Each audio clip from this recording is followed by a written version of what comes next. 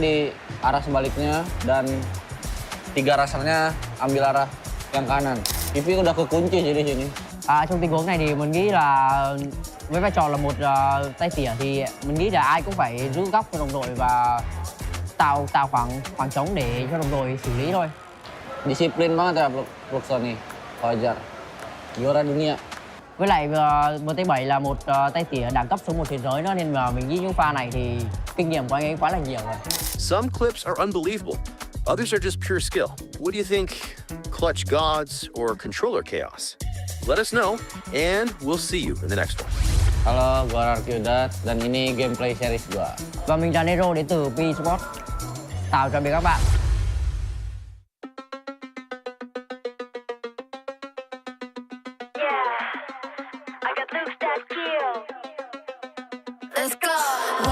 Free, got an animal in me.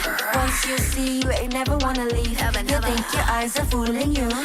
It's just the way my body moves. I bring the sugar and spice. I got naughty and nice. Get the cinnamon once, promise you want it twice. So come get a taste like dang. Got looks that kill, bang bang. I'm razor sharp, really so hard. Light it up, fireworks in the dark. Watch out, I'ma get ya. Don't leave, I will let ya. I'm razor sharp, really so hard.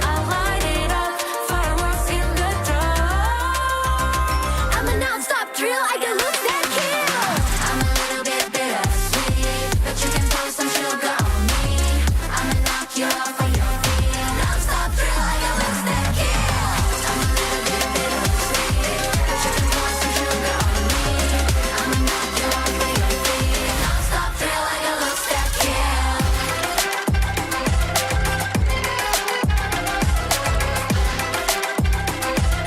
Non-stop thrill, I can lose that kill.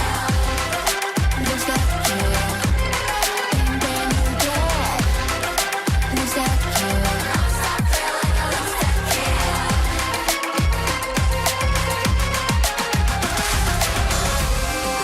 Lose that kill, bang bang you dead. Lose that kill, bang bang you dead. Hands up boy, I'm reaching for you. Can't stop now, I can't afford to give me more. 'Cause I adore you. Kiss, kiss, bang, bang on the floor, yeah.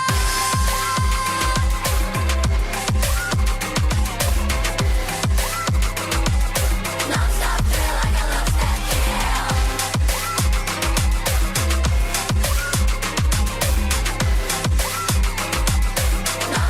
feel like I lost that kill. I'm a little bit bittersweet. Put some sugar on me. I'ma knock it off of your feet. Non-stop feel like I lost that kill. Lose that kill. Bang, bang, you're dead. Lose that kill. Non-stop feel like I lost that kill.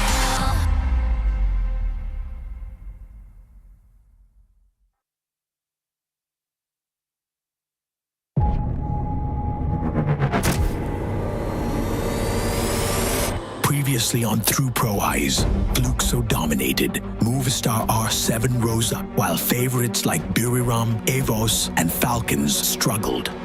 One last week to turn the tables, one last chance for the teams to prove they belong in the grand finals. Qué ladrón de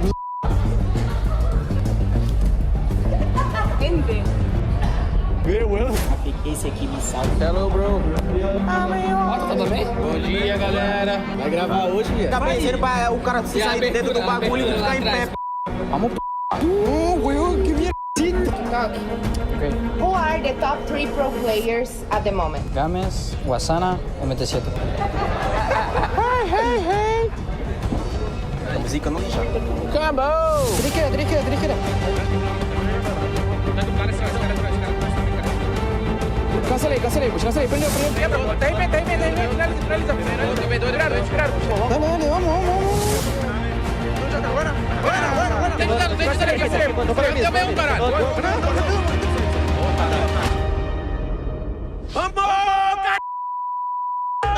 Latam versus Brazil. Movistar R7 proved to us they can go head-to-head with the world champions, Fluxo. R7 showed us that they are the best team in LATAM history.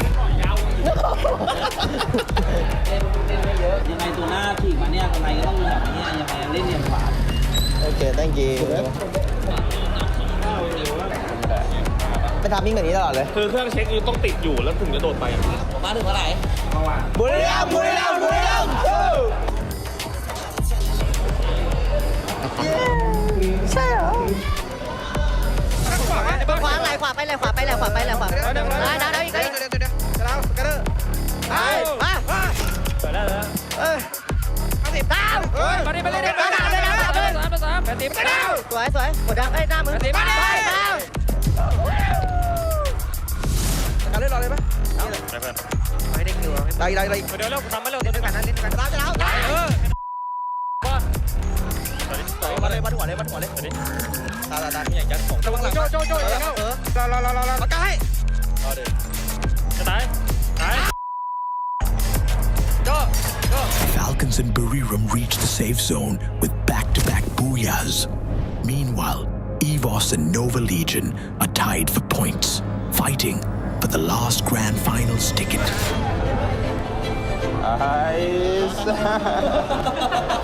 Jadi mereka juga pasti pengen bertanggung jawab. Kita nggak akan kalah deh. Hari ini gue minta lupain yang kemarin. Ini hari baru, fokus tuh hari ini. We going to final, boy. Let's do this again. Let's go, boy. Tuyo, vamos para adelante, disfruten esto. Esto es lo que ustedes querían, jugar el mundial, estamos en el mundial. Hagamos lo posible nada más, loco, dale. Cada quien tiene su motivación. Dale. Dios al mando del barco y dice: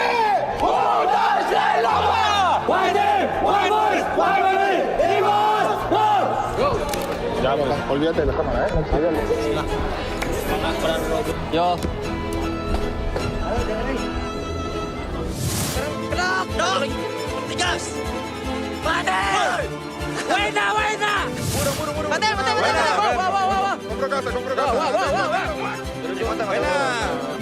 Ngentot kena dari kiri gua. Kiri woi. Knok dua. Kiri satu lagi kiri. Set main.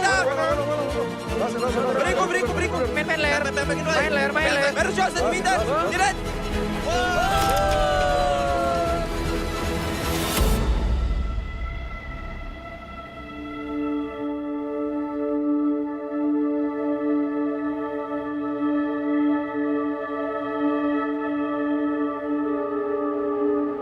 The knockout stage concludes. 12 teams secure their place in the Indonesia Arena. The story will continue in the grand finals.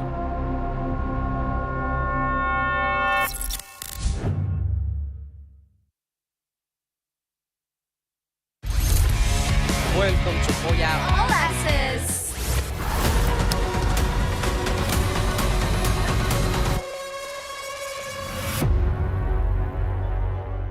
Hai guys, perkenalkan kami dari tim EVOS Esport. Nama saya Abax Dan aku Evos Rasya. dan di sini kita bakal Bermain gameplay seri. Kalau saya sendiri drop zone itu karena di center map biasanya zona di deket-deket situ aja. Jadi ngendok aja di situ. Jadi mainnya gak perlu terlalu buru-buru Iya. ya. Kalau aku biasa rotasinya dari obser itu mainnya pasti luar zona. Jadi kita mainnya pasti zona-zona ketiga baru masuk. Pastinya kita bakal manfaatin area graveyard, bullseye, katulistio sama shipyard. Terus bisa gacha-gacha juga kan di loot box. Atas shipyard juga kan ada arsenal. Jadi kemungkinan tim fight pasti ada dan pasti rotasinya ke sini lah karena kan ada pelontar juga. Jadi memungkinkan resource-nya banyak. Bima Sakti ke pick. Kita bakal ambil atas picknya dulu, ambil rumah 3 kita arah Pocinok, baru kita turun ke Kota Tua. Booyah deh. Oh nggak Booyah. Lihat dulu tim fight-nya. Gak confidence. Kalau kita bermain di dalam zona guys, kita harus cepet-cepet ngambil tengah zona.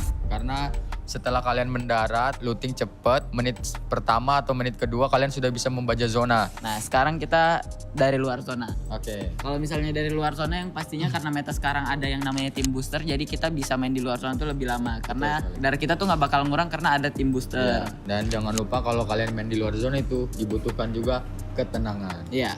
Jangan panik. Karena zona itu tidak cukup sakit di zona 1, 2, dan 3. Itu saja tips dari kita. Semoga bermanfaat bagi kalian semua. Semoga bisa jadi penerus kita semua. Mantap.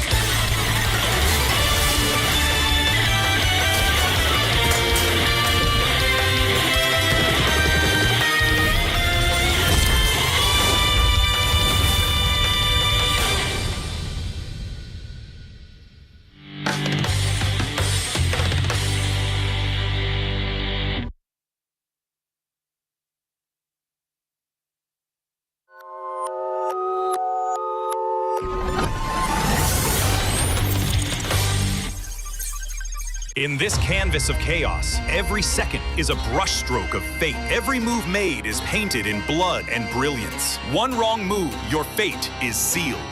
Here are your highlights of the week. T-Wade, with the M590 in hand, carved a triple kill into the canvas of victory, sealing their dominance. Wipe out. Du's precision and aggression sealed their victory, ending the game with 34 points, the highest in the tournament. Just get rid of 2 players off the bat. Rampage. Knocked and revived, Dutz's grenade turns chaos into art. One throw, and R7 erased. Who will be able to take down R7? 2 artists, 1 canvas. Wasana and Moshi painted the town blue in flawless fashion. Booyah United are hungry today. They are intercepting any team. That's gonna be it. The Red Hawks ends the round in 11th place.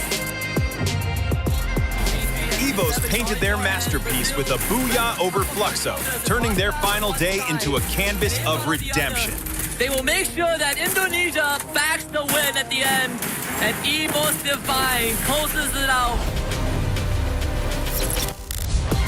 Here is how the table looks after another unforgettable Week 2 of FFWS 2025. The battlefield becomes a canvas, and every player is a painter of destiny. The battle for the grand final isn't slowing. It's painting the arena in fire and triumph.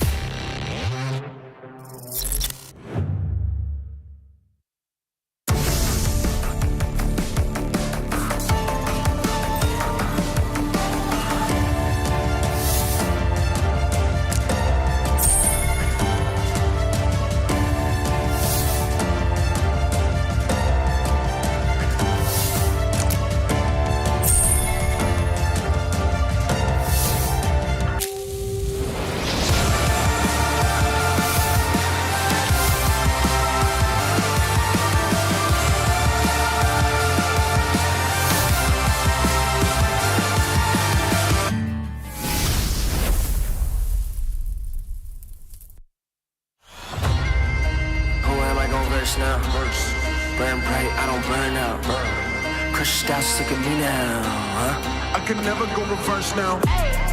But I'ma spin it back, A-jump. Wait for Nada to the crowd, throw in their hands, base jump. I'ma hit the finish line no matter what. They front, first place, you a runner-up, dominant, but the red and the blues going ruthless. 10 out of 10, 11, I don't snooze. I pursue, don't push it, put me in game that I don't lose. I stay cool, depending on my pen and pennants I choose. Ayy, I'ma show you how. Got it, nada, loudest. Wu-Tang, I'm a bird, love the competition. Told you only way is up, I don't go reverse. I can't entertain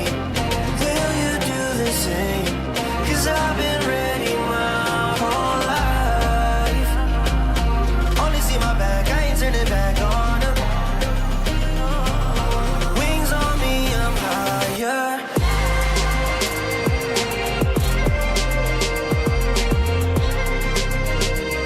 Cause I've been ready my whole life.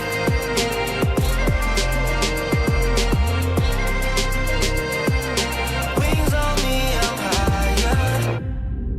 Who am I gon' verse now? Who am I gon' verse now? Show me what it's worth now. I pull up in the can't imagine all these people wanna follow, missing in action. Paper planes, I'm a condos, made it from rapping, and I met role models.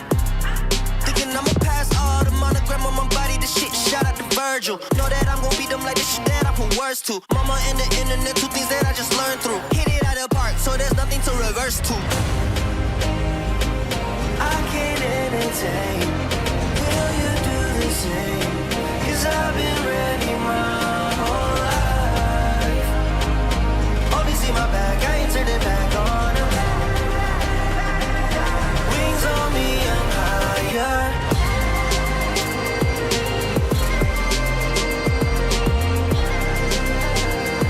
Cause I've been ready my whole life.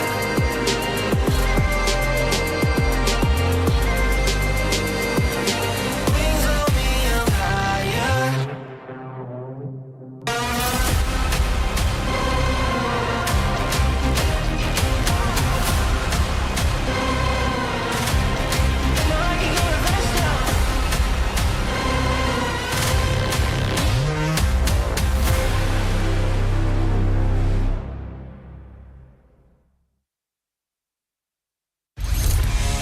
Welcome to Booyah. All access. Nama gue Dut dari tim RRQ Kaju. Chào mọi người, mình là Nero và đây là chuyên mục Gameplay. Selamat datang di Gameplay episode 4. This is where hype meets analysis. Every flick, every tap, we're breaking it down to see if it's skill or sorcery.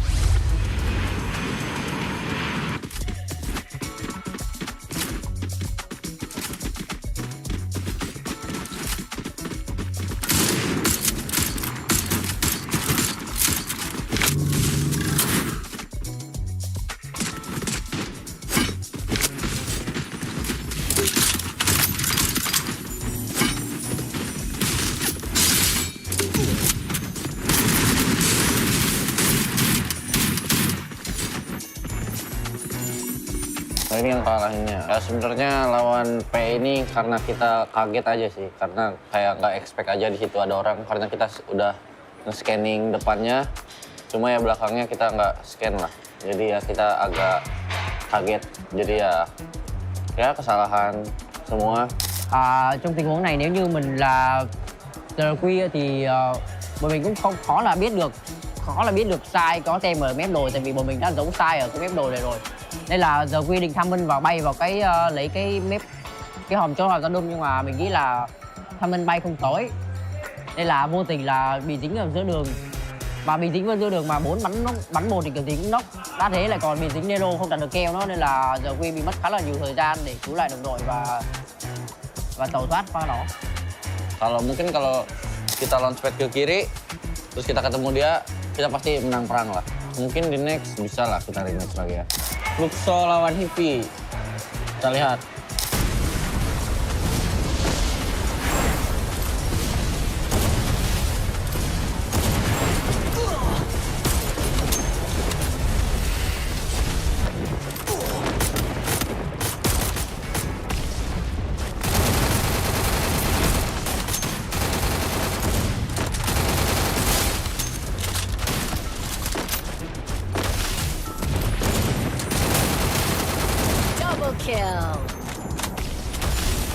Harusnya dari posisi ini Fluxo menang telak ya, karena ya dia udah lempar yang apa namanya, yang api-api baru itu kayak danger zone. Chance menang Fluxo besar lah. Di sisi sebaliknya MT7 juga pegangin musuhnya di arah sebaliknya, dan 3 rasernya ambil arah yang kanan. TV udah kekunci jadi sini. Trong tình huống này thì mình nghĩ là với vai trò là một tay tỉa thì mình nghĩ là ai cũng phải giữ góc cho đồng đội và tạo khoảng trống để cho đồng đội xử lý thôi. Disiplin banget ya Fluxo nih. Fajar, juara dunia. Với lại MT7 là một tay tỉa đẳng cấp số 1 thế giới nữa, nên mà mình nghĩ những pha này thì kinh nghiệm của anh ấy quá là nhiều rồi. Some clips are unbelievable. Others are just pure skill. What do you think? Clutch gods or controller chaos? Let us know, and we'll see you in the next one. Halo, gua Arkyudat dan ini gameplay series gua. Và mình là Nero đến từ P Sport. Chào tạm biệt các bạn.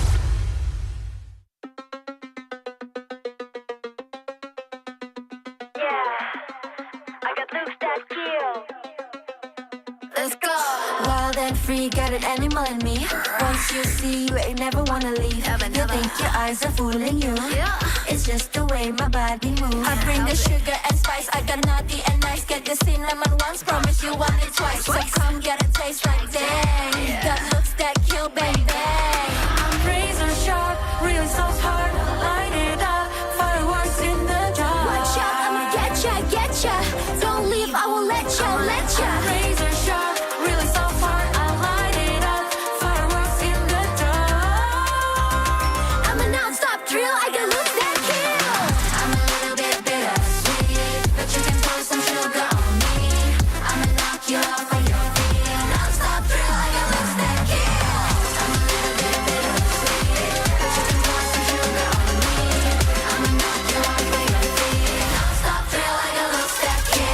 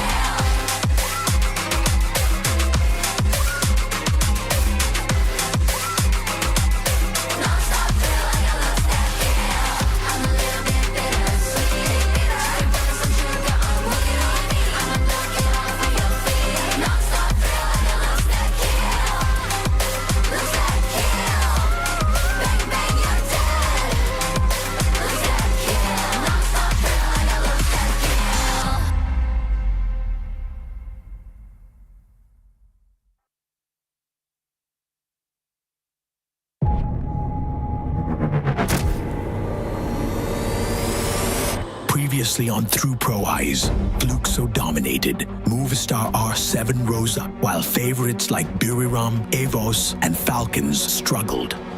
One last week to turn the tables, one last chance for the teams to prove they belong in the grand finals. Ay, bro. Qué ladrón de Gente. Very well. Esse aqui me salva. Hello, bro. Tá tudo bem? Bom dia, galera. Vai gravar hoje, velho? Tá pensando pra o cara sair dentro do bagulho e ficar em pé. Vamos, que merda. Okay. Who are the top 3 pro players at the moment? Games, Wasana, MT7. Hey. Música não deixa. Acabou! Driqueira. Cancelei, prendeu. Tá aí, finaliza. Dale, vamos. Agora.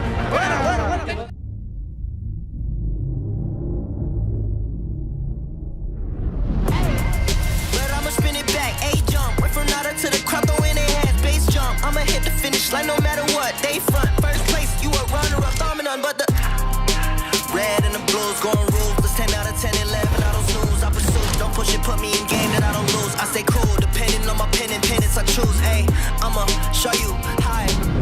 Got it, nada, loudest. Wu-Tang, I'm a bird, love the composition. Hit it out of the park, so there's nothing to reverse. I can't entertain. Will you do the same? 'Cause I've been ready my whole life.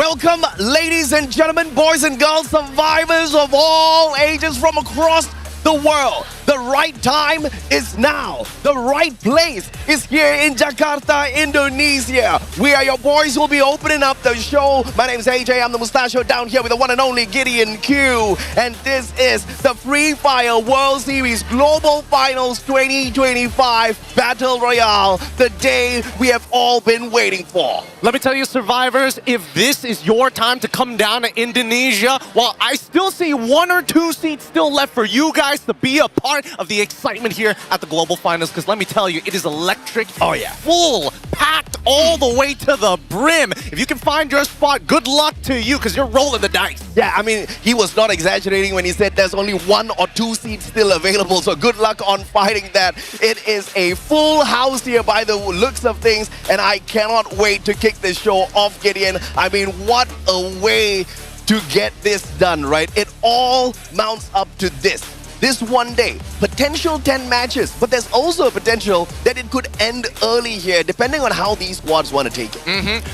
3 long grueling months to play in their own leagues, and finally it has come down to this very month here today before we determine who is the very best. We saw a Clash squad just yesterday, and that's going to give some confidence, but generally speaking, I don't know. The East versus West argument is still alive. Yeah, man. I mean, East versus West. Let's take a look at the regional breakdown from Rio last year to Jakarta this year. Brazil had 4 squads. We only have 3 of those this time round. Thailand, and this is the shocker, nobody expected Thailand to push in lesser than 4 or 5 squads, right? I mean, Thailand this time with just Buriram, Falcons, as well as AG Global. Of course, and let's not forget about some of the new introductees, right? Yeah. From last year of 2024, we were missing Latam. Here in 2025, Movie Star R7 has made waves so far, and I think if they want to seal their legacy, they've got to at least make it into top 4.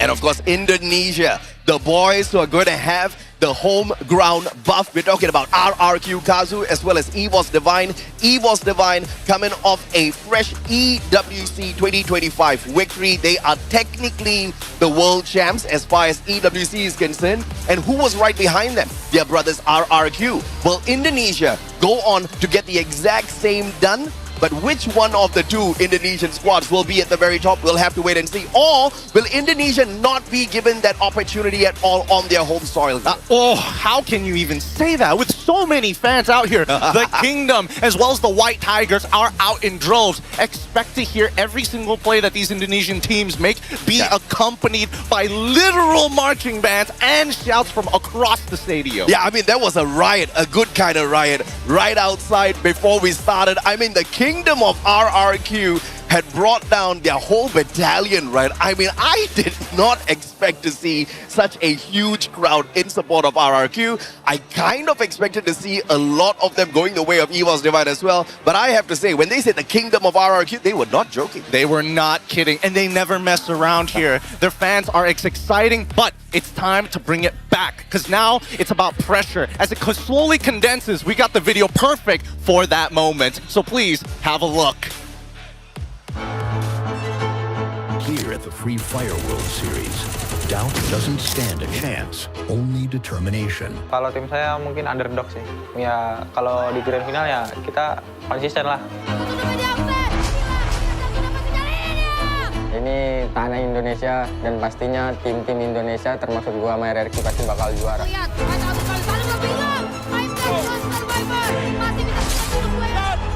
Estamos hartos de ser la sombra de Brasil, ahora somos Latam. O leste fala sobre legado, mas o oeste escreve história. พวกเราจะพิสูจน์ตัวเองด้วยผลงาน ถึงเวลาเอาแชมป์โลกกลับบ้านแล้วครับ Pressure can crush, pressure can crack, but pressure can also create strength. Only those who persevere can rise to the top. কিন্তু নিচে থাকার দিন শেষ, এবার ঘুরে দাঁড়ানোর পালা।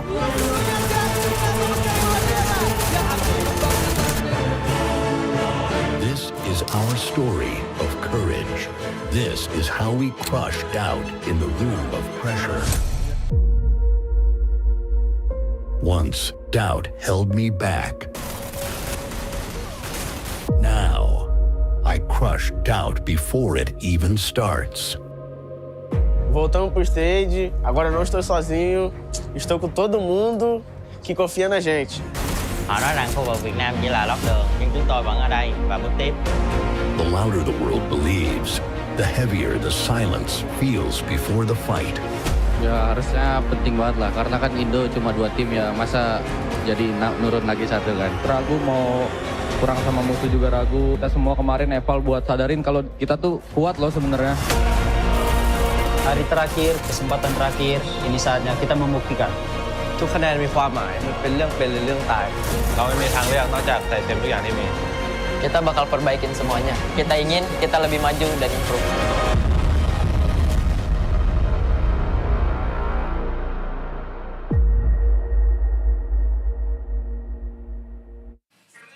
This may be Indonesia. We may have the reigning world champs in Brazil. We may have the 2-time world champs in Thailand as well. But one region has made so much of noise. Vietnam, sending in 4 squads into the global finals this time around. Unfortunately, only 3 out of the 4 made it into the grand finals. WAG had to sit this one out, but still, very impressive for the region. It's huge, and more so even after EWC, where we didn't see any representatives make it onto the global stage. Yeah. This has definitely changed the playing field just a little bit more, but they're not the only ones looking to not be the backup story. You heard it straight from our movie star R7 King's mouth. He skipped his graduation to be here today, and he's looking to win it all because right now Latam is coming in hot.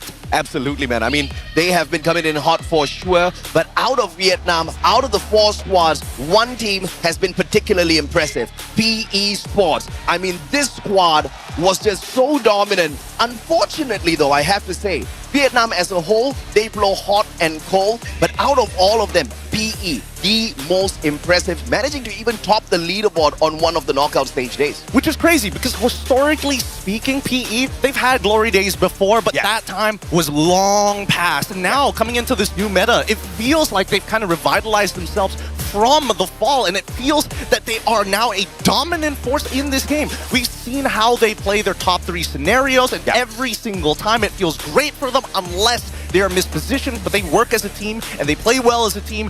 Better yet, their signature quadruple peaking. Absolutely, man. And of course, the question is in line with the theme. Can Vietnam burn bright? Because they have a lot of doubts out there that they need to crush. Yes, so many doubts. And I think it's understandable from where they are coming from. And I think that's actually a little good, right? Stay under the radar, keep downing us, because when they win, it's just going to be that much better. Because let's talk about the other teams as well. There's also Heavy and as well as Gao. Gao has been to internationals before. Heavy, on the other hand, has been, when they get to an international, usually the bottom of the barrel. This time round, I feel like they might have a pretty good shot. Yeah, and the one team to go so deep into our Clash Squad tournament, I mean, they have to be impressed with how well they have been able to pull themselves together. I mean, one would have thought that maybe the big stage jitters would have gotten to Heavy, but that was not the case, and I'm very sure they will be confident out here as well. Look at the average points per game. GOW with the lowest, and that still is very decent. We usually say, like, okay, if a team walks away with 10 to 12, that's okay, you know, just to survive. But these boys are close to 20, even topping that 20. You gotta be impressed with what Vietnam has been able to do after the disappointment of EWC. Let's not forget about the fact that we are going to be playing the Champion Rush format, right? It's really, really difficult. You're looking for those big high moments, especially after you get that championship point. And Vietnam, you saw their stats, 3-3-2. Out of 6, imagine, if we were still playing 6 maps, we know that at least 2 of those maps are going to be dominated by Vietnamese. But that's not all. R7 is one of the few teams I think might be able to break that mold. They've had some really high highs. Yeah, absolutely, man. And for LATAM to not just get here to the global finals, but to get into the grand finals, that was very impressive, right? Like I said, last year, we didn't even see a LATAM squad. The year before that, when we did have some squads from LATAM, they were all at the bottom of the overall leaderboard. They couldn't even make it into the grand finals. What Movistar R7 has done in this season is beyond impressive, right? They got such a good finisher in the knockout stage. overall, the 5th place if I'm not mistaken. But where they do falter is their placement points. Yes. But what was so impressive was the eliminations. They were one of the highest eliminators in the knockout stage. And that just might be the advantage that they're looking for, right? They bring a very distinct style. yeah. They're not as flexible as everybody else, but they are more adaptable with the style of aggression that I think most people get excited for when they start snowballing out of control. We still have a little bit of time to talk about the fact that with this team and their playstyle, yes, it may be hyper aggressive, and maybe this might not be the meta for it, but it could be the game changer that sneaks under the radar, and when teams are already at championship point and they just reach it, they could find that final Booyah in the end. Speaking of game changer, James King has been the biggest factor in this Movistar R7 squad. I mean, he's walking in here with 58 eliminations from the knockout stage, and he's backed up by one of the finest snipers, Joker. I mean, that man is not about the jokes. He is all seriousness when it comes to these Battle Royale matches. 50 eliminations in the knockout stage. If that is not impressive, I don't know what is. This is the best chance LATAM has had ever. Yep. And I mean, with Joker, every single time he's getting those headshots, he's got a smile on his face. You can tell. You can tell, even when you can't see it sometimes. But we also, if we're talking about snipers, right? Yesterday, oh my goodness. If you didn't watch Class 1, go and check that out before we start things off, because AG Global not only crushing Class Squad, but one of the best snipers. One hell of a clutch to close it out. Bro, and I'm sorry, I'm gonna get in trouble for this, but he kicked ass yesterday. Unbelievable stuff. I mean, the 1v4 clutch in that game 3 was unbelievable, right? I mean, this was that play, that 1v4. And he just took it cool, calm, collected. MT7 thought he got the better of him with the Santino, but not against you at his prime, man. He's turned around and he just flipped the script so easy. And that literally broke the spirit of Team Fluxo. And in the final game, in the 4th game, it was a 6-1 scoreline. It was no contest at all. And honestly, I really thought it was going to be a lot of a little bit closer at the very least. The first 2 maps were already neck and neck as they were going into round 11 consistently. So, as everybody has been putting down specifically on Du throughout the majority of his career, yes, he had his high moments, but then there was a slow period. I think at least with Clash Squad, it's going to give him that confidence to be like, yes, I'm back in that prime. I'm about to take over the world. Yeah, and you guys know, you guys have heard the casters talk about this so many times already. Du, prime sniper, nobody has ever forgotten about him, but the team itself kind of fell into deep waters when they couldn't get the job done. The rest of the team members could not back Du up well. That was not the case at Clash Squad. That has not been the case here at the Global Finals. Even at the knockout stage, AG Global has been very, very impressive. I am shocked at the sudden flip of script in terms of how they perform. Hey, with that being said, Team SR, you're looking at that guy to buy plenty of time. I'm telling you, with so much going on here in the stadium, it is hard to hear myself with how loud it is with this crowd. And not to mention, there's a lot of fun activities that's actually happening at the same time. Absolutely, man. And of course, we know some of you can't be here to enjoy some of those activities, but thankfully we've got Conchita to take a walk around to show you exactly what we have here.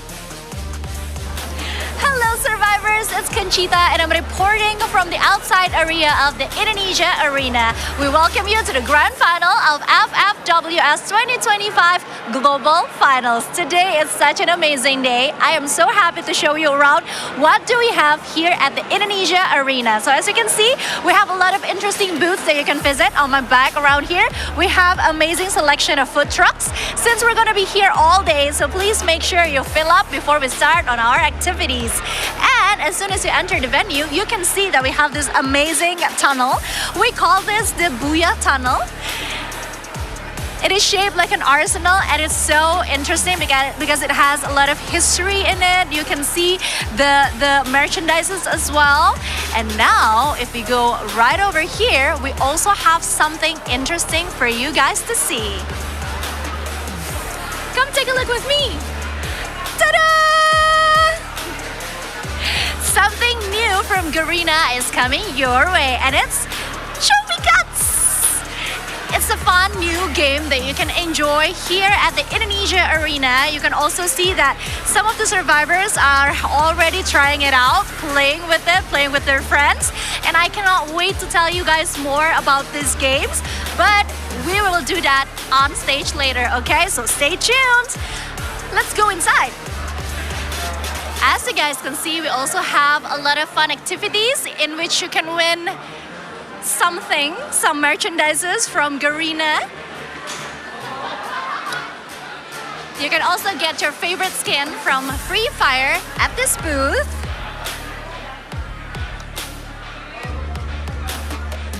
And of course, Garena's official merchandise store.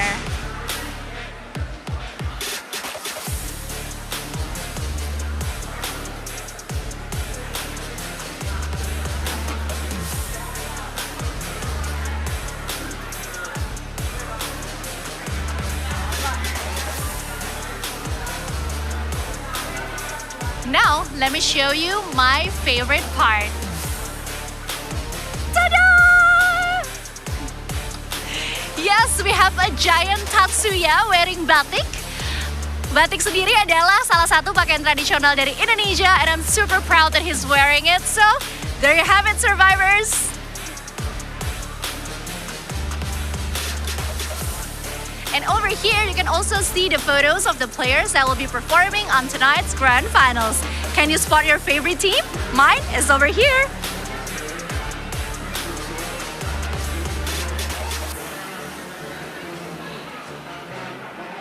Okay, survivors, that's it for me now. Let's continue on with the show, shall we? Enjoy!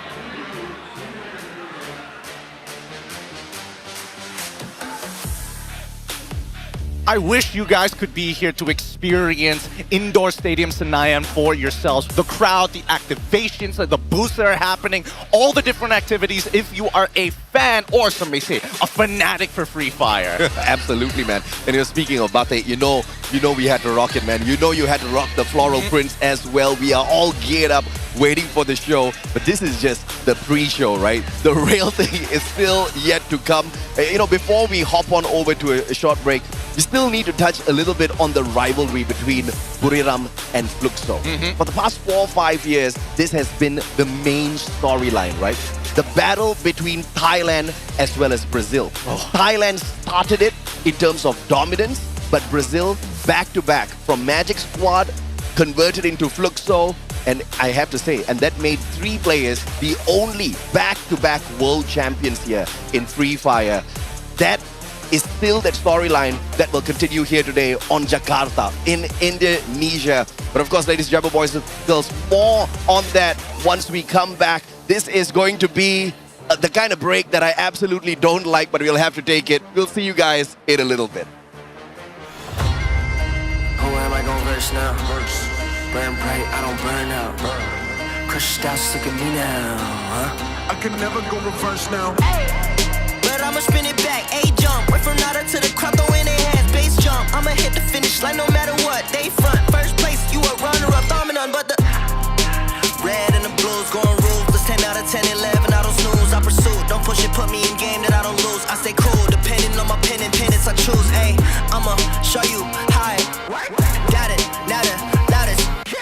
Wu-Tang, I'm a bird, love the competition. Told you only way is up, I don't go reverse. I can't entertain. Will you do the same? Cause I've been ready my whole life. Only see my back, I ain't turning back on them. Wings on me, I'm higher.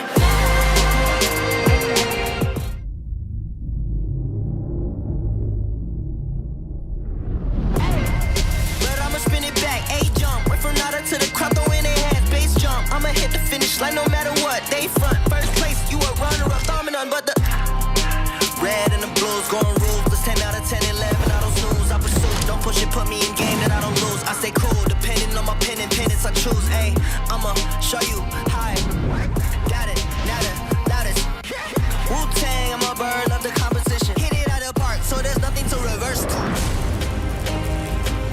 I can't entertain.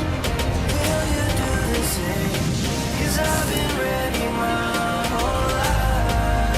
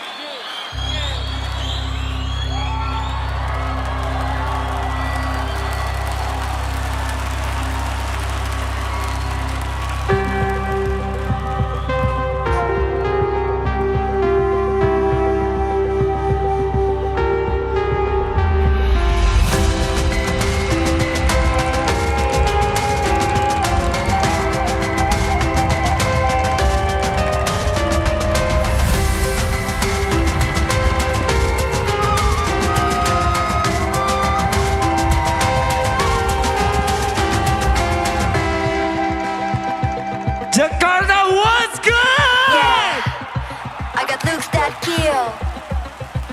Let's go. Wild and free, got an animal in me. Once you see, you ain't never wanna leave. You think your eyes are fooling you. It's just the way my body moves. I bring the sugar and spice. I got naughty and nice. Get the cinnamon once, promise you want it twice. So come get a taste like dang. Got looks that kill, bang bang. I'm razor sharp, really so hard. Light it up, fireworks in the dark. Watch out, I'ma get ya. Don't leave, I won't let ya. I'm razor sharp, really so hard. I light it up, fireworks in the dark. I'm a non-stop thrill, I can lose that kill. I'm a little bit bittersweet, but you can throw some sugar on me. I'ma knock you off of your feet. Non-stop thrill, I can lose that kill. I'm a little bit bittersweet, but you can throw some sugar on me. I'ma knock you off of your feet. Non-stop thrill, I can lose that kill. Yeah, baby!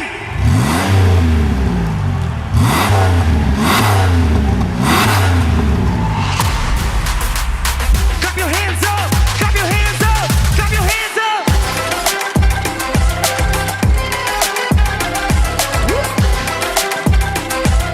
Non-stop thrill, I can lose that kill.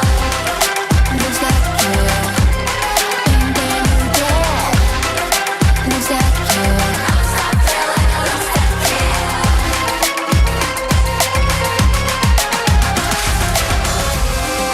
Lose that kill. Bang bang, you dead. Lose that kill. Bang bang, you dead. Hands up, boy, I'm reaching for you. Can't stop now, I can't afford to give me more, 'cause I adore you. Kiss, kiss, bang bang, hands up.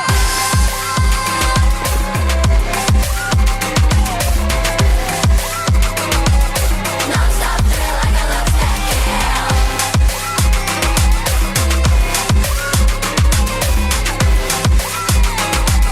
Non-stop thrill, I can lose that kill. I'm a little bit bittersweet. Can put some sugar on me.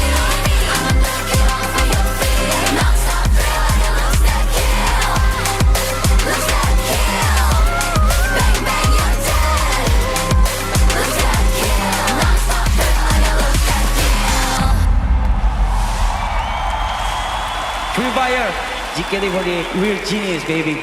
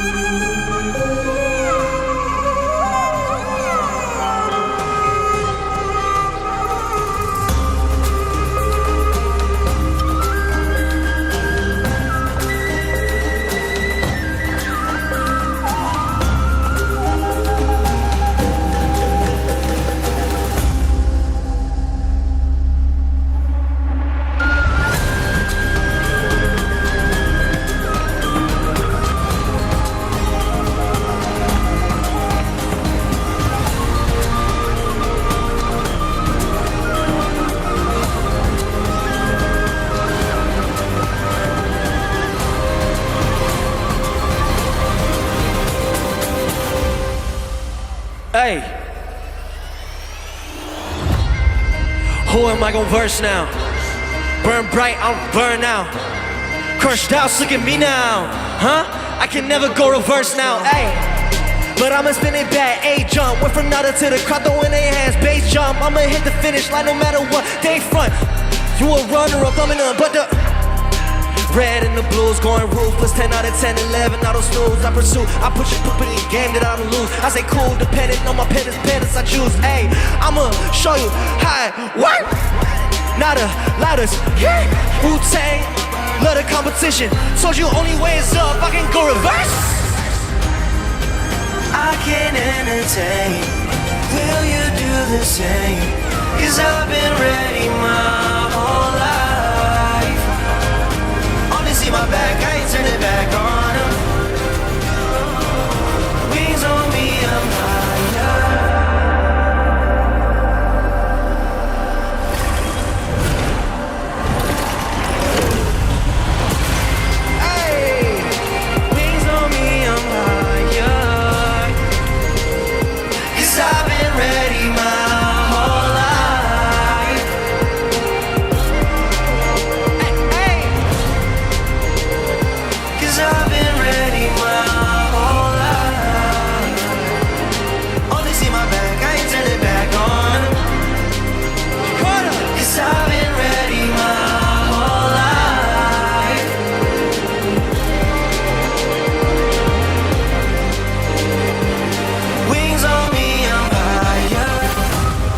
Crownless kings, ready to conquer the world stage at home.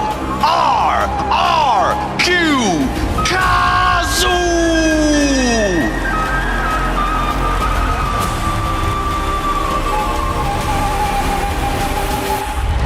Fearless and explosive. Vietnam's ultimate hit squad, P-Sports!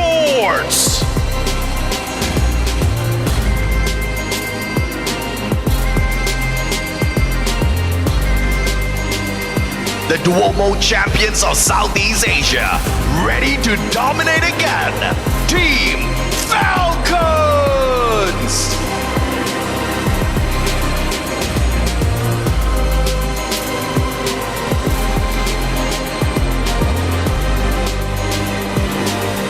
Consistent, confident, and truly solid. Team Solid!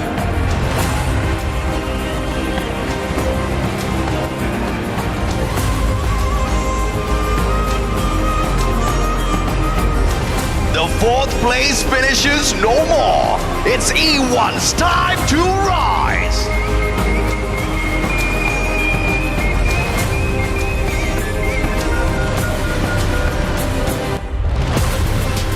The breakout force of this tournament, All Gamers Global.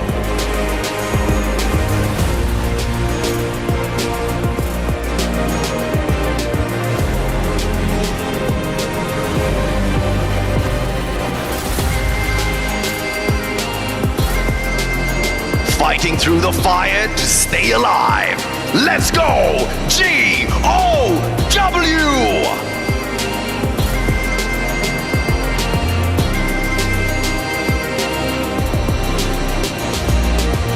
A powerhouse stack with champions. Booyah United Esports.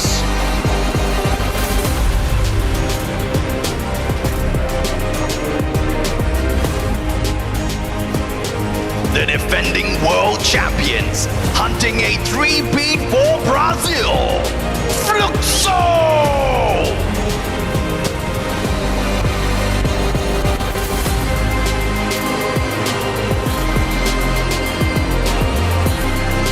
Latam's Fearless Storm, rewriting their story.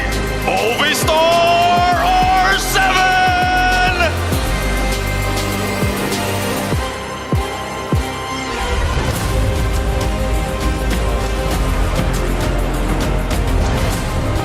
Masters of chaos and close combat. Heavy from Vietnam!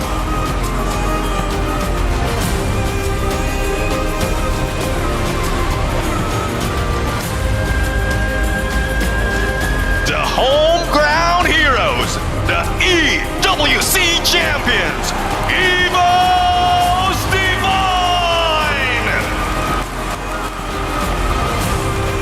Show me what it's worth now. Pull up in the all these people wanna follow, made it. Paper planes, avocados, from rapping, and I got role models. Thinking I'ma pass all the monogram on my body, the shit, shout out to Virgil. Know that I'm gon' beat them like the shit that I put words to. Mama and the internet, some things that I just learned through. Hit it out the park, so there's nothing to reverse to. Yeah. I can't entertain. Will you do the same? Cause I've been ready my whole life.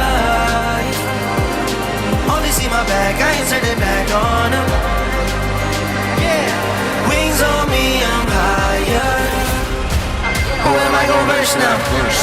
Burn bright, I don't burn out. Crushed out, look at me now. I can never go reverse now. Jakarta! Free fire, good luck to all the players.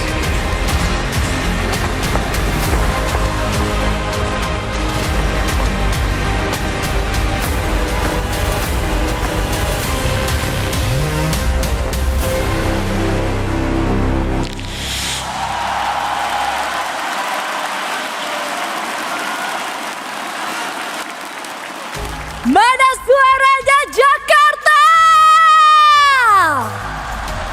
Selamat malam Indonesia Arena.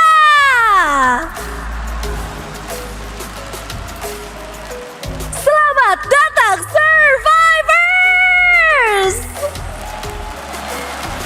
My name is Conchita and alongside Yunsul will be your host for today. And welcome to the grand finals of Free Fire World Series Global Finals 2025 live in Jakarta. Coba kita cek lagi sekali lagi semangatnya. Mana fans-fans di Indonesia Arena? Hari ini bersama-sama kita akhirnya sampai di partai puncak, malam puncak, the grand final. 2 minggu yang tentunya sudah penuh dengan emosi, perjuangan, semua bermuara pada malam hari ini. Malam di mana satu tim akan menjadi juara dunia Free Fire 2025. Sekali lagi, mana suaranya? The heat in here is so crazy. Not forgetting the fans tuning in every corner of the world. Show us your excitement and who you are supporting in FFWS. And of course, yang lagi di rumah juga kasih dukungan kamu di kolom komentar. Kita ramein sama-sama. Dan yang lagi di Indonesia Arena, aku mau coba cari tahu ya. Paling keras kira-kira suara pendukung siapa? Mana di sini penggemarnya Falcons? Luxo? Kalau rajanya tuan rumah RRQ Kazuh, mana suaranya? What about Evo's Divine? Oh my god, that was amazing. Yeah. You guys are amazing. Keren banget kalian semua survivors.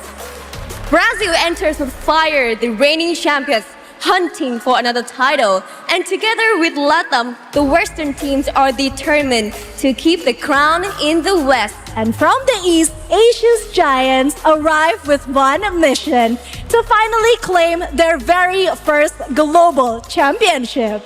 Thailand comes in at full strength, joined by the new era rising by Vietnam. And of course, Indonesia. 2 home teams, 1 electrifying arena, ready to ignite the night. Jakarta, are you ready? Ini saatnya kita lihat siapa yang bisa crush all the doubts and burn the brightest. To everyone watching this now, the greatest stage of them all, the fire burns here. This is the Free Fire World Series Global Finals 2025. Para pemain sudah siap, penonton juga sudah siap. Without further delay, casters, take it away and good luck! Last circle. Indonesia. Latam. Thailand. Vietnam. Brazil. The safe zone shrinks until only 12 teams stand. Now the final circle restarts, leaving room for more pressure.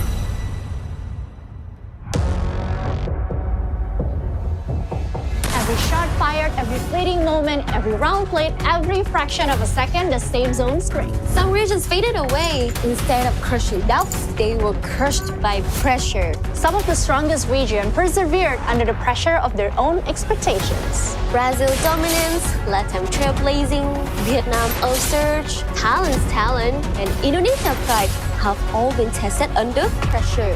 Soon, they'll be facing the Grand Finals, a stage that brings unimaginable pressure. RRQ Kazu tops the knockout stage with 6 Booyahs. The first team to fill the final circle, ready to defend their homeland in the Indonesia Arena. Standing beside them, defending champions Fluxo hold their ground, proving they can win on enemy turf.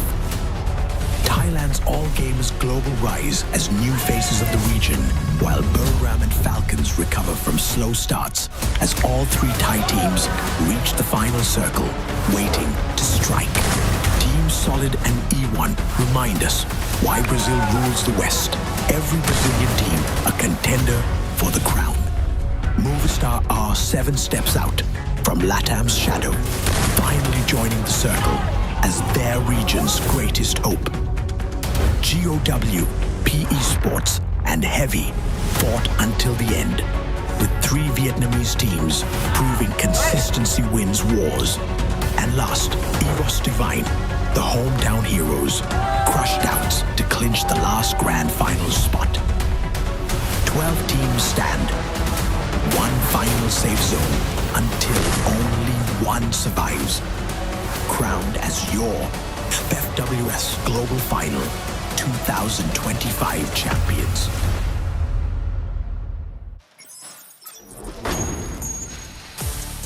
Welcome everybody, the Grand Finals finally begin here at the Free Fire World Series Global Finals. Once again, it's AJ and as well as Getting Q here at the desk, welcoming all survivors from across the world. You saw what the stage looks like. You saw the energy being given from the Indonesian hometown teams. I cannot believe the energy here in this arena. I mean, these Indonesian fans, they cannot wait to see the action. And looks like I got it a little wrong. Visually, it looked like RRQ had more fans here. But when we had some noise being made in the arena, the fans made it very clear they are here to see EVOS wake up once again. But that's going to be the biggest question. Will EVOS wake up? After dominating EWC, after putting up such a phenomenal performance, after Rasya literally made his first ever global debut and then ran away with the trophy, they have not done much just yet. Yeah, I mean, we haven't seen them go into that dominant run that we were hoping for, the snowbally styles of run that we're so used to seeing. But at this point of time, we have to make sure that you guys, our survivors, for everyone out there, understands what is at stake and what's going on. Format of the competition, you know what it is, baby. It's the Grand Finals. That means Champion Rush now enters the competition.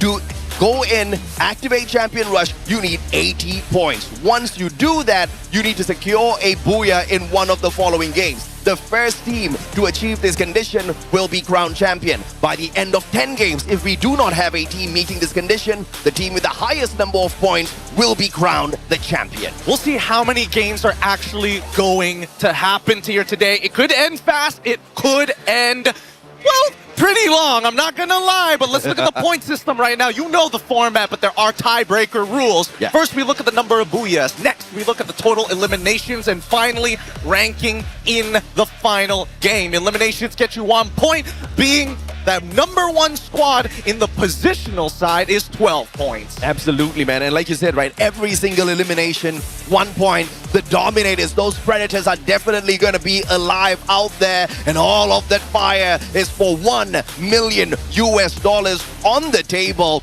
Of course, the lion's share for the champion, 300K. But this also includes what you see down there at the bottom, Gideon.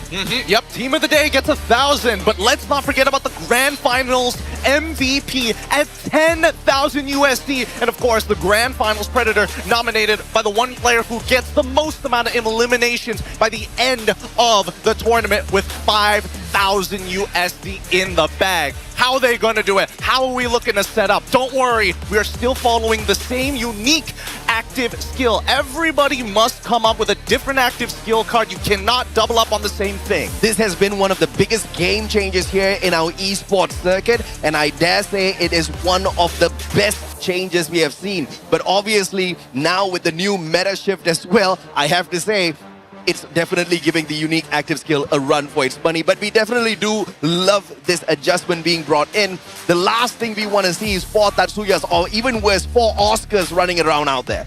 Now we've come to a point in Free Fire World Series where mechanics is one thing, but truly, can you express yourself when there's so many different combinations? And especially with the teams that we have out here, the ones who perform the best, have the best chemistry, have the best preparation, and a really good understanding of everybody in the lobby on top of the meta. That's so much to get done for a professional esport. On this screen, I definitely want to highlight Jonah from Buriram. This is his 6th appearance on a Free Fire World Series global stage. An unbelievable record set. He leads everybody else, and obviously with experience comes maybe a possibility of a domination. Yeah, I mean, talking about domination here, we're looking at some of the other teams, especially our Clash Squad winners, AG Global, dominating that side. And I'm looking at the subs, right? And I saw that even RRQ, they switched out iCal to put in 18 Deer once again. So again, these subs could be the difference maker, especially if they're looking for a different style, a different slice of life to get more points. 18 Deer became famous at EWC 2024 as he played under Gaimin Gladiators. He was known as the Clutch King back then. Will he be the clutch factor this time? We will have to wait and see. And of course, the final page of players, and you see EVOS Divine. The main focus here is going to be on Russia at EWC 2025. Without this super sniper, without this wonder kid, it would have been impossible. But he has been asleep. We had a couple of conversations with him, and he promised us, Gideon, that he is back at the top, and this time he wants to conquer. I hope he keeps his word. Hey, let's not forget about Falcons here. If we're talking about people who are sleeping right now, where are the Falcons? Where's that dominating run we've been waiting for compared to Heavy? Because when Alan has come into this squad, he's completely changed the outlook of Vietnam. Now, let's look at today's game schedule. On game number 1, we start off with Bermuda, followed up by Nextera, Alpine, Purgatory, Solara, and Kalahari. Our last 4 maps will be randomized. My God, the OGs are gonna have a heyday out there on Bermuda. This is the one map that is just so difficult to put the pin on exactly who's going to be able to go out there and dominate. If you look at the knockout stage, E1 definitely has been absolutely impressive with what they have done here on this map. EVOS has been as well as far as points are concerned, but not Booyahs. So thankfully, it's one of the earlier ones. Oh yeah, the fans have brought out the drums. Thank God our earphones are somewhat noise canceling, because right now the energy, oh my, wait a minute, they're pulling it over. Look at the support here for Free Fire. Wow, look at that. And it's not just one, there are multiple being erected at the very same time. What did they say, man? I think the first one that we're seeing in front of us says Conquer. FF Indo Bersatu. That means Free Fire Indonesia United. And they are going to conquer well, we will see Indonesia. Oh my goodness, yeah, dude. As much as I love having that home ground energy, that home ground expectations, it weighs heavy on the shoulders of those who have to play. Oh my God, RRQ is coming up big too. The kingdom of RRQ is here. Long live the king. And this is the fan base of EVOS Divine. I mean, come on. What a way to set up the atmosphere for the day, Gideon. That is beautiful. On one side, RRQ with the iconic Rex Regum Kaon, and of course, EVOS on the other, and to unite them right at the center, directly opposite of our stage, a unity of Indonesians here today. I think this is too beautiful, and whoever who came up with this needs to have a pat on their back. I am in love looking at this, and I think we've got the best seats in the house to admire this, Gideon. Yeah, it looks incredible. And I think this is more for the players than anybody else. The mascot is out, the white tiger himself. You gotta love it. And obviously, RRQ, EVOS Divine, they're gonna be elated to see their home ground fans in front of us, absolutely in support. First of all, yes, they do have their own fan base on RRQ and EVOS, but right in front, like you said, Indonesia United. It doesn't matter which one of the Indonesians gets up to the top. It doesn't matter which team pulls away the trophy as long as it stays in Indonesia this time round. Hey, they're looking to try and pull that away. Keep in mind that world champions come from everywhere across the world. We've seen it gone back to the west, come back to the east, go back to the west, and they held it there. And it's just a lot of expectations and a lot of pressure. I hope these teams are ready to battle it out here today. But first, we head on over to the room of pressure before we get in.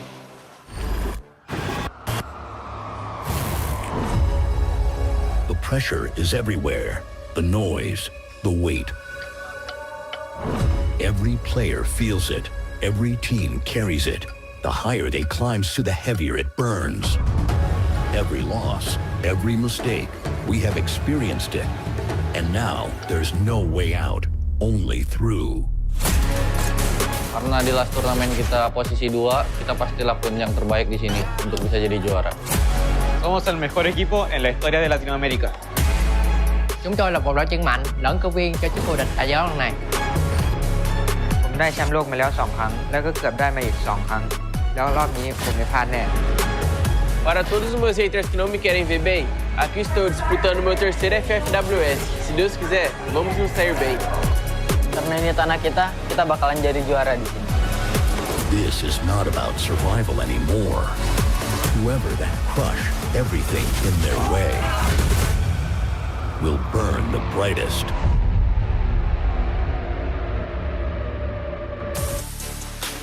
It's time to crush some doubts and burn bright out here.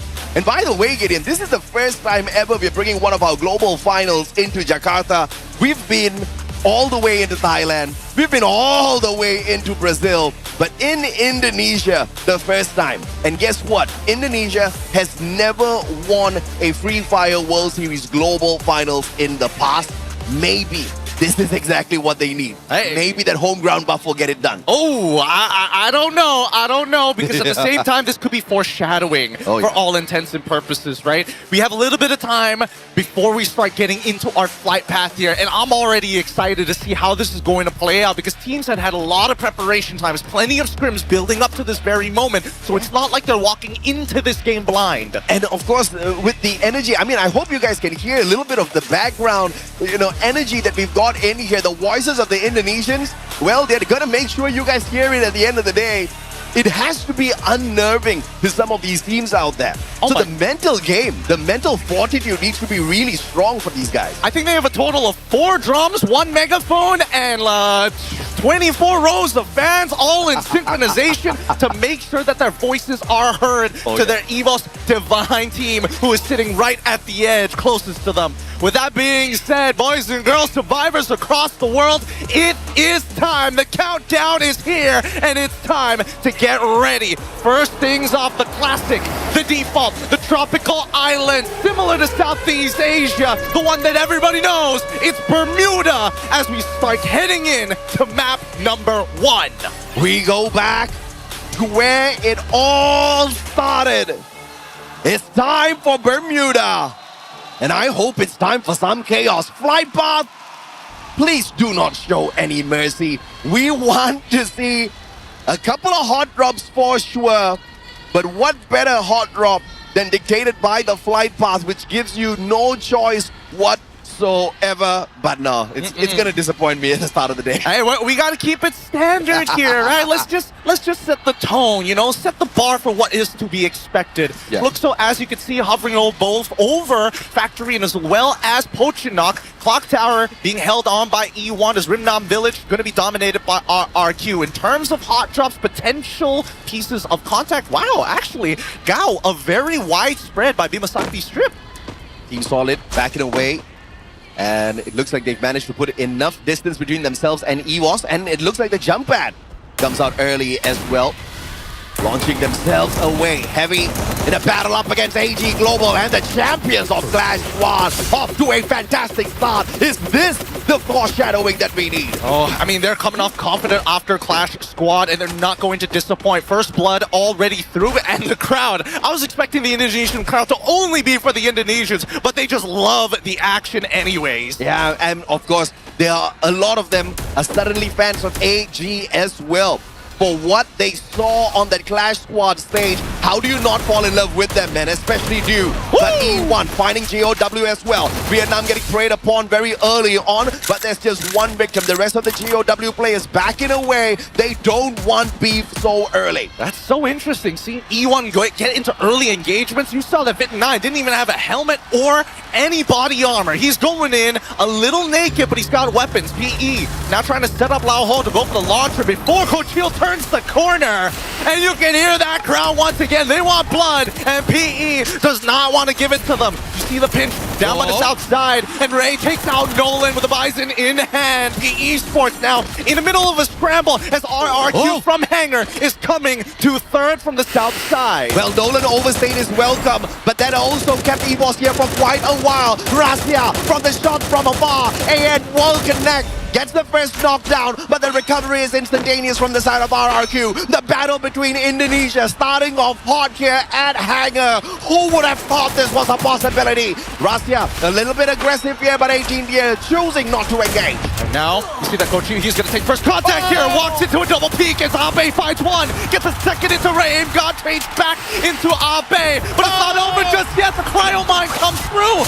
Finds one execution. Gracia, he needs to land a couple more shots. God, the only one to bring back the teammates here. An overall victory for EVOS. But RRQ, on the other hand, managing to get the revives down just in time. Big brain flank from AimGod gets the double, and now the Grenadier of RRQ. Dude's trying to get away, but in the meantime, Heavy getting whooped by AG Global, who's not done just yet. 4 eliminations in hand. They are looking to wreck this lobby for sure. Currently leading with eliminations. Bloody first round on all fronts here by the center of the ring. We're not done just yet as Alan in the middle of dealing with Barros, trying to deny him the opportunity to revive his teammates, but it's too late. And for Barros, he wins the 1v1. Heavy still in its winner though. However, they only have one member left. BRU facing off against R7. Back to back to back. Here comes the action. Jonah in a sticky little spot. Hacks though, connected from afar. Wasana trying to look for one, but Moshi will drop Hacks on the ground. Gameskin gets caught as well. The super sniper of Buriram is alive and kicking early in here today. Oh, R7, they've already taken 2 casualties at this point as BRU. Despite losing their captain, it doesn't mean they don't want blood. Della needs to win this 1v1. It's down to the wire. 1 hit to 2 hits. Della able to get the inhaler off. Wasana tops himself off. Second inhaler coming through. Dash just passed with a valiant dash. Wasana secures the elimination.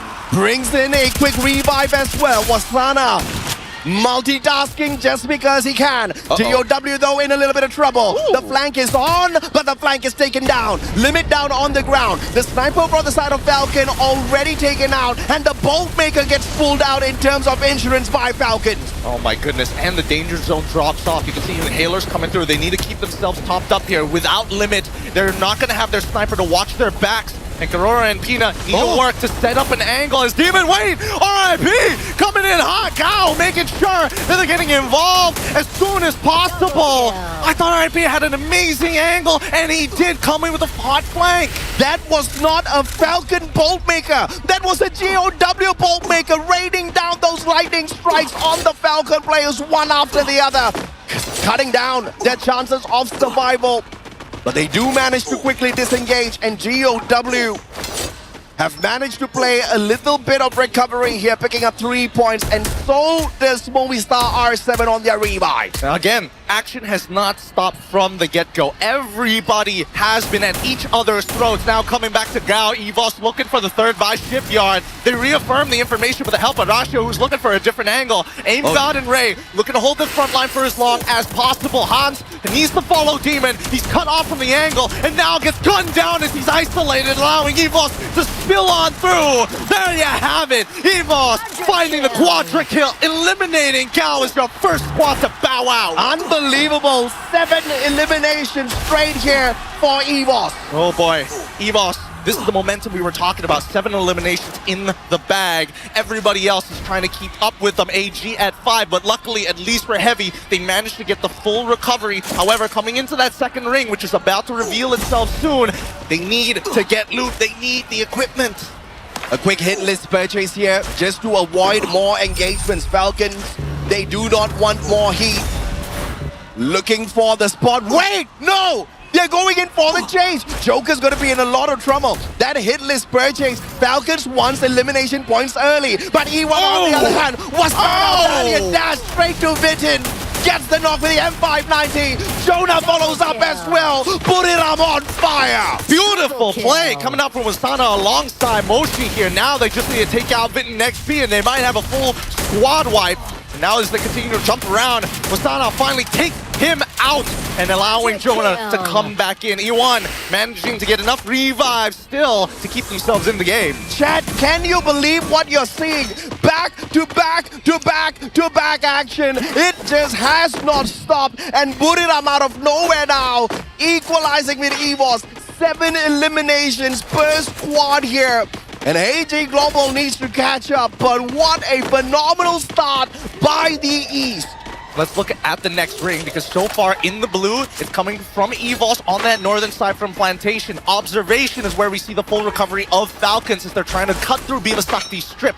However, in the center, you see that BRU are already in position alongside with Fluxo on the southern far south side, and right smack in the middle is Team Solid. These are dangerous positions as the West has shown that they know how to read the ring and they know how to find a god spot when they need one. I was just wondering, where in the world is Fluxo? Where in the world are the teams from the West? Looks like they are playing together here in the far off corner of Kotatua. Will Fluxo take advantage? AG Global drop it by as well. Quickly flipping the script into a East versus West battle this time round, allowing Team Solid to be the third party in this situation. Goldmaker brought upon by Team Fluxo, and AG now in a lot of trouble. They're trying to chunk out as many people as possible as MT7 goes onto the south side to find on the low ground maybe a common angle to bait them into. Butsin needs to buy a little bit of time, but AG take the far north side to deny the angles. They notice what MT7 is trying to do. It's going to be a bit of a long trip because their big problem is due, and they know it, and they want to take him out as soon as possible. The bigger problem is potentially Barros here.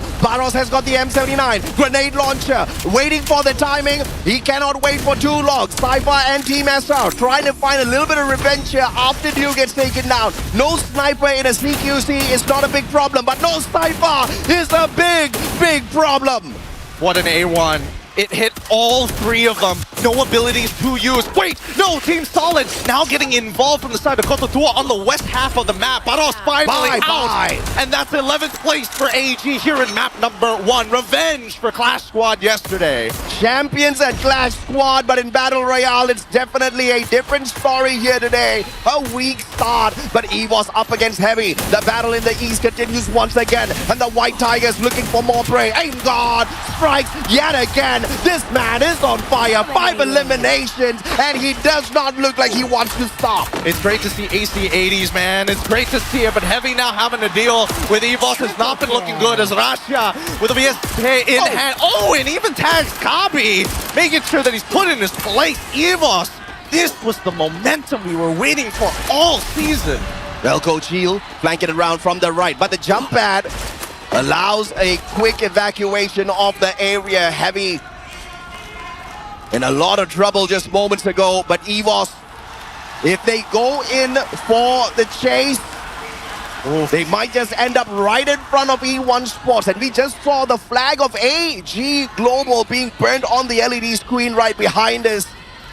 I mean, that's a beautiful addition to the tournament, I have to say. Hey, man, if it happens in the game, it's got to happen on the stage as well. This is the production we're talking about here. Every year, it only gets better. But now we need to start talking about this third potential ring. We've got 3 seconds left. And now I think everybody is thinking, oh man, I feel like everybody who's played center ring has a spot. We saw that E1 is looking to gatekeep, and you know how strong the West is at gatekeeping other teams. Speaking of production, once again, the best production in the world of Free Fire tournaments so far. And I have to say, the observers are on fire today. I have not complained a single time. There were no missed opportunities, no missed battles, and you gotta love it, man. Hey, chat, salutes to the observers. Show them some love. Let's go. And now, as we see the warning coming through, the zone is going to shrink. And EVOS understand that they are running on some very big points. Every placement from this point onwards is going to be so worth their time. If they get a Booyah, even better. And that means more eliminations will start to roll through. But they also understand that with this large launch pad, they're going to be able to start making it into the ring. They just don't know how heavily contested it is. As you can see, everybody is here to play. Absolutely, man. So clearly, the team booster was in play, managing to stay outside the circle for so long and barely take any damage off of that. But EVOS in a tad bit of trouble as they back away. Maybe Heavy wants revenge, but E1 Sports wants a piece of EVOS. Tagging up Coach Hill already. Rastia backing away as well. Aim got with a sliver of health, but thankfully the Supermans are on them. And RRQ comes to save EVOS. They've come to save EVOS. They're in a bad position, but now it's an all-out battle. Foul 7 is down first. Zeus holds the back line. Abe goes down finally as he trades against Leon. EVOS, they smell blood in the water. They see 2 weak teams, and Heavy just kept in place. Allen is waiting for that right moment as Baal falls to Vitten 9 and Vitten XP. The Vitten brothers holding strong in one compound. Forcing, wait, it's Falcons! They're here to play too! Falcons out of nowhere, swooping on in, looking for a prey, and they found it. Riptide Rhythm drops 18D as well. Peanut takes the slice. Garona finds Abe, and bye-bye RRQ, says Falcons. What an unfortunate turn of events for the home ground squad. Wee-woo, wee-woo. Hear that alert? It's teams overheating. EVOS was in an awful position, and E1 was more than happy. They just weren't expecting so many people to get involved on the outside when the next ring has already been predetermined, and it's not over just yet. In this same compound, we see that EVOS is trying to hold out. Eventually, Falcons will need to make a choice to make themselves go towards the ring side, where you see R7 and Team Solid holding each other at bay, and that could be really awful for Heavy as well, because they can't rotate either. Yeah, 3 teams are about to get whooped by this zone. EVOS in a lot of trouble, sending out a Riptide Rhythm courtesy of Rastia, which Limit responds to, breaking down the defenses of Aim God. Pina actually tanking the blue, taking a little bit of damage, and now Falcons staying away from the circle, but that's a bad idea.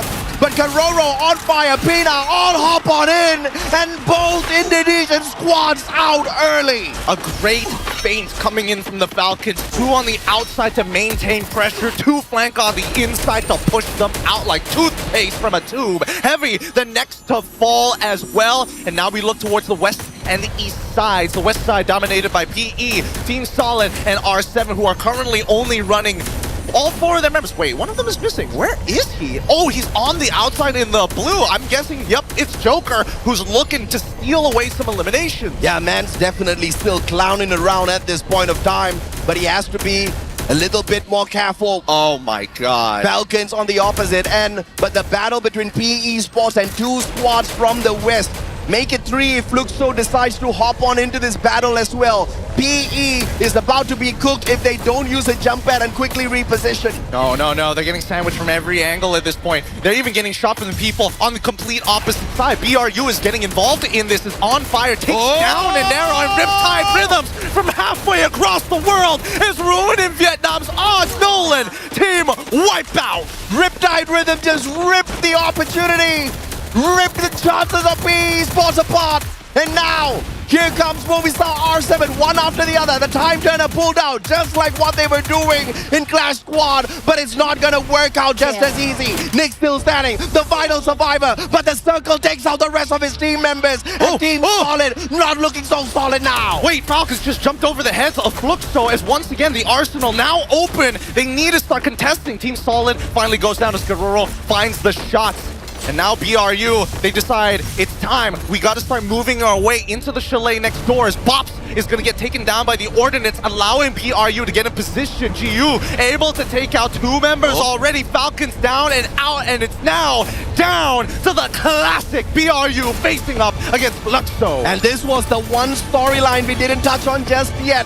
The storyline of Buriram and Fluxo. And they end up in the first game here at Bermuda to take each other on.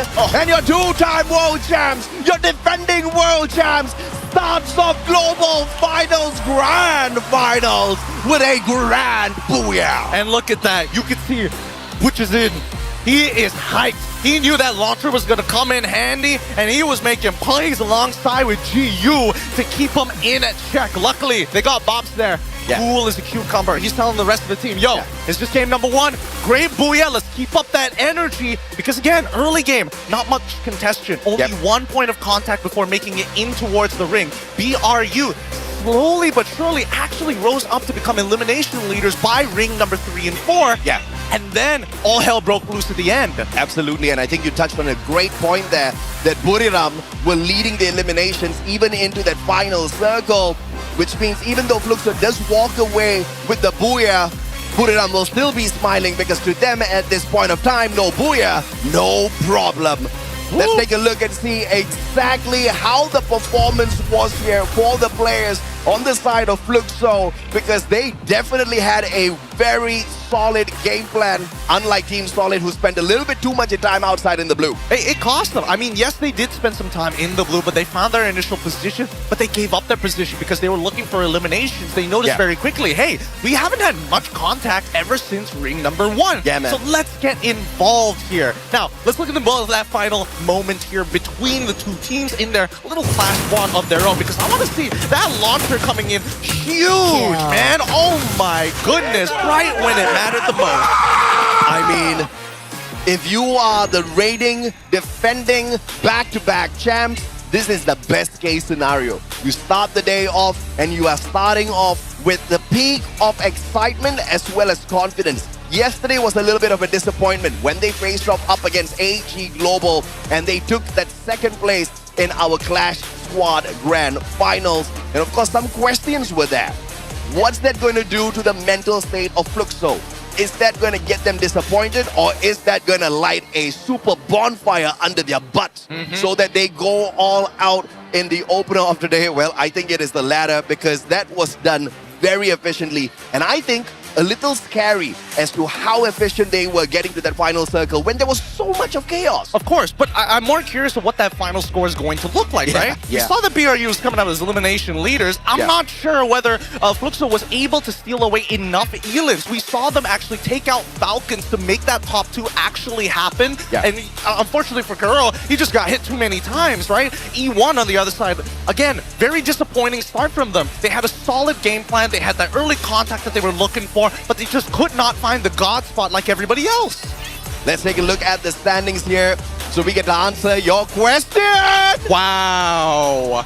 They made that final second comeback around the final corner. 9 eliminations, 12 points, 21 in total at the top. Buriram does not rip that one away from them, but instead, look at the story of the East.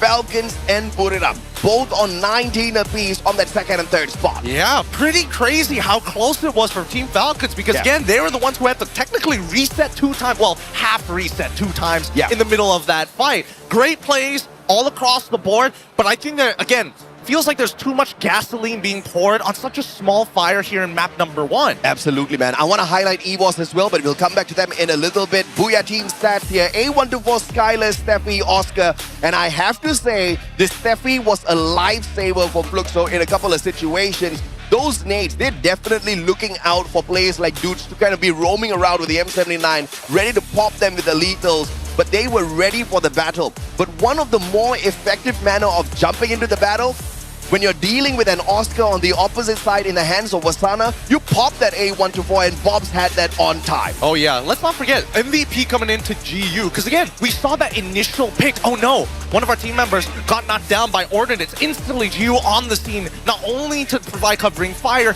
manages to save the down teammate and denies more Ordnance from their opponent, allowing the launcher to come into play. With that being said, low damage numbers because they've been playing really chill the entire time, but with the SVD in hand, he's landing just enough shots to keep him at bay. GU with his 5th appearance here on the Grand Finals of a phenomenal journey in Free Fire World Series.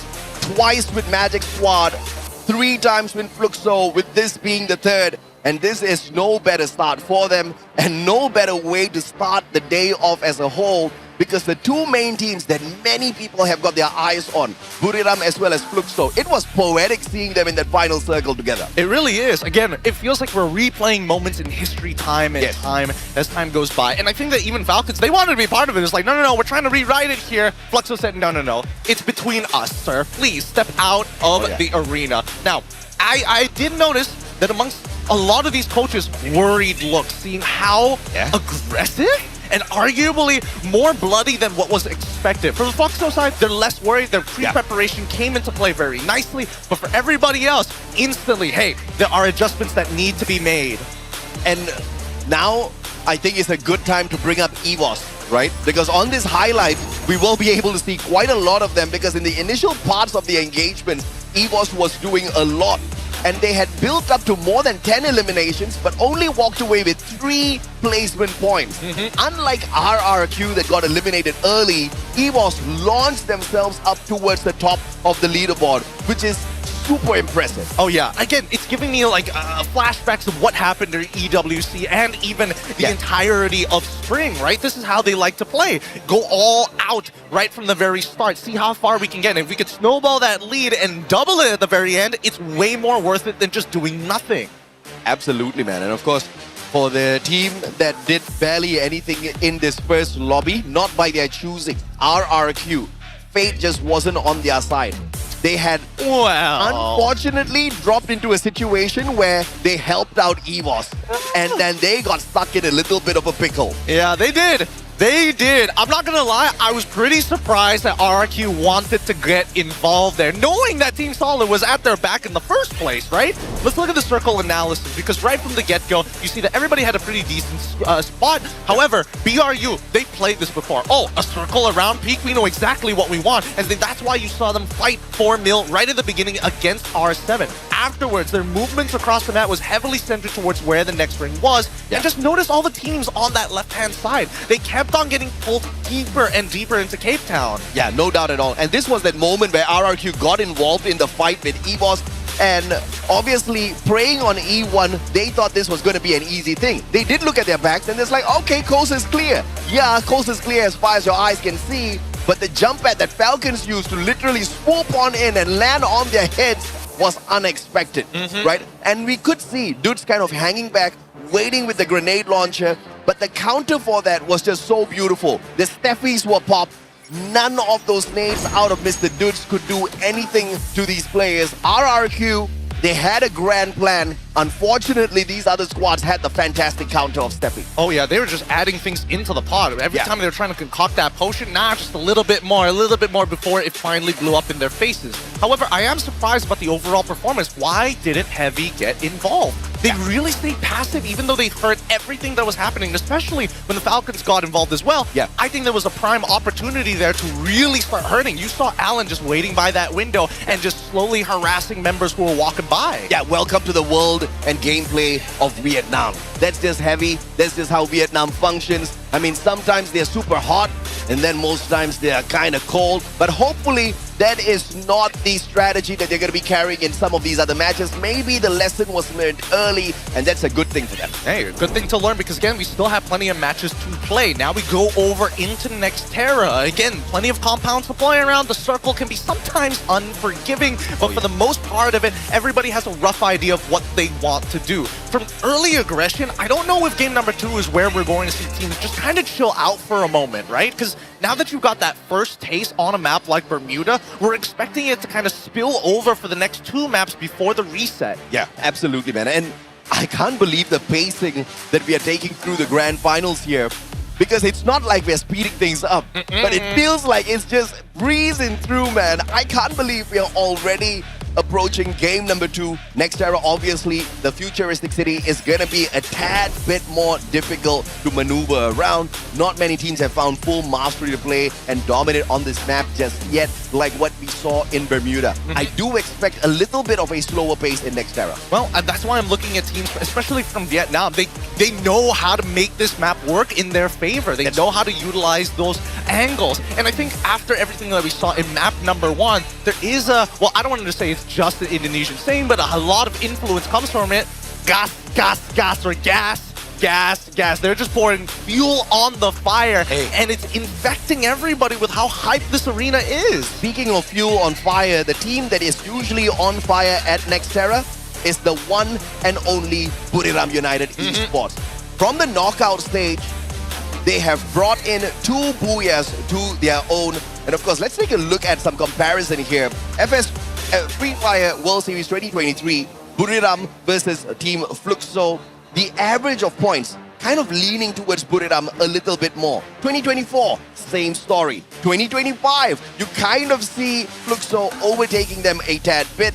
And maybe that's going to be a big game changer. Because even when Fluxo was behind, they were still walking away with the World Championship, bro. Yep, that's true. And not to mention that even though the points have kind of evened themselves out, keep in mind, this is one of the few times that we've seen Buriram actually take a step back during the early stages of the global finals, right? We're not seeing them immediately. Day number 1, 100 points on the very first day. No, they really just wanted to qualify and take it slow and stay under the radar. They just refuse to be called the kings of the knockout stage, all right? They are sick and tired of it. They want to flip the script, and they just had this wild theory. Okay, maybe if we don't perform in the knockout stage, maybe then we can remove this curse of performing poorly at the grand finals. But you know, let's expand a little bit on the rivalry between Fluxo as well as Buriram. Just a tad bit more, right? Because all of this started back in 2021 when it was Buriram, and they were a giant back then. And they were obviously not taking it slow, becoming the world champs. But of course, you guys tell us as well, before we continue on with that storyline, who are your top 3 FFWS Global Finals players? Drop it in the comment section below. You know, are you going to be picking a player from the side of LATAM, or from Indonesia, or even maybe Vietnam? Here's the thing, right? I've got a little bit of a... I'm a little flipping a floppy, right? Yeah. In 2021, I'm telling you, Moshi and Jonah, 2 players that I really, really admire how they play, how they lead the team, and how they kind of set the pace. Yeah. And then I'm just looking at, man, Bops and MT7, a lot of parallels can be drawn between the 2. I do not disagree with you at all, man.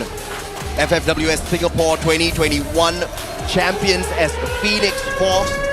And in 2022, FFWS Sentosa, Buriram, runner-up as EVOS Phoenix as AAA. Attack all around, took the crown.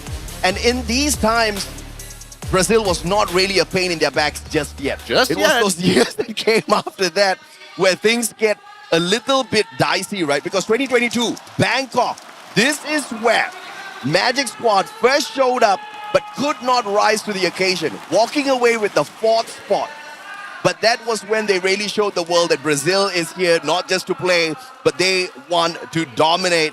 And of course, Magic Squad, Free Fire World Series 2023 Bangkok, stepping into Thai home soil to take the trophy away from Thailand.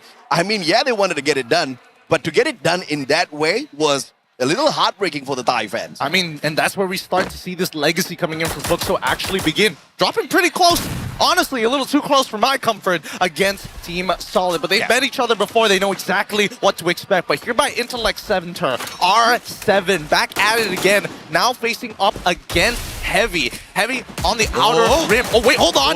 Russia, he's already down as AG already achieved first blood. Cochil as well goes down too. Well, AG Global not too pleased at all with the results from the previous matchup, and they won blood early.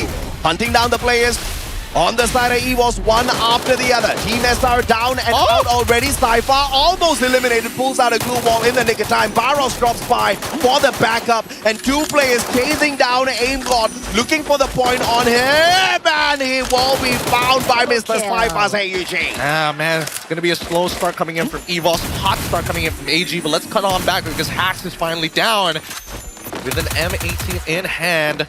See how Allen is going to have to play this out of his mind here, especially since Joker as well as Kabi, who ends up going down.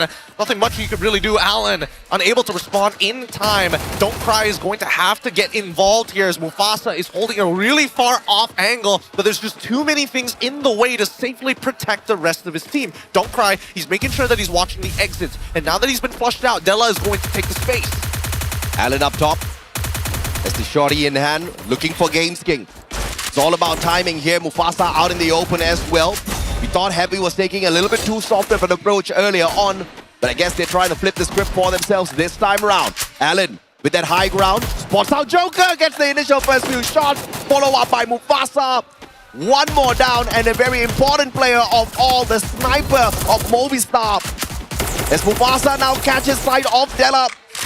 The plasma gun doesn't deliver just yet. Oh! And what a turnaround! But unfortunately too late, and Movistar R7 Latam crashing again. Heavy. They've learned a lot from Clash Squad. The feints that we see from them, the crossfire setups, just to make sure that if you fall into our trip zone, you're gone. Rashia coming back for a little bit more action, takes out Cypher here, and the crowd erupts with this like, oh no! He gets blasted down just before then. Ray able to actually pick him up just in a time. Unfortunate scenario to be in, but at least they got the elimination. Dude, you gotta respect the recovery off of EVOS here. After initially losing players like Russia, they're right back in it on that revival, and they're not even thinking twice, right? Straight up jumping into yet another battle, picking up those very crucial points. By Plazaria, we now see Gao on the lower end of this compound. Ooh, Demon taking a pretty big shot there. As E1 just trying to make sure that Ordnance is going to be traded back. They already have the contract ready to go. Vitten9 holding down. Where's his brother though? Where's XP? He's holding the stairs, and now Hans and as well as Demon now make contact. And XP is the first to go down as Vitten9 needs to quickly get into position. Leon on the second floor and having to deal with Demon finally wins his 1v1. Time Turner is already out, but now RIP, wait! Vitten9 here to try to save the day, doesn't take him down! GG, Leon turning things around up against Demon, but now he's gonna get caught out, and down you go, and E1, you gotta respect the instantaneous recovery on those revivals that came through off of that vending machine, or else they would be toast right now. And while this is happening, it looks like EVOS Divine has been hovering around Plazaria, trying to make sure that they can try and claim this contract of their own. I'm not sure if they're the ones who threw it out. No, they're definitely not the ones here. As Imgod and Ray find revenge. GOW now taking a lot of eliminations here. They didn't expect Ray to be coming up from the top. Gonna be taken out too. That's a quadra kill already for Ray. 8 eliminations once again. Trying to just lead the pack. Yeah, man, I mean, excuse me, sir. What are you doing at the vending machine there behind your glue walls? Let me take a peek. Unfortunately, he didn't just take a peek. He took them down. And EVOS now leading the leaderboard with the most number of points. 20 eliminations in total. Only 3 out of the 23 coming through from placements. I mean, if you want to dominate, that's a fine way to dominate. Hey, speaking of domination, look at Russia, King of the Skies right now as Aim God gets put down by Lao Ho with a single headshot here. And now they immediately take him out. As GOW looks to recover, Russia is trying to make sure that this territory that PE is walking through, you're not getting to Ray without some form of damage. And LBT goes down because of it. Unfortunately for Ray, Nolan is there with a Trogon in hand to say, nah, stop right there, sir. Well, they can't afford to get taken down, and Russia knows that well. Some shades of EWC there as the Wonder Kid Russia, the sniper of the squad, backs away to play recovery to bring the rest of his team members back in it, as Coach Heal will be the distraction. But he comes across his brother's RRQ, and obviously this is not going to be an easy run for him. Here comes the plushie out of Nero, making sure he stops all of his glue walls. but just that one glue wall up against the army of RRQ is not going to be enough as Coach Hill gets shut down. Yep, but it's not going to be the entire squad wipe just yet at the very least, right? EVOS, they may still be leading the pack currently, but they need to make sure that they recover because now the first ring is about to end. The second ring is going to be a huge shift, especially when we're trying to figure out the direction of which it's going to pull towards. So far, as we see that RRQ has been taking the back foot, really taking their time with this. They have been throwing the contracts out at the bare minimum. E1 has marked at least one of them. At this point, we got to see whether this south side is going to be just the same or whether E1 has recovered well and managed to find their own spots. Because when we look at it, it pulls towards the southwest side. They're actually a lot closer than you would have liked. Yeah, Falcon's about to have a party here. Because if they don't use a launch pad or a jump pad to cross over Team Solid and EVOS, it's gonna get dicey. Speaking of EVOS, still hanging on with Russia. Team Solid on the chase. Russia looking for a vending machine, still far away from getting 2-1. Clearly not having a jump pad and not having a chance to survive as he gets sprayed down. I mean, teams who had took these early engagements and have not been able to recover are still on the run. EVOS, I mean, R7, unfortunately, that was a full squad wide coming in from Heavy, but more importantly, teams like Gao, even for now, they finally find the full recovery as well. They don't want to start chain dying just yet. Now AG Global, wait, trying to set it up.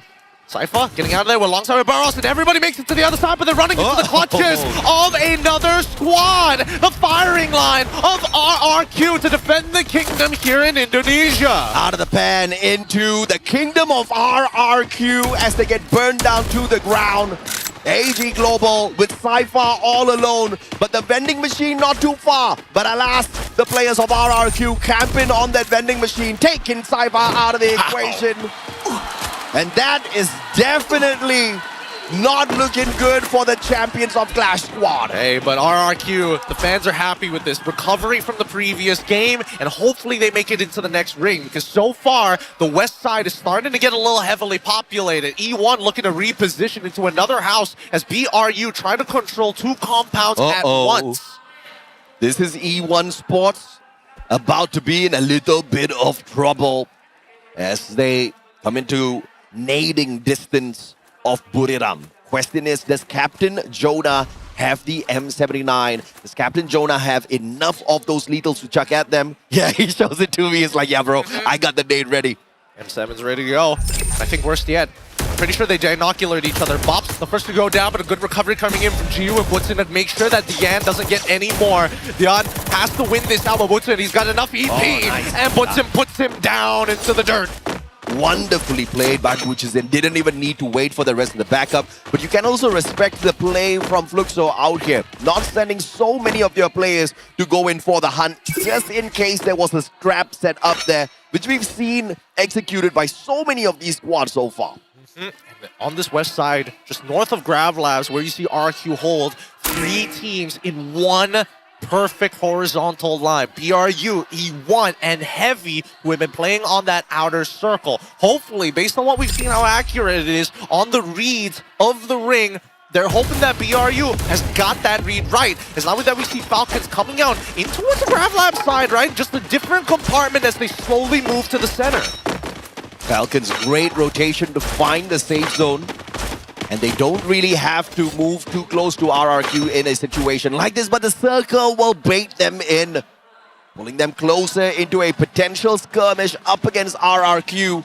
And I don't know if that's a good thing for RRQ. Yeah, and I'm more worried about teams who want to come from the north side, because that's where we see Fluxo actually having the most amount of space to work with. Heavy, they're like, thank God, we don't have to move too much here, but we need to make sure that we conceal our presence. E1, we saw what happened the last time. They like gatekeeping, and they will go out of their way, even under heavy gunfire, to try and steal some eliminations at this point. BRU notice what is going to happen, and they might just pounce with all of the commotion happening right at their doorstep. Yeah, FGL straight to the walls, but E1 will not look to get into a full-on skirmish with Heavy just yet, and Heavy sticking to the very edges of the zone.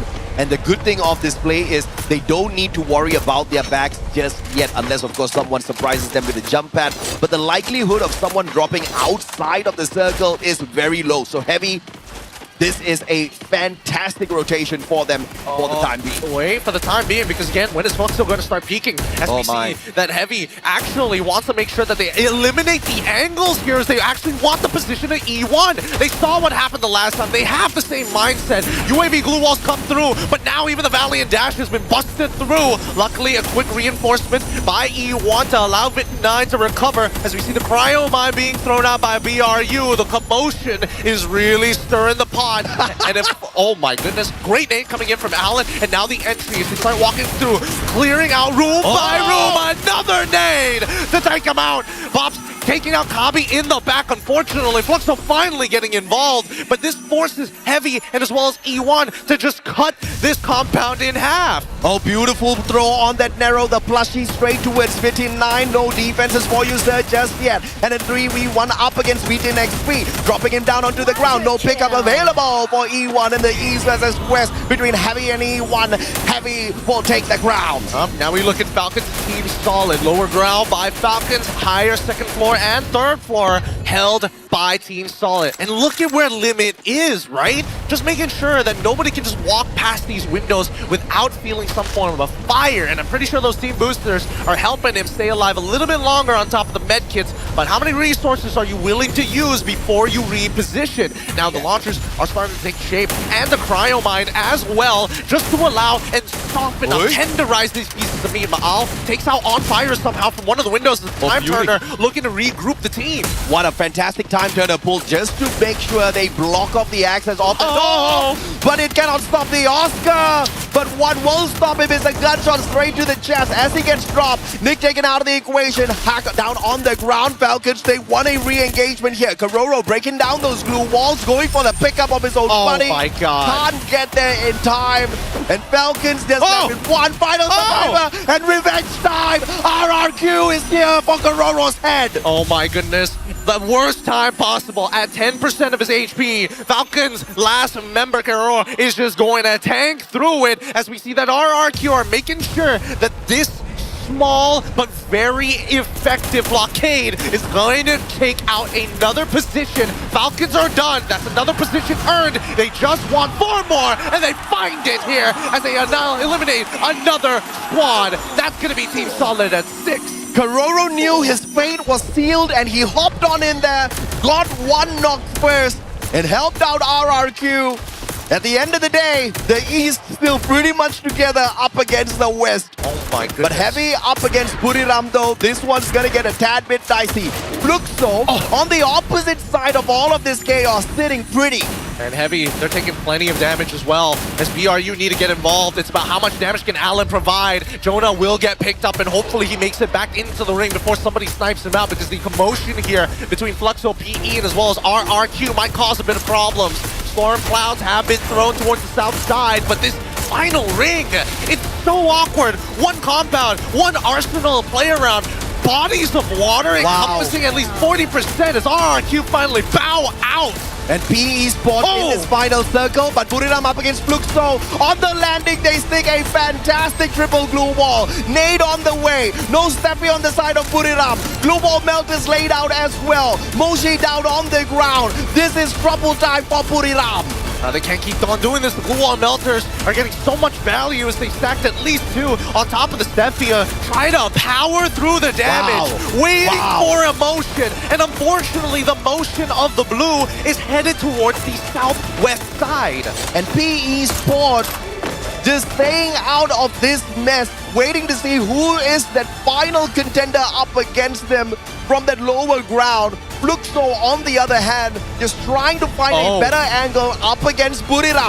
But that will drag PE Sports right out, and GU will say goodnight, bye-bye, as he gets sprayed down. Everybody's taking casualties except for PE. Somebody needs to look to their side. As you see that Fluxo have decided we're going to full commit to the opposite end here as BRU tank and even launch themselves just south of them on the slightly higher ground. PE, this is hunting ground time.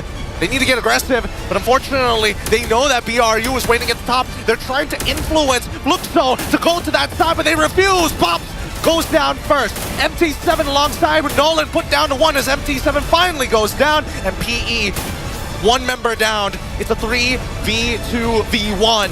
A big mistake by Bobs, taking himself out with the grenade launcher, and that instantaneously took the possibility of a Booyah away from Fluxo. But now, Wasana, double strike, first with a nade, second with a gun, and he goes in. Time to pull. Steffi popped as well to stop those nades. Get ice but Wasana, one of the best rushes in the world, sets himself up for a 1v1 up against Lao Ho, and the M590 fully mastered finally by King Wasana, looking for that Booyah that they missed earlier on, and the first shot secured with a second.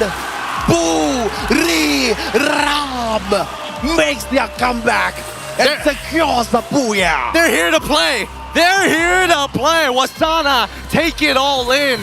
They silenced this crowd one more time, and even that crowd was ready to give it to him. PE so close. Numbers advantage. Everything that they wanted was going in their direction in that top 3 scenario, but the end of it all, it just was not enough. Like I said at the start of this map, the dominators of Nextera, the most consistent on Nextera, Team Buriram, walking into this global finals, grand finals with 2 Booyahs in their hands at this map from the knockout stage. And clearly, that was no fluke. And many a times they could have gotten taken down, especially in that final battle. The 3-way which PE Sports literally sat out of. Because if PE had gotten involved, that would have been disastrous for the players of Buriram. But just with 2, they bought enough time for themselves, and as fate would have it, PE picked a fight with Fluxo. PE was playing it as honest as they can, right? Yeah. We're just going to interact with one person at a time. I'm not going to, dilly-dally and start cheating on other people. But Buriram, again, the decision at the very end, right? We're going to see the last shot in just a little bit, because when they decided to launch late, after they saw Fluxo fail to actually get out of the compound without losing members, that's when they saw that opportunity. Luckily for Wasana, he kept cool, calm, and collected, because you could see that his team members were like, oh boy, we shouldn't have traded there. We could have played it a little bit better, but he pulled through at the end. And what Bobs did in that final moment is definitely going to linger on his mind a little bit longer than he would want. Because if you take yourself out with the grenade launcher in a moment like that, you just literally gave away a Booyah opportunity. And this is where mental fortitude really matters, because you are literally on the grandest Free Fire stage of them all. In all the years of Free Fire World Series, this is the biggest, and you unfortunately slipped up. So if he does not put a smile back up on his face and bring that confidence back, I'm going to be a tad bit worried for Fluxo. I'm not worried about the Western teams when it comes down to vibes, right? Because that's something that's inbuilt into them, right? It's something that they feel in their blood, the passion for the game, and also the mental fortitude. Let's look at the game standings, because even though he took himself out, PE Sports come out huge, 22 Fluxo. I mean, it's not the big 2-0 that they were looking for, but good enough. They still come out positive from it. Buriram only managed to get 20. Yeah, absolutely. And of course, PE Sports in the previous matchup, they only managed to walk away with 5 points. So this is a huge step up for them to get back into the race for that top spot, to get back into the race for that champion rush condition. But the sensibility as well as the consistency of gameplay from both Buriram and Fluxo, we all need to salute them. Oh yeah. Right? And it is just unbelievable how they are able to maintain consistency at a level like this. Yep, it's the kill switch, right? And that's what I feel that these teams, these veteran teams who've been together for a decent amount of time, they understand that all these knockouts don't matter until we get to the grand finals. And look how close it is between Buriram United and Fluxo. Now PE Sports part of that equation here, but they need to get into the 30s before they can even be part of the conversation when you're talking about Falcons, who didn't do too well in either of those games, but good enough to put themselves at 4th. What a phenomenal jump here for PE Sports. I think they were somewhere around the 8th or the 9th spot earlier on. And this is a massive leap for them because of what they just did. And it was all about decision making, right? It's not about whether or not you can get into a battle. Can you walk out of the battle alive? Can you walk out of the battle with with those eliminations on your side.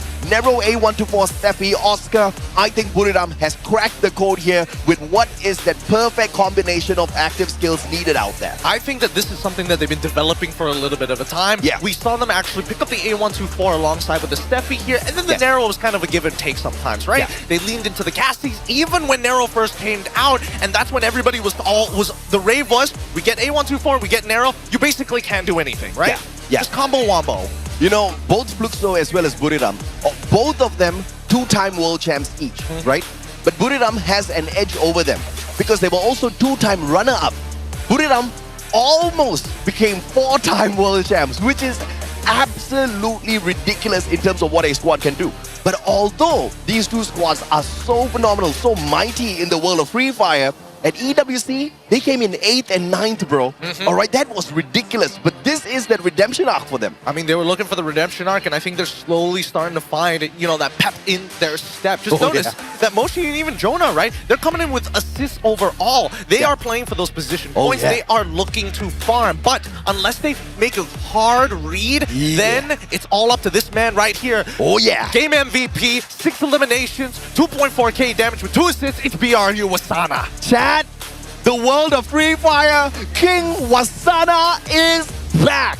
And the man's finally mastered the M590. He is whooping out there. I mean, 6 eliminations, did not second guess himself, and he's not holding back. He's got the Oscar, valiant dashes all around, and the very final live in-person emote. He shushed the whole crowd, and guess what? They listened. Everybody fell dead silent. Oh boy. If you imagine it and you stare at him long enough, you might see the silhouette of a crown slowly appearing here.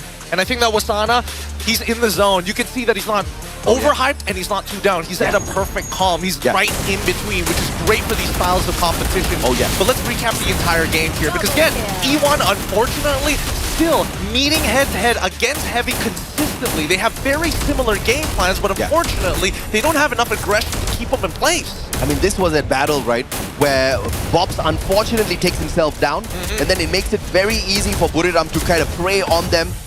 And towards the very end, just waiting for that right timing. We thought PE Sports had the best timing of them all, but Buriram outplayed them, showing us exactly why experience at a stage like this matters a lot. Because yes, mechanical skills can definitely be improved season after season, but decision making when it is so crucial out there, that only comes with experience. Hey, it's the limit that people usually hit, right?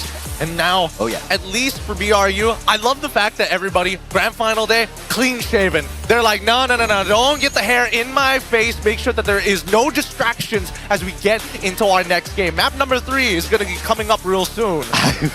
I do not know what else to expect. It's Alpine time. And guess what, bro? Okay, maybe not at the knockout stage only, because Buriram faltered.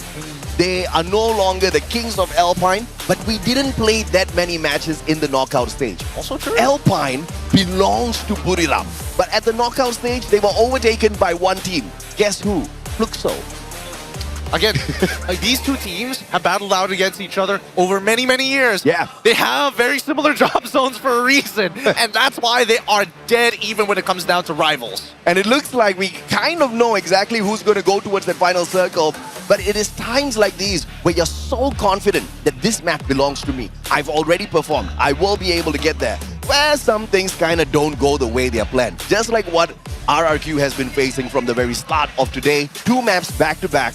It has not gone their way. Yep. Now keep in mind, this is the championship rush format, right? Yeah. So it's more so that you want to have a high median number of points every single time. Until you're past 80, that's when you're expected to look for that big booyah. Hopefully things are going to be going well for these teams, generally speaking. But for now, as we are expecting map 4s and map 5 is when teams get closer to that number, we haven't seen the big 30 to kind of set the pace. Yeah, we haven't seen that just yet. And once again, like what Gideon just mentioned, the aim is to reach 80 points as quickly as possible. The booyahs are not an issue right now. But after the booyah, after the 80 points, you need to really secure those booyahs as quickly as possible, because we have seen in the past teams who have activated the champion rush condition still failing to get it done. But of course, ladies and gentlemen, boys and girls, enough of us two boys. We gotta bring the pretty ladies back on here on the stage. So back to Yun Sul, you guys go. All right, thank you, casters. Woo! What a game! The action, the clutch plays, everything was so intense. Keren banget gak sih? Yeah, it's been intense. Players showing skill, style, and poor sorcery out there. Speaking of sorcery, do you know what else is stylish and supernatural? Oh, I know. Where are we going right now? Are you talking about curses and domains? That's right, because something epic is coming to Free Fire early next year. That's right. Free Fire is going to have a crossover collaboration with Jujutsu Kaisen. Yes, you heard that right, survivors. Your favorite sorcerers from Jujutsu Kaisen are coming to Free Fire starting January 2026. That is insane. Imagine we get to be our favorite Jujutsu Kaisen character in the game. Can you imagine Gojo in Bermuda? That is an instant highlight reel for me. Get ready to unleash your curse power, Free Fire style. All right, without further delay, let's take a look at the announcement video. Here we go.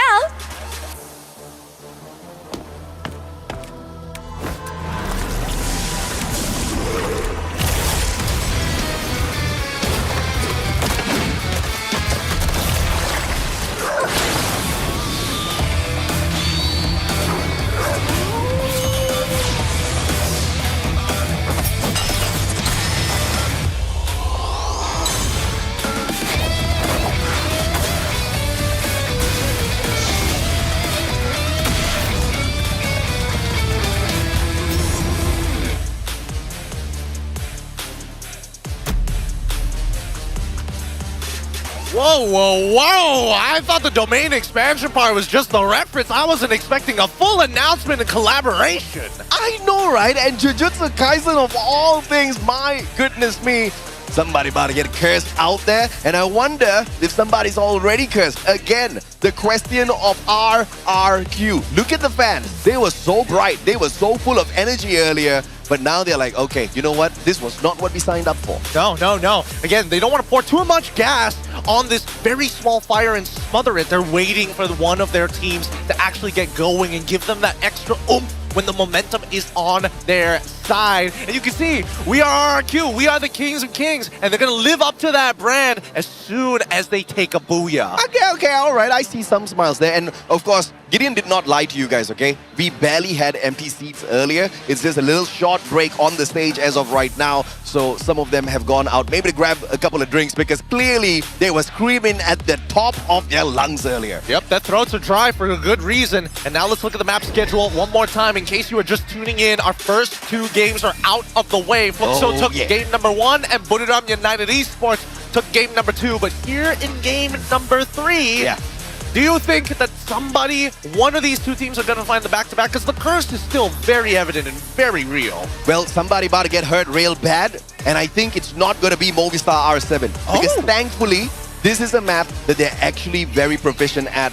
When finding the final circle, finding the eliminations on Alpine, Movistar has proven it in the knockout stage that they can get the job done. And I think it's time they wake up in the competition. I think so far, the early contests have been kind of a 50-50. And yes, it is okay to do it within the first couple of games, but there needs to be some kind of formula to start really racking up these points. Because let's look at EVOS Divine, for an example. Yes, they had a couple of early engagements, but at the same time, they are trying to keep up with everybody because they were one of the few teams who has a large amount of eliminations. That's what's keeping them in the middle of the pack. Absolutely, man. And, you know, this is a situation where you really need to manage how you get into some of these combats. Yes, you've got the active skills already, but we are also looking at the loot. The current meta, obviously there have been many changes. It's not about the guns anymore. It's not about the skills. It's all about the free fire coins. Oh yeah. It's literally the coin meta at the moment. And by the way, we've got the promise, a quote from Wasana.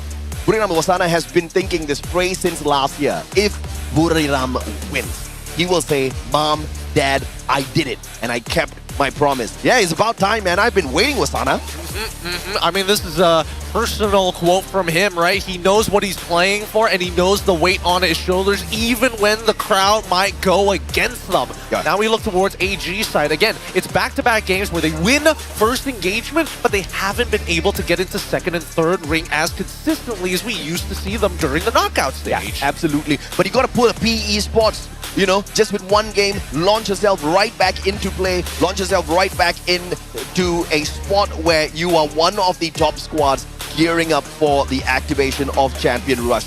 Yes, it is just 80 points, but in this lobby, it is not as easy, which is why it is just beyond mind-blowing. The consistency and the quality out of Buriram and Fluxo. Yep. I mean, not only are they getting into the final circle, but back-to-back now in the top 3. That's just pure ridiculousness, man. Yeah, again, it's tough to see them actually make it this. The way that they made it this far is already great to see, but I'm looking at everybody else because, again, they're probably gnashing their teeth thinking like, man, these two teams keep getting into the top side. We could be that spot, right? Yeah. We have the exact same path. We have the exact same plan.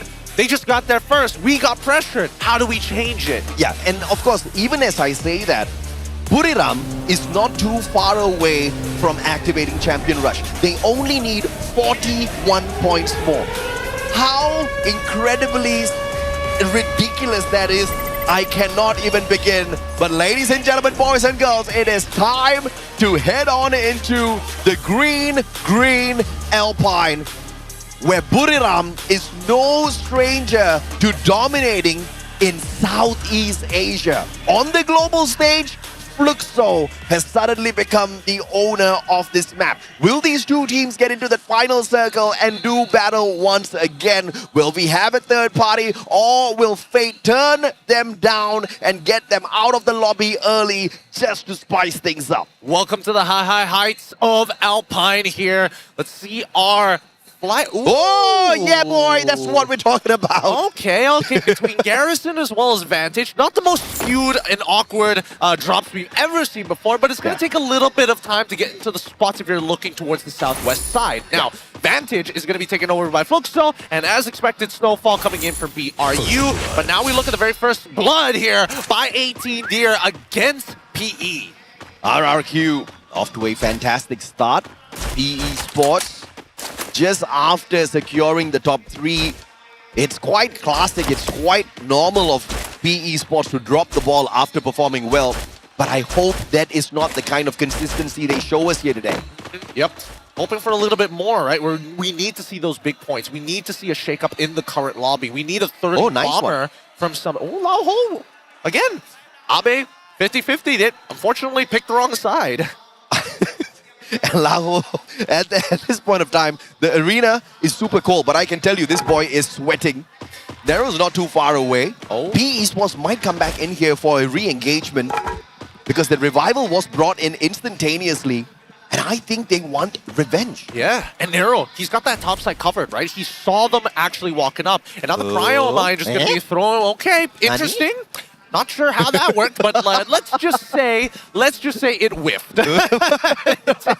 I don't know how they managed to mess that one up, but of course I see the ideation there. RRQ now still pretty much in this warehouse at Railroad, moving together as a unit. Just one player sent far away to play recovery, to play a little bit of revive in case this fight goes south. So it's a 4v3. I am not so sure why RRQ put themselves in a spot like this. Yeah, and RRQ, they have to back up, right? They realize very quickly that there is an advantage in numbers for PE with a number of available angles for them. So they back away and trying to see on both sides whether that they are going to go for the chase. The Cryo Mine coming up from a very awkward angle here. Abe quickly going to blow it to smithereens and top himself up as they are currently leading the lobby of eliminations by 1. Cryo Mine is just so difficult to counter because how can you find any bit of space in your heart to shoot a plushie, bro? That just is impossible. Next, Valiant Dash breaks down the defense, but ain't God! How How in the world is this guy not going down? Pulls out the Winchester, turns it around. Aim God showing him who's boss. Yep, and now Aim God recognizes that he's in a lot of trouble. He's telling Rush to run for your life. If you can take a shot, do it, but at the sniper, I will buy you as much time as necessary. As Heavy by Ocean View is starting to sniff out how exactly EVOS is deployed, and they hear it. They hear that car running away. They know Aim God's free food. Yeah, great play coming through from Heavy. FGL straight to the defense, forcing him out of that spot, and then finding the better angles on the right-hand side and flying with 3 players. Cypher broken down on the defense, pulls out a time turner after he valiant dashes away from the players of Fluxo, but baiting into you in a 2v1. MT7 drops from the back, and the backstab does the job. Oh, can't do much about it. Again, a quick, clean clear here for the side of Fluxo at the very least. Fortunately, they did lose Bops, but they should be able to bring him back no problem. As we look to the opposite side, EVOS against Team Solid at this point. Aim God, who just recently got revived. Wow, beats Hawk with the akimbo! Putting it down into the dirt as they take control of Forest Red. And that's how the White Tigers roll, baby. What a phenomenal opportunity, not missed, but taken with such grace. EVOS Divine looking for the top spot, currently sneaking into the 4th placement overall, but still a distance away from Buriram as well as Fluxo. By the way, Fluxo overtaking Buriram on that #1 spot here, but albeit they were not too far away from each other. It's all about finding those elimination points in the earlier stages. We've seen how bloody these round 1s have been. But honestly, not as bloody as I thought it would be. A lot of the... Wait, hold on. Nick, break it through. Taking down Kabi, but Mufasa and don't quite quickly trade back. They've got to cover, making sure that at least Kabi isn't going to get a shot. Nobody in the mix. Okay, E1 haven't been able to recover again. I can't miss this opportunity on the world stage, man. Mufasa hasn't gotten an elimination just yet, so we'll still have to wait for him. Had a great opportunity there, though. But speaking of opportunity, RRQ has not really seen their opportunities through in the past 2 global stage appearances. At EWC 2025, they were the runner-up.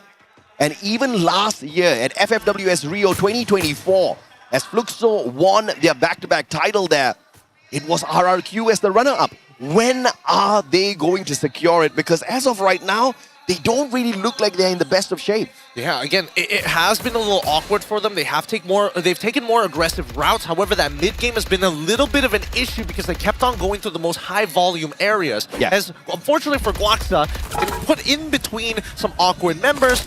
Most importantly, another elimination point being found by Falcons, who's taking a much slower approach, right? Again, they don't mind these isolated Clash Squad fights happening at the edges of the map. It's something that they're used to, but they want to simulate or replicate what happened in game #1, except they are holding the spot rather than to come outside into the zone. Yeah, and you know, although Dudes is a phenomenal grenadier, I think they're depending on Dudes a little bit too much as of this point of time. Ma'al needs to wake up. At the end of the day, he is the predator of RRQ. This guy is unbelievable. As the sniper picking up the most number of eliminations in the knockout stage for RRQ is just beyond impressive, right? But he has not struck hard today just yet, and he needs to do so before they strike out. No, speaking of which, striking hard, everybody, they're just holding on to their energy right now. Taking smaller compounds, waiting for that second ring to eventually reveal itself before they make a decision. But the ones who are moving right now has been E1, and they took a lot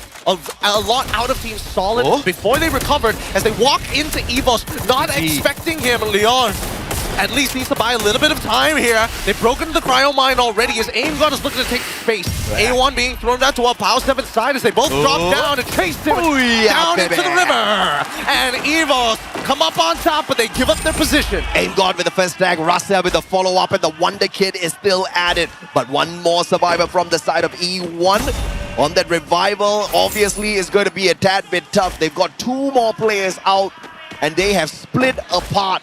And this guy, Leon, is going to be the sacrificial lamb that distracts the players of EVOS long enough so that the rest of those revives can be brought through. E1 down to its last member. Unfortunately for them, it's going to be a full reset at the end of the day. Wow. God has been performing so well these past couple of maps. Usually you would be expecting people like Lascia or even Ray to be making plays of their own, but Aim God definitely is making a credible name for himself despite already working well during EWC. Now we look at R7 as they make their transition into their next spot here. Already marked. And it looks like, where are they getting shot from? It's from Gao on the northern side, but I feel like somebody else is getting involved here, which is why they're going back straight into this compound, right? Making sure that they hide within the tent for the time being. Well, since we're taking a breather here, I want to follow up with what you were saying. Aim God basically just living up to his name, right? He has not been off with his aim so far. Coming in second in terms of overall eliminations for his squad from the knockout stage, and led by Rasya. The Wonder Kid struck hard during the knockout stage, and he is continuously popping off here at the grand finals. As long as Rasya and Aim God keep this up, I think the squad's not going to have too much of a problem at all. At this point of time, EVOS on the third spot. Even though RRQ has had a rough start here, EVOS making sure they carry the flag of Indonesia. As E1 makes a full recovery, and we are back to 48 players. Yeah, but it's a full reset, and it's a very long trip to get back into the ring. But so this question, right? We didn't see the revive. If that revive was hit on a advanced revival platform, when you get revived, dude, you are way beyond back in the game. That's like you haven't left. Yeah, no, that's a really good point, because again, they were on. If I remember correctly, they were all the way on the southeastern side to find it, so I'm not sure whether or not they found the advanced platform or not, but there's a good chance that they did. Now, R7, they've been sitting here for quite some time, and GOW's inched their way, getting a little more disrespectful each time, giving some space over for Team Solid to find their own compound here in Garrison, and even RRQ getting involved in the mix. Well, I did say Movistar R7 up very comfortable on Alpine, but the situation they are in right now does not look comfy at all. In a potential skirmish up against a very hungry Vietnamese squad of GOW, who's currently at the very bottom of the leaderboard in terms of performance, RRQ right in front of them, who are still hungry for points, who are struggling in the competition, and a little bit beyond that, you've got Team Solid waiting to hop on in and take advantage of whatever points they can grab. This is not looking good for the LATAM squad. Yeah, now that we have this large, wide drone shot, my only concern is I saw Fluxo in the blue on the eastern side. Where are they right now? Are they still tanking it here? Or are they just walking alongside it to find that spot? Because there's only one compound that's available on that eastern side, and AG Global are just walking alongside the blue at this point. I don't like this at all, Gideon. In fact, let me correct that. I hate what we are seeing right now. You're 10 minutes into the game. You have every single player, every single squad alive and kicking out there on the battlefield. This does not look good. Soon, something is going to befall all of us here at Alpine, and it's called pandemonium.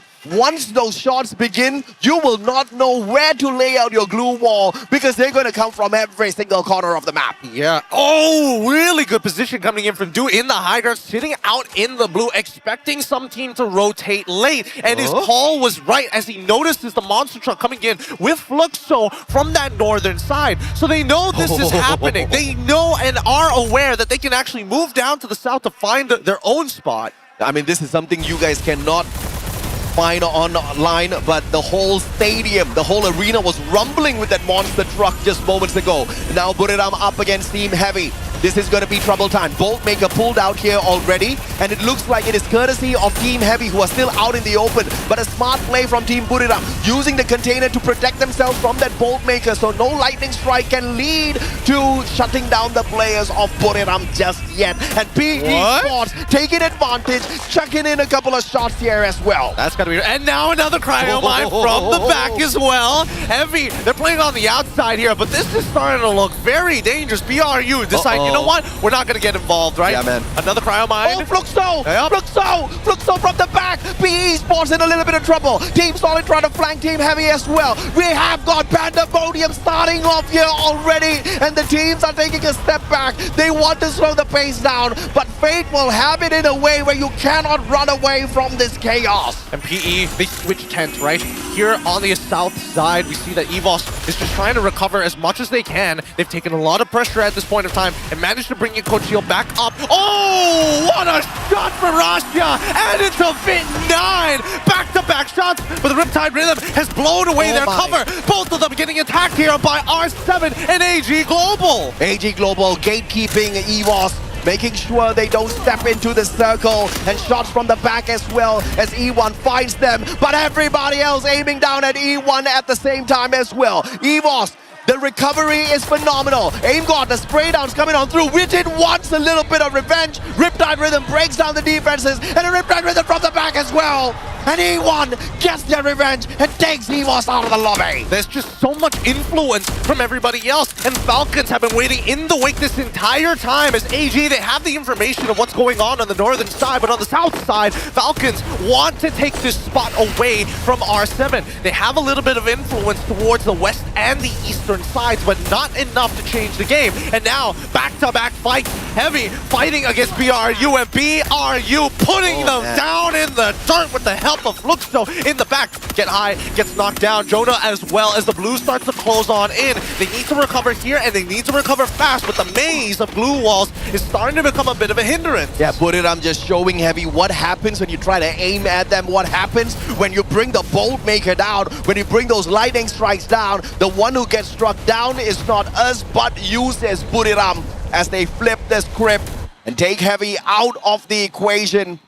And the position that they hold in the circle is not a comfortable one just yet. Towards their right, maybe there's a little bit of space. And Moshi trying to clear up more space for him as he shuts Nyx down. Oh, Karamai coming out towards BRU side as BE Sports have committed a lot here, but they can't seem to find the eliminations just yet. As Moshi is knocked, you can see that at least for Lao Ho, he will take as many pot shots as necessary to make this happen. Reinforced glue walls already being deployed as BRU are looking for a better position. Fluxo has taken their time. The next ring has been shown, and BRU, Moshi is still low. He has not been able to recover. They have to hold on. A1 is out, and now they're going all hell breaks loose as they do the Bolt Maker, and straight away, Nero getting gunned down by Fluxo, who has been watching them the whole time. What a superb play by Buriram, running into a tiny compound, barricading two windows, leaving one open so that they can bait in the players of PE Sports. But that plan instantaneously failed because Fluxo showed up on that high ground, taking aim at PE Sports, forcing them to back away. Therefore, Buriram does not get to eat just yet. They don't want to eat, and they actually recovered very, very nicely from that R7. Now in an awkward spot and an all-in against Gao, and that's going to be Falcons getting blasted out first as AG and RRQ were looking down by their sights. Now they're holding strong. However, on the southern side, with R7 Joker, the last remaining members standing with a full squad of Gao, gaining, two Cryo Mines actually coming down from the western side, and now the side with them. Joker out of position and can't really do too much, and finally gets beamed down by Dian. R7 down in 8th. Fluxo and Buriram still alive and kicking. Will they do this back to back to back to get into that final circle and do battle? PE Sports still a part of this equation as well. A brilliant mind to pop that Steffi, but RRQ in the back, clearing house. Yes, you may be the champions of Clash Squad, but here in Battle Royale, you are nothing as they sweep AG Global out of the lobby. Good use of the launchers, but at this point, RRQ out of position, caught out in the open. Dudes need to apply some pressure here as Fluxo, they've got the angles covered. They know that PE and as well as BRU have been at each other's throats. But now with at least the Riptide Rhythm, they're forcing them out of position, out into the blue. Dudes taking a lot of damage, has to inhale while you see that Gao, while this is happening, Gao is rotating towards Team Solid side to try and make some space of their own. They know that the ring is going to be moving towards the northwestern side, so they have to be ready for the rotation. 6 teams left, 2 from the west, 4 from the east. Oh my God, and RRQ and Buriram about to dance, about to do the tango out in the open, but RRQ changed their mind. The Master Grenadier dudes finds the double tag and will find the clearance as well, and the distraction allows Buriram to survive a little bit longer. Elimination secured, and what a rotation from Fluxo. They've got an amazing angle. Team Solid is trying to keep Gao in place, and Buriram United has to come in from the back to sweep them under the rug. PE bow out, and now now Booyah taking full damage from Fluxo's side, at least from the Gal's perspective. They don't mind. They've already influenced CS to move out of position, but now it's their time to shine. Their time to start making a move. Get high picked up, drop right back down because of the zone, and he has to be sacrificed. But a great recovery here as Wasana picks Moshi up. Riptide Rhythm down by Fluxo, breaking down the defenses of Booyah. No other glue walls can be brought back up because of those glue wall melters, and that is just trouble time. But Booyah choosing to take the fight straight up against Fluxo, who barricades Booyah away. Oh no, Cryo Mine coming out as well. This is super frustrating. They got him down straight away, but the A1 also coming in from Gao has stopped Fluxo's aggression, and now they're focusing on position. They reposition, they've already neutered BRU. They have to worry about some of the other squads in this lobby. 4 still remaining.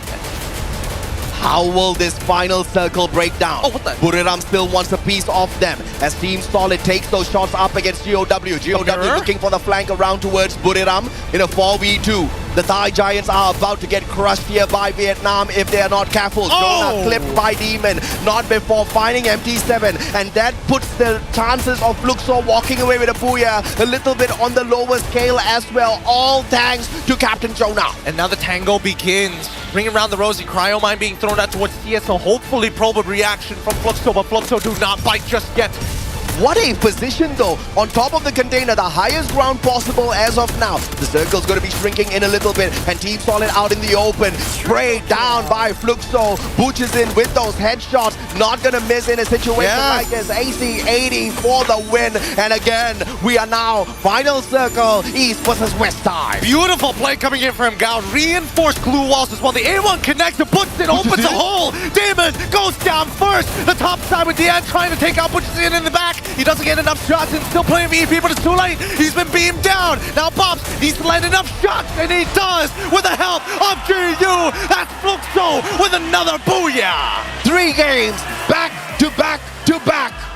And this could just be a little bit of a preview for the World Series as well. Perhaps they can be back to back to back champions, getting into the final circle with such consistency, with such brilliance, is unthinkable at a stage, at a level like this. Oh, what the Brazilians just don't know when to give up. Dude, Fluxo, I mean, hopefully we catch that one rotation where they go out into blue while MT7 takes a high ground position. They covered both angles well, just in case another team was going to try and mirror them one more time. Again, coverage here. Gao had one hell of a chance because they were trying to deny the center of the ring. They even threw out their glue wall reinforcers just to make sure that they could hold the middle.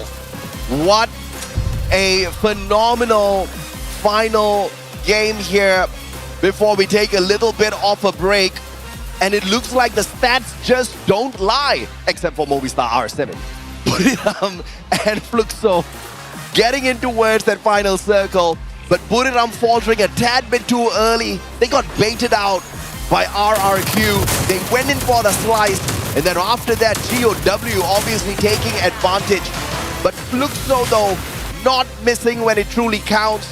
And just like how they took away the trophy from Booyah, they have taken away dominance of Alpine from Booyah. Oh my goodness, GU, what a flank that was. And again, instantly back to reviewing like what exactly happened in the middle of those fights. Because again, you can see that Bobson as well. MT7 is like, I'm out of this. I already got blasted in the back. I was just watching the entire time, and Bobs barely had an angle to work with. So only GU was the one to break it through once Butson got on his knees. It's ridiculous, man, because, you know, the teams that performed well on this map throughout the whole knockout stage were the exact same teams, except Movistar R7, to get into that final circle. I'm talking about teams like Team Solid. I'm talking about GOW, who have also secured a Booyah here on Alpine. The consistency, unbelievable, and I'm actually gonna rest easy a little bit knowing that the data actually is very much still intelligible. Because usually for grand finals like these, you take the sheets, you take the data, you take the numbers, and you throw it out of the window. Oh yeah, I mean, we were expecting things to get a little bit more chaotic, but as we see, the teams can kind of realize, hey,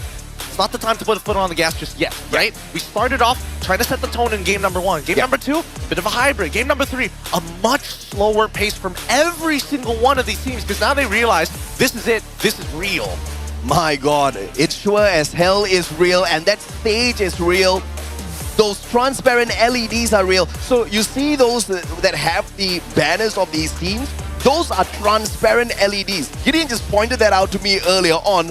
You see stuff on the LED, and at times it just kind of blanks out and you get to see the spotlights behind the LEDs. We've got state-of-the-art stuff on this stage, and I have to say, it is the most impressive stage I've ever seen in my life. I mean, look at this. Look at the angles. It's so cinematic. So, ooh, right at the very end. Okay, let's look at the standings here because that is a whopping game coming up from Fluxo. And I say whopping, yes, not because it didn't hit 30, but look at the rest of the lobby, right? Now is the only one coming close, and they still didn't break it to the big 2-0. Not yet. But dude, one more game. One more game should be enough for Fluxo to activate Champion Rush condition. And just like how they secured a Booyah here, that's all they need to do. But will the map favor Fluxo later on? We'll have to wait and see. But GOW, just like PE Sports, have used this match as a stepping stone to jump back into battle. But how far in, we'll have to wait and see on that overall leaderboard. Buriram United Esports picking up a total of 14. Down at the bottom, PE Sports and Heavy not doing too well. Movistar R7 crashing out on a map that could have put them back in contention. I think the saddest part is that despite Team Solid actually getting a decent amount of placement points, we're only able to find one elimination, right? When you're in that encampment, it becomes ridiculous. It forces you to go out of your way for the all-in. And now we see the current standing, 63 points for Fluxo as they lead the charge. Buriram United, not as hot, but they are 10 points away. And then it's Team Falcons. We are seeing the disparity and the gap grow larger and larger. Bro. Look at the map. Look at the logos. Both Fluxo and Buriram, two-time world champs each. Could that also be a preview of what we're about to see in terms of the Booyahs here? Both of them having 2 Booyahs each at the start of our grand finals day. I tell you, this is absolute cinema. You cannot write a script as good as this. The tournament does not get better than this. Esports for Free Fire does not get better than this. I'm looking at the middle of the pack, everybody within the 30-point range, from 3rd all the way down to 6th, right? These people need a hot game, a 30 bomber, if they want to even contest the top 2 right now as they continue to move on further and further away from the rest. Now, Purgatory is the upcoming map, and when we look at these stats, I'm thinking, all right, this A124 is so influential, right? And from Fluxo's position, they're not influencing people with, hey, you can't use your abilities. They use it a little bit more selfishly. The cryo mine, strangely enough, from everybody else, are being lobbed at each other like it's like a game of table tennis. Yeah, it's all about the timing, and Bobs knows his timing perfectly executed on the battlefield time and time again. We've seen him pull it off with that A124. It's the team that doesn't want to lean towards the way of the new meta, towards the new active skills. But you know what? They were the ones that proved that Skylar was still effective out of meta. Nobody used Skylar. They were still bringing him in, and that's how they became world champs. So I'm not going to doubt the setup here by the Brazilian squad at all. But look at the numbers though, bro. Everybody throwing in a little bit of effort here. See, this is why they actually like leaning into the Skylar a little bit more. They can abuse those windows because of the mechanical skill. When they find those windows open, everybody is ready to take those shots all at once, which is why you see that Butsin as well as MT7 work really well together when they start working around the maps. GU as the support towards Butsin in the ways that they lead the charge together, and Bobs just needs to make sure that the flanks are covered when the initiation occurs. No doubt at all. And Butch is in 8 knockdowns in total, 3,683 on the damage. He is your MVP with 4 eliminations, but the impact that he brought into the game, unbelievable. Rocking the Oscar, bursting through all of those blue walls out there. He puts himself in harm's way many of times, but today, just keeping distance between himself as well as the rest of the teams, making that AC-80 work, only bringing out that Valiant Dash when he is put in a desperate situation. And I mean, we've seen many times where Butsin is actually leading the charge into crushing after the follow-up with the A1, right? And I think so far, he's been crushing it every single time. Yes, funny enough, every time they get the Booyah, where's Butsin? He's like, I'm sorry, I'm on my knees, dude. You clean it up for me. I've already opened up the map for you. Do your work. But now we come back to just a quick review. How exactly did they get in this initial position, right? Because AG, they took quite a beating by Vantage Point, and then this ring around the Rosie. It's so awkward because every single time you move from point to point, there is some clear pieces of natural cover or compounds that you could work with to protect yourself. And every single time a team wanted to get aggressive and went in there for the hunt, they just got wiped. Not by the team they were hunting. They were successful with the hunt, just like how RRQ went for PE. They were successful with the wipeout, and then Buriram showed up out of nowhere. And Buriram were very lucky that RRQ chose to, pound on the team of PE instead of taking the fight up against them, because that would have been a tad bit unfortunate. No doubt at all, dudes would have just unleashed a flurry of grenades to take them out. I think between everybody, it was Fluxo, PE, alongside with Gao and BRU, who told each other, hey, y'all better play honest in this game of musical chairs, okay? Be as honest as you can, because we saw what happened when Team Stalin wanted to go out of their way. Instantly locked out. Even Gao, they didn't know the rules yet, but when they learned, they pulled back straight away. And that's exactly what you need to do out there on a battlefield like this. You gotta stay aware, and you gotta stay on your tippy toes to make that decision at that split second, whether to go all in or to back away. And I have to say, we can't hold it against the squads in this Alpine map.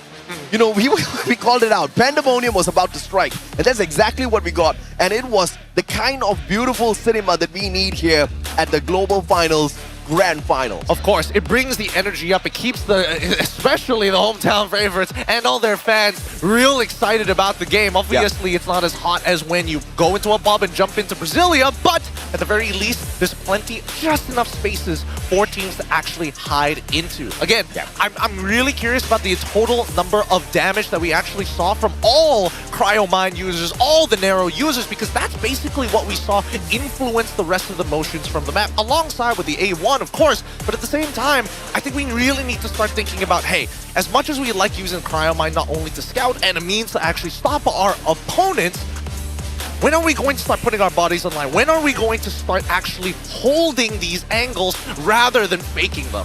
And of course, RRQ, this was that game where they wanted to make their big comeback, right? So it's a tad bit unfortunate they got wiped out. They couldn't secure the Booyah for themselves, but we see signs of life.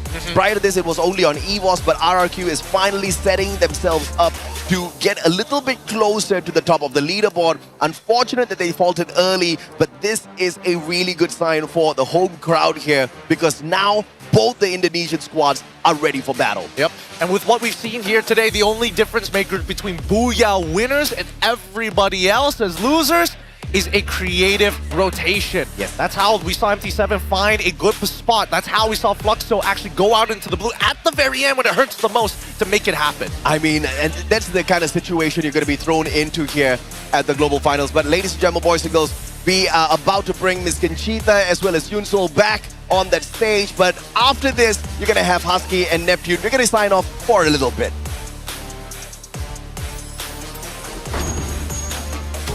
Hello everyone, it's Yunsol. Everything is so amazing here, right, in Indonesia Arena, and I love it so much.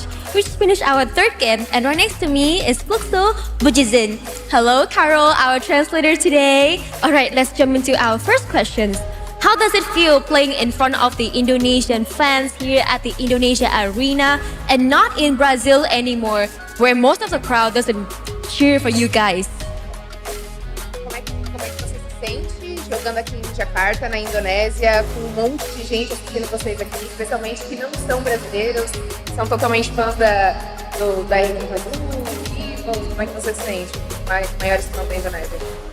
Ah, me sinto bem, eu achei, quando eu entrei ali, tava bonita a festa, então, tipo, eu gosto muito desse calor da torcida, e eles são muito respeitosos, gostei muito e tá muito bonito. So far for me, it's really good. I have been enjoying the whole crowd, they are very respectful, so I feel like this energy, the atmosphere is everything, so that's the competitive scenario, and I respect that, and I'm enjoying to play here in Jakarta, Indonesia. I love that. Seems like you guys are playing Brazil, but still heading in the first place in the scoreboard, so it's really good. All right, into our next questions. Also, last year, you were the one who got the golden bullet, the last shot that sealed the title, which is the World Champions title. All right, how confident are you about winning the title for the third year? Bom, você foi o jogador, né, que garantiu o título pro Fluxo ano passado, né? Foi o último a fazer a última eliminação. Como é que vocês veem agora para esse ano, talvez para garantir mais um título na história do Fluxo e também o seu individual, o terceiro da história? Mano, viemos muito confiante. Acho que esse dia aqui é o dia que a gente sonha o ano todo. A gente começa o ano já pensando nesse dia. Então a gente não quer falhar, a gente vai dar tudo de nós mesmos, vamos se dedicar muito e se Deus quiser vai dar certo. I came very prepared for this moment right now. We have been working the whole day to come here on the stage, come here to the Grand Finals. So we are definitely very excited to be here, and we will give for all of us to be here today and win one more title. Good spirit. Okay, good luck. All right, last questions. Any words you want to say to the Indonesia fans, but also to everyone in Brazil right now? Você gostaria de compartilhar alguma coisa com todos os fãs da Indonésia que estão aqui, especialmente os fãs brasileiros? Eu queria agradecer a todo mundo que compareceu, tá muito bonito. Eu não imaginei que seria tão legal assim, tantas pessoas, tanto barulho, bandeiras bonitas, tudo muito bonito. E é isso, muito obrigado e estamos dando um show pra vocês aí. I just want to say thank you to all the Indonesia's fans. This is very beautiful. The flags are beautiful. The party are beautiful. All the cheering, all the fans, they are here. It's very amazing. I respect a lot of that. I couldn't imagine how beautiful this could be, but right now I'm enjoying a lot to have this big crowd here and makes us even more excited to keep playing. I'm really happy that Booyah is enjoying himself the best right now. Thanks a lot, Booyah, and good luck to you in the next game. Oh, hey, Conchita, can you translate everything we just said to everyone right here now? Yeah, of course, Ilso, no problem at all. Jadi tadi kita udah selesai menginterview salah satu pemain dari Brazil, tepatnya dari Fluxo, ada Booyah yang katanya udah melakukan banyak banget persiapan nih untuk kedatangannya ke Jakarta. Dan meskipun mereka bukanlah salah satu pemain dari tim tuan rumah, tetap merasa kedatangannya di Jakarta itu disambut dengan baik. Mereka semangat banget untuk bisa tampil maksimal di pertandingan-pertandingan yang tersisa hari ini. Karena memang kalau kita lihat tadi luar biasa juga ya performa dari Fluxo. Mudah-mudahan ada kesempatan nih buat tim-tim Indonesia bisa mengejar dan bisa memiliki konsistensi yang sama seperti apa yang ditunjukkan Fluxo di 3 game tadi. Nah sekarang kita mau ngobrol-ngobrol gantian. Kita akan ngobrol sama pemain dari tim Indonesia RRQ Kazoo. Hello dudes, hello Maal. Hello. Hi, so we're here with the stars of RRQ Kazoo. We have Dudes and of course we have Mal. And okay, let's just jump into my very first question. So we all heard that Booyah felt very welcome. They are playing so well at the grand final today. But they are surely feeling the pressure a little by the amazing supporter that Indonesia has. Is there anything you'd like to say to welcome Booyah to Jakarta? Apa yang mau kamu sampaikan untuk menyambut Booyah ke Jakarta? Karena tetap ya namanya tim tamu datang terus tampil di hadapan pendukungnya Indonesia yang luar biasa banget. Supporter kita ada rasa deg-degannya. Apa yang mau disampaikan? Sweet nih, ganti-gantian nih. Dudes dulu deh, as captain, I think you should go first. Anything you'd like to say to Booyah to, I don't know, give any kind of response or just to welcome him to Jakarta?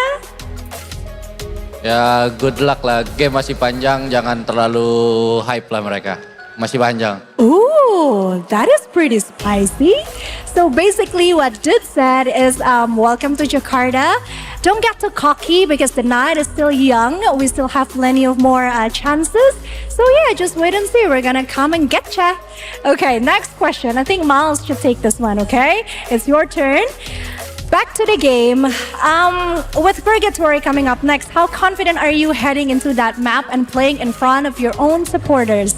Masuk ke game berikutnya, kita akan masuk ke map Purgatory. Kalau RRQ tuh sepede apa sih main di Purgatory? Apalagi kalian mainnya juga di hadapan pendukung sendiri. Kingdom kan udah keren banget. Coba Kingdom mana suaranya? Tuh, sepede apa untuk masuk ke map selanjutnya? Pede banget sih soalnya kan match sebelum-sebelumnya kita kurang. Nah di Purgatory ini kita buktiin sih kita bakal boyak. Bakal jadi Raja Purgatory? Benar. Okay, so he said that he admits RRQ hasn't been really great the previous games, but they're trying to fix it. Going into Purgatory, they're feeling pretty confident and they sure they can be the king of purgatory. I guess we're just gonna have to wait and see, okay? Last question, and this question is for the both of you. Buat kalian berdua. Anything you'd like to say to the fans who have traveled all around or all over Indonesia to come and watch you compete live at the Indonesia Arena? Ada yang mau disampaikan nggak kepada para fans yang udah datang jauh-jauh dari seluruh belahan Indonesia untuk bisa hadir di Indonesia Arena dan mendukung RRQ Kazu? Buat fans-fans RRQ Kazu, tetap dukung, game masih panjang, kita akan ambil piala itu. Please keep on supporting us. The night is still young and we're gonna go lift that trophy. Thank you so much, dudes. Thank you, Maal. Actually, one more question. Can you tell me the story behind your hair clips today? Bisa diceritain nggak cerita di balik jepitan-jepitan rambut kamu? Ada sih, emang kemauan pacar saya. So his girlfriend actually requested the hair clips that you see on Maal's head right now. Okay, once again, thank you so much, RRQ. Good luck with the rest of the game. And now I think I'm gonna go back to Yunsul and have a bit of a chit chat because we have an interesting information we'd like to share to you, survivors.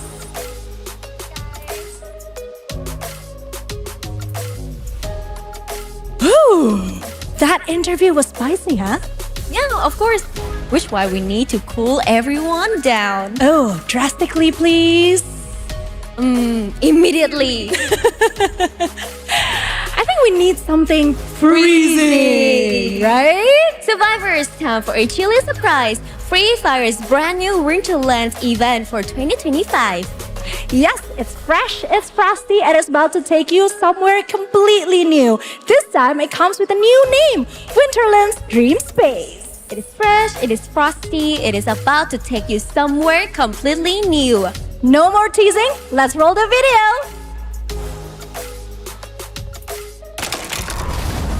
Oh, do you want to be big, little guy? Just fulfilled his dream. What are you doing to Yeti? Would you like to see how it is to be legendary?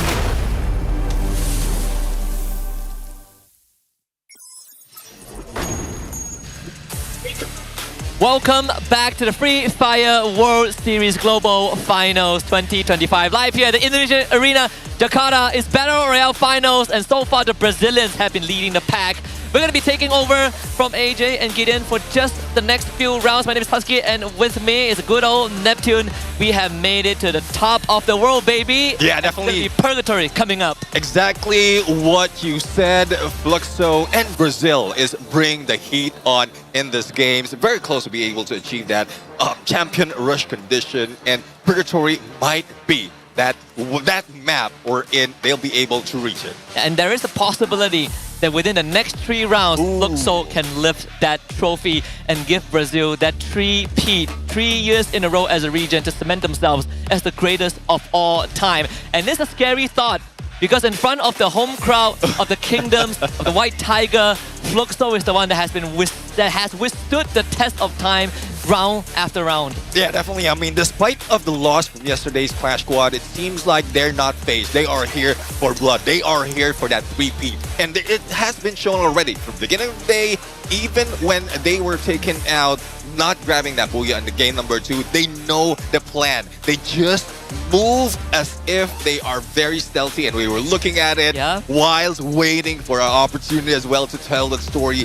But I really love this version of Fluxo. It seems like they've learned so much from Southeast Asia. Knowing that they are also in Southeast Asia, they can bring the same, mirror the same approach that they have received from the past. Yeah, this is 100. If this is an exam, they've just got perfect marks for it, right? They have done so much homework on what the other regions have been doing, and Fluxo continues to make sure that every single move that they make has a big payoff. We were watching that game tree, that Alpine rotation was on point, and we also theorycraft what are they going to do coming into map number 4 in Purgatory, and we have settled on 2 possible conclusions, Crossroads and Moat House. Yeah, let's see though if that would be the rotation, because at some point they need to get away from their usual south movement, south to east, south to west movement, and they might outsmart the other teams if they go in for those north area drop spot. It is free based on information that we've gathered so far on the teams being eliminated already out of grand finals, and this is one way that they can outsmart the other teams, play it even safer, and then just achieve what is needed. And I think what makes it even more impressive is that the past 3 maps that Fluxo have dominated aren't their strongest maps. They dominated on Buriram's home turf. Yeah. Sort of dominated. They get a Booyah, not a problem, right? I mean, they get a Booyah on Alpine, sorry. It's Nextera. They didn't, but they still finished top 3. They also dominated Bermuda, which in of itself, they are up there in the ranking, but not kind of not projected to win the round. Yeah. Purgatory could be that breaking point. Well, let's see though. I mean, they need to make adjustment because based on what we've seen in knockout stage, Fluxo in Purgatory, somewhat mid, but we've seen a lot of those from mid that really made an upset in this grand final. So if they just play go and achieve all those points, like not too much of aggression, making sure that they will be able to get decent amount of elimination on the late game as they play safe. And that's what they have been doing, right? The round 1, they came out swinging hard. They were getting the double-digit eliminations. But map 2 and 3, they slow down a little bit, but still maintaining that composure, right? They end the game, and we realize that they are breaking into the 20s, and now they're sitting at the precipice of unlocking Champion Rush condition. Purgatory is where you can kind of take a breather if you're Fluxo, right? You could play slow, Booyah is not a necessity, and you can still have a chance to win by map 5 on Solara. Well, unless they are scouted, like really targeted by a lot of teams. Because at some point, based on their understanding of how Fluxo has been working so far in the past 3 games, it might be that some other teams, aggressive, especially for those in the lower part, would want to get a lot of elimination. And from the passiveness of half of the teams that we have in grand finals, the best way to get there is just go along the edges of the zone, and that's where Fluxo often are. So if they were caught off guard, hopefully they're prepared, ready, resources ready, even in the beginning or early parts of that map. I think the second layer to that is also which team is willing to roll the dice. Oh, because the night is still pretty young here in Jakarta. We have a potential 7 more rounds to go. So if anything, you don't really want to roll the dice right now unless things get incredibly desperate. But let's see if that is gonna rear its ugly head for some of these bottom feeders as we get ready to jump into map number 4 is Purgatory, and Fluxo are so close. Yep, neither heaven nor hell can save the teams who would be slowing down, and it seems like their teams are ready. The flight could be fair, or it could be rough, and that might force those who are in contention for the Champion Rush condition to go down early. But it seems like we might be able to find out where the teams will be dropping in, as well as if there will be those hot drops in Purgatory in a bit. Let's see if our theory is true. Yep. Fluxo has gone for the drop. I think they will still stick with Mount Villa and Golf Course, which is something that was originally their drop spot, right? We saw it being, at least on the projected scale, very populated on that western side of the map. GOW is going to join them there. Falcons taking Lumber Mill with RRQ at 5 Brigade, Central for Heavy. Things are going exactly to what the default plan is. Yeah, and one thing that would be a threat for Fluxo to be able to get the Champion Rush condition are teams surrounding them. But let's head over to Falcons right now, going against RRQ. Surrounding them, from what we've seen earlier in drop, it is Heavy who's very close. So the will need to be cautious. Just going in against compounds, and Falcons have reached already, but Falcons had backup plan from far away. Garena being hit, Riptide Rhythm, and 18 Deer for the rush, but unfortunately shot by Pina, G36, and he won't be able to fly. And just the 1v1s from Team Falcons are a lot more precise in this initial skirmish. And RRQ's aggression completely smothered. Trapped in a 2v1, wins against Garena, but doesn't have time to answer Pina. So it's Falcons kicking off the round with 3 points. 3 eliminations already and 1 to go if in case they'll be able to chase down the final player from RRQ. But RRQ, we know the firepower as well as the fighting spirit that they have. It has happened from the early parts of this day and seems like they can do it once again. EVOS though going against PE Sports, and surprisingly on how PE Sports has managed to get a lot of points for today. I guess they're really motivated, but what can the motivation do if you have to deal with an entire squad? And that for LBT, the answer is to get the heck out of that area. Trust on EVOS unfortunately aren't connecting yet, so LBT might be able to make that great escape. We'll lose that vehicle along the way. The rest of PE Sports doesn't seem that they are in a position to provide any backup. This is a necessary sacrifice for PE Sports to continue securing Crossroads, which is the initial projected drop spot for Fluxo. If they deviate away from Mount Villa, they will be safe, but Pina is trapped in the thunderstorm with Heavy on his tail. Yeah, after the engagement that they had to deal with earlier, here comes Heavy, and the lightning is on. Kabi for a takedown with Woodpecker, and Heavy gets 2 already. Falcons though, some players managed to pull away, and Limit and On Fire is safe. For Abe, he will be taken down, but I think RRQ managed to bring one back for play, and they will still be in this game. RRQ, Batter and Brew, same as Falcons, but Falcons just got that full revive as Aim God takes care of LBT, who was on the run for quite a while, scattering PE Sports into the wind. And it's also worth noting that on Purgatory, Marbleworks is the stronghold for BRU, but usually their rotations are uninterrupted. Now we are introducing GOW and Fluxo into the equation. It could end ugly, like how we did for RRQ Kazu, who just got wiped out. Yeah, I mean, RRQ Glasso being eliminated, and we just witnessed as well one player from PE Sports being taken down. Now, AG in a possible hunt at this point, and who will they be targeting? Team Solid is very near from where they are right now, and hopefully the plan would be just to get to the edge of the safe zone, make sure that they have high ground, good information being taken by Du, and then stop right there. There's no need for AG to aggress because there's a lot of threat in the surrounding. Yeah, we did see some parallels between AG Global and Fluxo, and it's something that has been brought forward from 2023. I think it started there where they make some very parallel rotations, and back in the days it was AG Global that was catching Fluxo off guard. But right now, we see that adjustment. AG Global willing to take these fights, and Team Solid will put them to the test.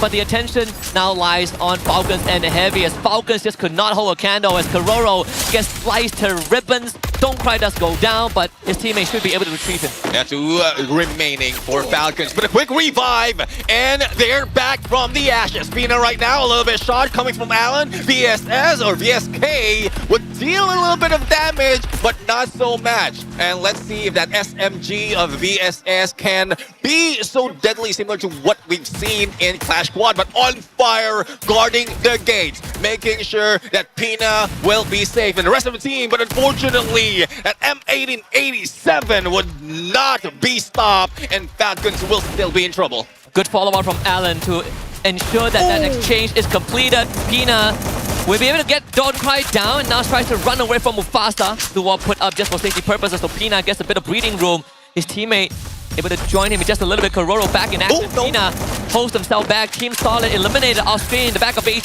Global's aggression, and Pina loses that fight against Mufasa, who has the better weaponry, so Heavy is still having the advantage. And Max 7 to a quick takeaway, and unfortunately that nade didn't go through those glue walls. It could have been a little bit early, and they can deal with the remaining players of Team Falcons. Guerrero right now hit by Alan's nade as well as glue wall melter, but Mufasa being taken down. Charge buster from Falcons. Now Alan might be in trouble. On Fire right now on his left, and Kiroro on his right, and there goes the time turner, not turning back the time to help him recover. These two teams are literally farming points from each other. The revives, the backup, it feels like an endless zombie horde. And it was Falcons who sort of outlasted the odds at the very end, despite Heavy's efforts in keeping themselves in the running. And now Don't Cry realizes that he's been isolated, gets Kiroro, but Pina with the Bison will make sure that the streak ends there. Falcons with 9 eliminations. 9 elimination and 2 left for Heavy to be dealt with. Kabi shows up. Pina doesn't have the weapon, only a Bison that can be used from long range, but here comes the shots from behind on fire, and they are running through against Kabi. Not so much that can be done, and Kabi right now will receive a little bit of damage from that blue as well, and this might be it. Despite of how well they protected themselves from that area, Falcons would get another point, making 10. Kabi is the one who pulls the trigger first. Tries to go for the jump peak. And On Fire will make sure that Kabi also gets put to rest. The quad piece for On Fire. And 10 points for Falcons based off of takedowns. Well, let's see though, switching to a different team in high ground, R7 as well as E1 Sports. Great position to take right now, especially for Joker. But let's see if they will have, they will go for this engagement, because yes, they will have 10 seconds remaining before the next phase shrinks. But it seems like some teams will be rushing in against them. The AG, for a fact, is also on the edge, might meet E1, and that's where R7 might take advantage.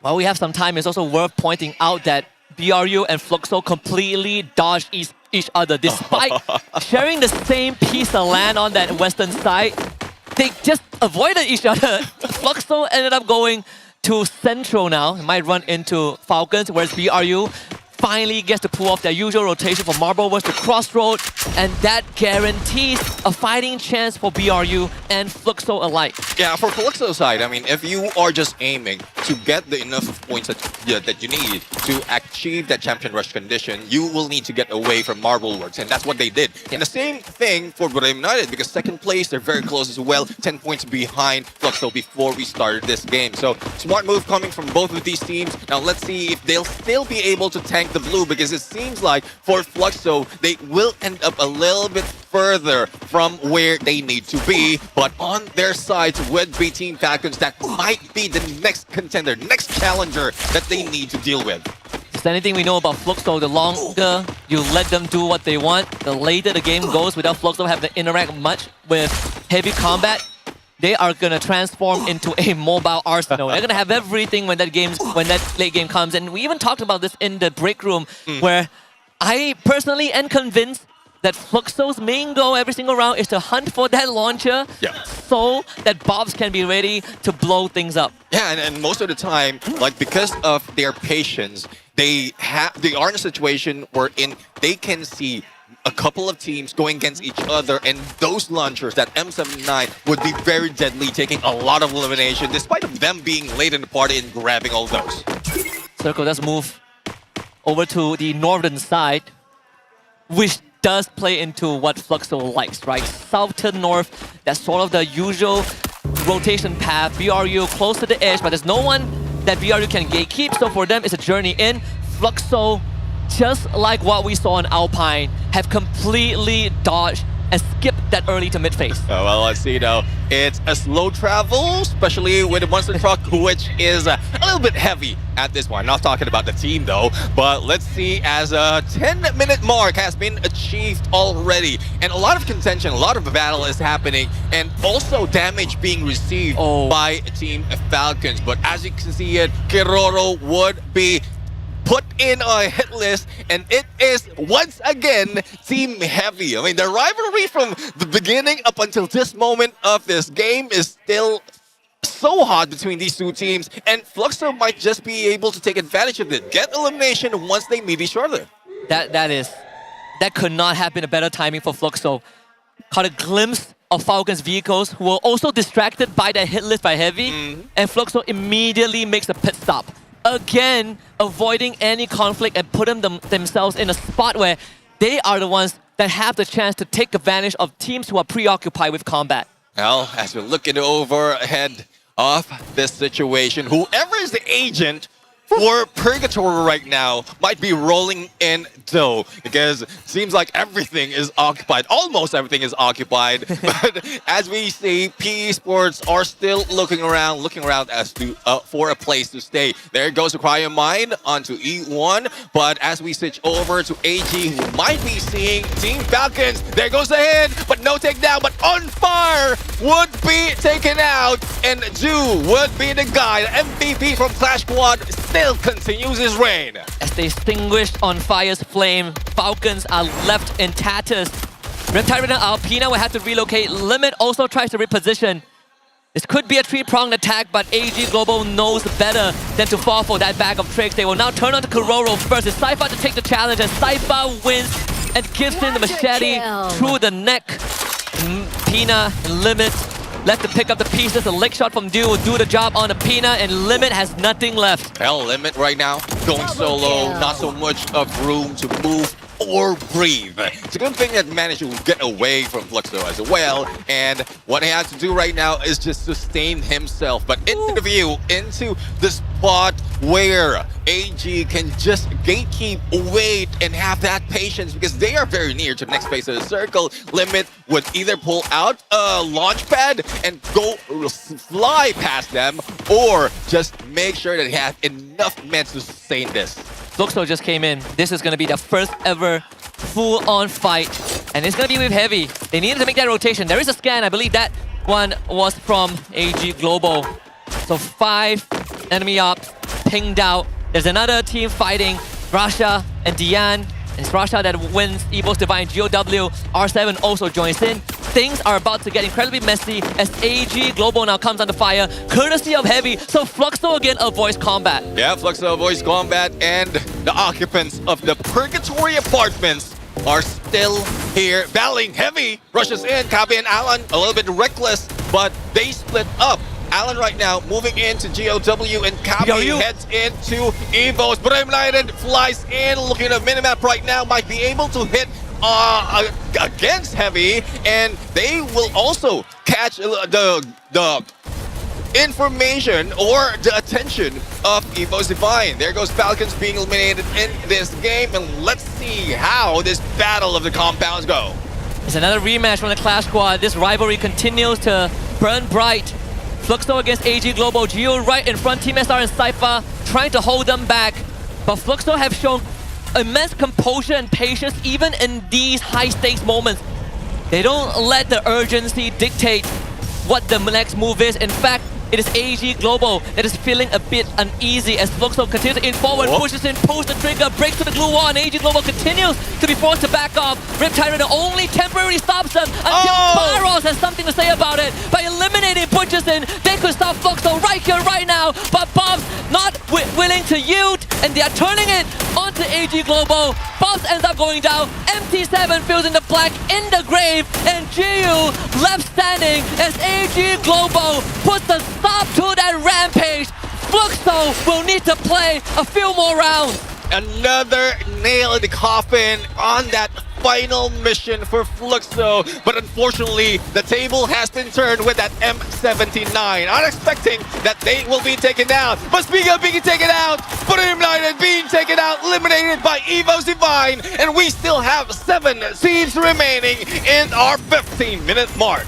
And we did say that Purgatory could be the breaking point for some of these teams, and the tempo has been broken completely by EVOS and AG Global. No Fluxo, no BRU, no Falcons. The table is now wide open again. Just like Movistar R7, out in the open with PE Sports raining hellfire on them. But if they avoid PE Sports, they're running straight into the jaws of the White Tiger. And the White Tiger will just be waiting. And a lot of people right now on this side. Della needs not to be moved, otherwise he will be taken down. Heavy right now, moving away, but Ray, AC-80 in hand, takes him down. 6 teams remain, and this arena is on fire. Evo's receiving a little bit of damage from GOW. Rip is already down. Aim God trying to recover, and Demon being taken out. And there goes GOW going away out to the lobby, and we have 4 teams left. Imgar was sacrificed in the process, but for EVOS, they're definitely counting their blessings. The fact that they only lost 1 member in all that chaos is the best case scenario. AG Global now turns into this 2-4 4v4 and they immediately take care of E1 Esports. We're down to another Southeast Asia derby between AG Global, EVOS, and PE, the big three in this final circle, with PE the ones who are at the most disadvantaged position with only 2 men left. Yeah, 2 men left and also being damaged. AG has potential to just wait this out and use their numbers to win this fight. Razia on the shot and will be taken down by Cypher. 21 elimination from the champions of Clash Quad and still on the roll. And EVO's being taken down. Only 2 players remaining. Nero is down. And looks like EVO's or AG Global would be back for another Booyah, the first Booyah in the Grand Finals. And they turbocharge themselves up the standings with 35 massive points off of the monstrous performance of every single member of the team. Barros and Cypher coming online as a dynamic duo that we have seen throughout the entirety of Clash Squad yesterday to put Fluxo in their place and then convert that rotation into a Booyah on Purgatory. Well, it seems like from the beginning of this game, there's the first team who really grabbed all those points, taking out RRQ in Forge in first circle and continue going in against other teams like Fluxo, and towards the end, having 4 players alive, maintaining that composure despite of all those eliminations that could have bring so much of energy that they could have been taken down. This was sort of what we also talked about during that Alpine map, where we were concerned to a certain point if AG Global runs into Fluxo, they will be held to pay. Yeah. Because statistically, AG Global has been winning these 4v4s if they are the one who gets the drop onto Fluxo. And in this case, we see that in action again, despite Fluxo being the one that runs into AG Global and starting that fight. But this final circle was prepped from the very beginning. AG Global knew that they had it in the bag and there was nothing that they could stop them. 35 points, a Booyah plus 23 eliminations. AG are now in the conversation. And AG, not only have they taken the record for the first Clash Squad champion, has broken the record in the highest match, the highest points that they can grab in one match. 35 points. And I was not thinking this is possible, especially on how heated, how strong, how determined everyone in these grand finals are. But AG Global still running their own script. We were floating the idea of what if AG Global, off of yesterday's performance, takes that wave and it becomes a double champion this weekend. And now that possibility has resurfaced again. 35 points for them and everyone left fighting for scrap. EVOS Divine getting 16 on second, PE Sports with 15. But then you look at the front runners. Yeah. Falcons with the most out of the top 3, 11 points for them. BRU only getting 5 and Fluxo only getting 2. So for Fluxo and BRU, they gotta wait one more round to even have a chance to win the whole thing. We proposed the idea of ending it by round 5, but at least now we are guaranteed 6 maps. Well, let's see though. Let's see. The travels, the story can change overall, especially from what we've seen. And Fluxo, 65 points and very close to achieving it. Denied in this game. Brim United as well. Wherein only 5 points has been grabbed. 27 or 22 or 17 was needed earlier before this game. And now it's down to 12. Now, let's see though if they'll be able to farm all those points before heading into engagement, because it seems like the slow approach from Fluxo and Buriram United was okay, was pristine. But because they were the most aggressive in this game, they didn't cut down the numbers of those opponents. But as we look into AG Global, I mean, A124 making a comeback in this game and Chrono still in the mix, despite of some of the teams not really utilizing it to perfection. I think the main difference between what AG Global is running and what Fluxo was running was that Steffi, right? That's the sort of the only stark difference between these two teams. But I think in the grand scheme of things, AG Global, they have been in this spot plenty of times in the Battle Royale finals. They've always been the one that is surprising the crowd. They've been the one that really comes out of nowhere and scores a big round. But it's about crossing the finishing line. Yeah. They've crossed it once yesterday. And if this is the performance that we're getting for AG Global, they just need one more push to get to that position to step on the podium, just like how they were in EWC, but they missed out in the final round. Well, let's see though. As we can see right now, AG Global put so much of effort, and that is also thanks to Sypha, our MVP from that game.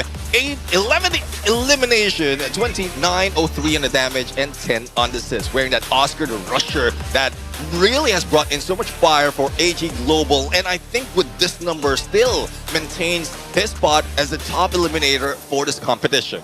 Sypha on form has been that reoccurring theme, right? Yeah. When we say that he's at his best, Sypha is always the reliable pillar that AG Global can lean on, and that's take the burden off of the captain due to.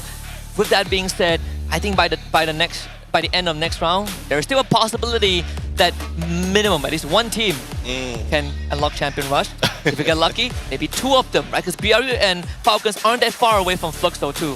Well, let's see though if that is possible really, because with that number of points, it brings them a little bit closer to going for that top 3. But as we look at the highlights right now, and this is how they really control that situation against Team Falcons. And even against Fluxo, they just waited. And we know Fluxo is that patient team as well, but they played for the pressure of that blue that gave AG that advantage. I'm slightly shocked that with all that patience that they have demonstrated, they were the ones who sort of made the hasty move, right? We saw in that earlier clip that Bob sort of exposed himself but decided to commit anyways.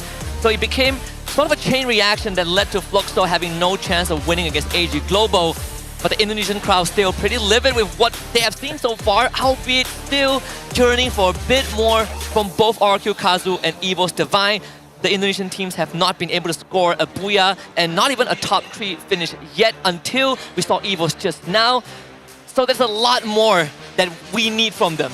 Yeah, and it's one thing though that we were asking at this point, but before we go to that topic, let's take a look at the weapon progression, wherein from the beginning, it's just AC80, getting that information coming from Sypha. For the rest of the teams right now, I mean, they are slowly getting elimination. I did mention RRQ is one of their targets. And then Circle 3, that's where they met a lot because of the numbers of teams that's still alive from that circle. And then towards the end, Circle 5, I guess that's one M79 would be the badge that would be given to Bobs because that's what brought him down. Yeah, and that is basically sort of the end game loadout, right? You achieve your final form, your final build. AG Global, when you are in this state as a team that is very proficient in playing that late game, when the odds are so high and things start to get chaotic, AG Global excels in these situations. Yeah, well, let's see though if this is something that they can continue on. Motivation is high for this team, especially with that huge amount of elimination as well as from what they've gathered from yesterday. But we know for a fact that some of these teams will still be hustling. They are getting close as well to Fluxo and Brim United, who I would say would be the target, the target of everyone, just to extend it even further, extend this game even further, and they will not be left behind, not getting or not achieving that champion rush condition.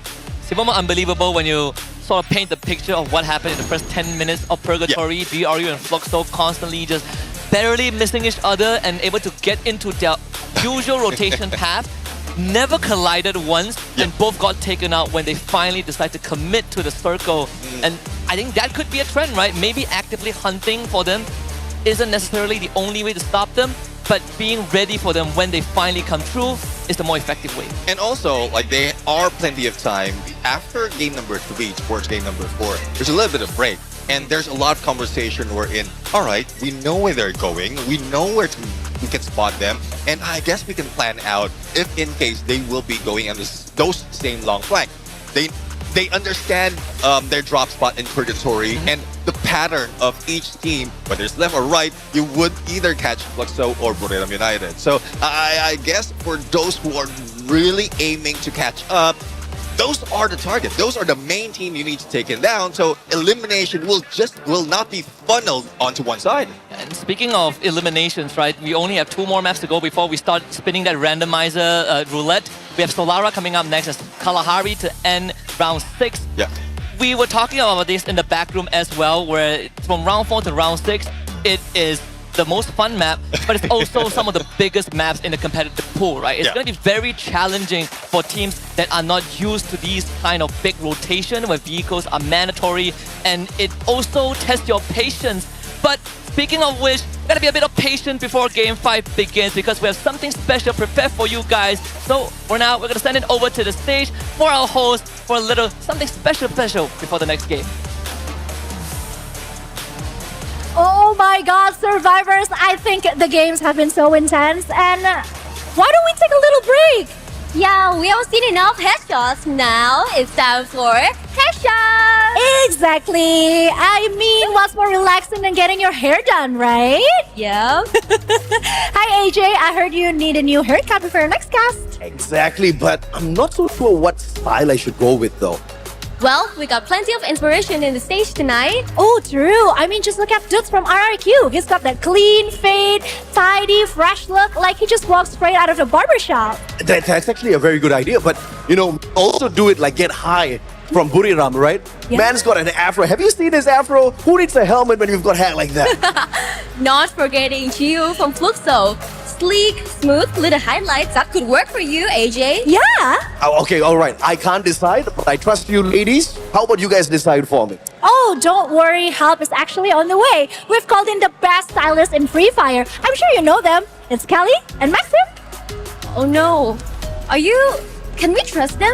Oh, totally. Kelly, Maxim, and friends just opened their new hair salon, and it's pure chaos. Teamwork, timing, trust issues, everything has in this game.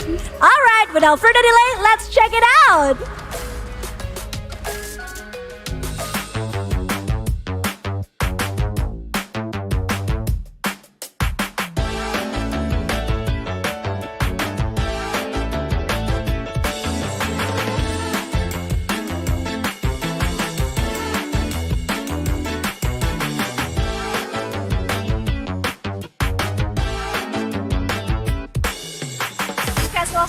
So that was it. Garena's brand new casual co-op game, Shopping Carts. That was dangerously fun. I know, right? Kalau kalian suka chaos, kalian suka sesuatu yang seru, kalian pasti suka sama game yang barusan. That would definitely be your favorite game. Yeah, 4 players, no coordination, and all-out chaos. Sounds like the perfect party game, right? Yep. Choppy Cups, a fun, creative co-op game with your favorite Free Fire characters, now available on Steam. Grab your friends, your squad, or anyone brave enough to trust your scissors. So once again, that's Choppy Cups. Go try it out, and now let's pass the floor back to our casters. Take it away, casters! Thank you very much, Conchita and Yoonsul, and hopefully AJ was able to decide after that, and also Kelly and Maxim can help him out. But I'm really excited to also play that Choppy Cards at this point. But again, the excitement is slowly building up. I am here in the crowd as well in the arena, just cheering on their teams despite of not ending that much later into the game. This is what they need, because the next map, as you did mention, would be a bigger one or a newer and exciting one, which is Solara. I just want to say that the atmosphere has been nothing less by electrifying. We're literally sitting in front of the super fans of Evo's Divine. And on the topic of Choppy Cuts, you know the selling point for me? I can toss my customers across a river. That's all I need. That's all I need. I need some good biceps and, you know, get them in the barber chair with a 10-mile drop. Solara coming up next. Archways with plenty of creative means to really surprise your opponents. And funnily enough, not Archway, but Solara was sort of the map that AG Global closed out the Clash Squad Finals yesterday too against Fluxo. So the stars are aligning for these teams, but only 2 regions have really stepped up to the occasion, and both of them now have 2 Booyahs in totality. We have Brazil with 2 on the hands of Fluxo.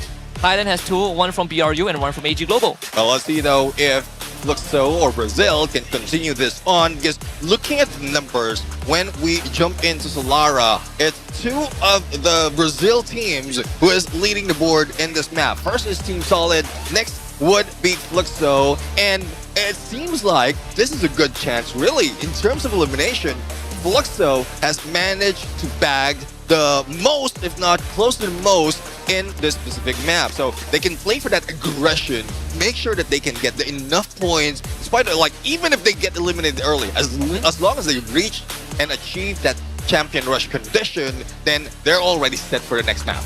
And so far they have been really finding a lot of successes until map 4 happened.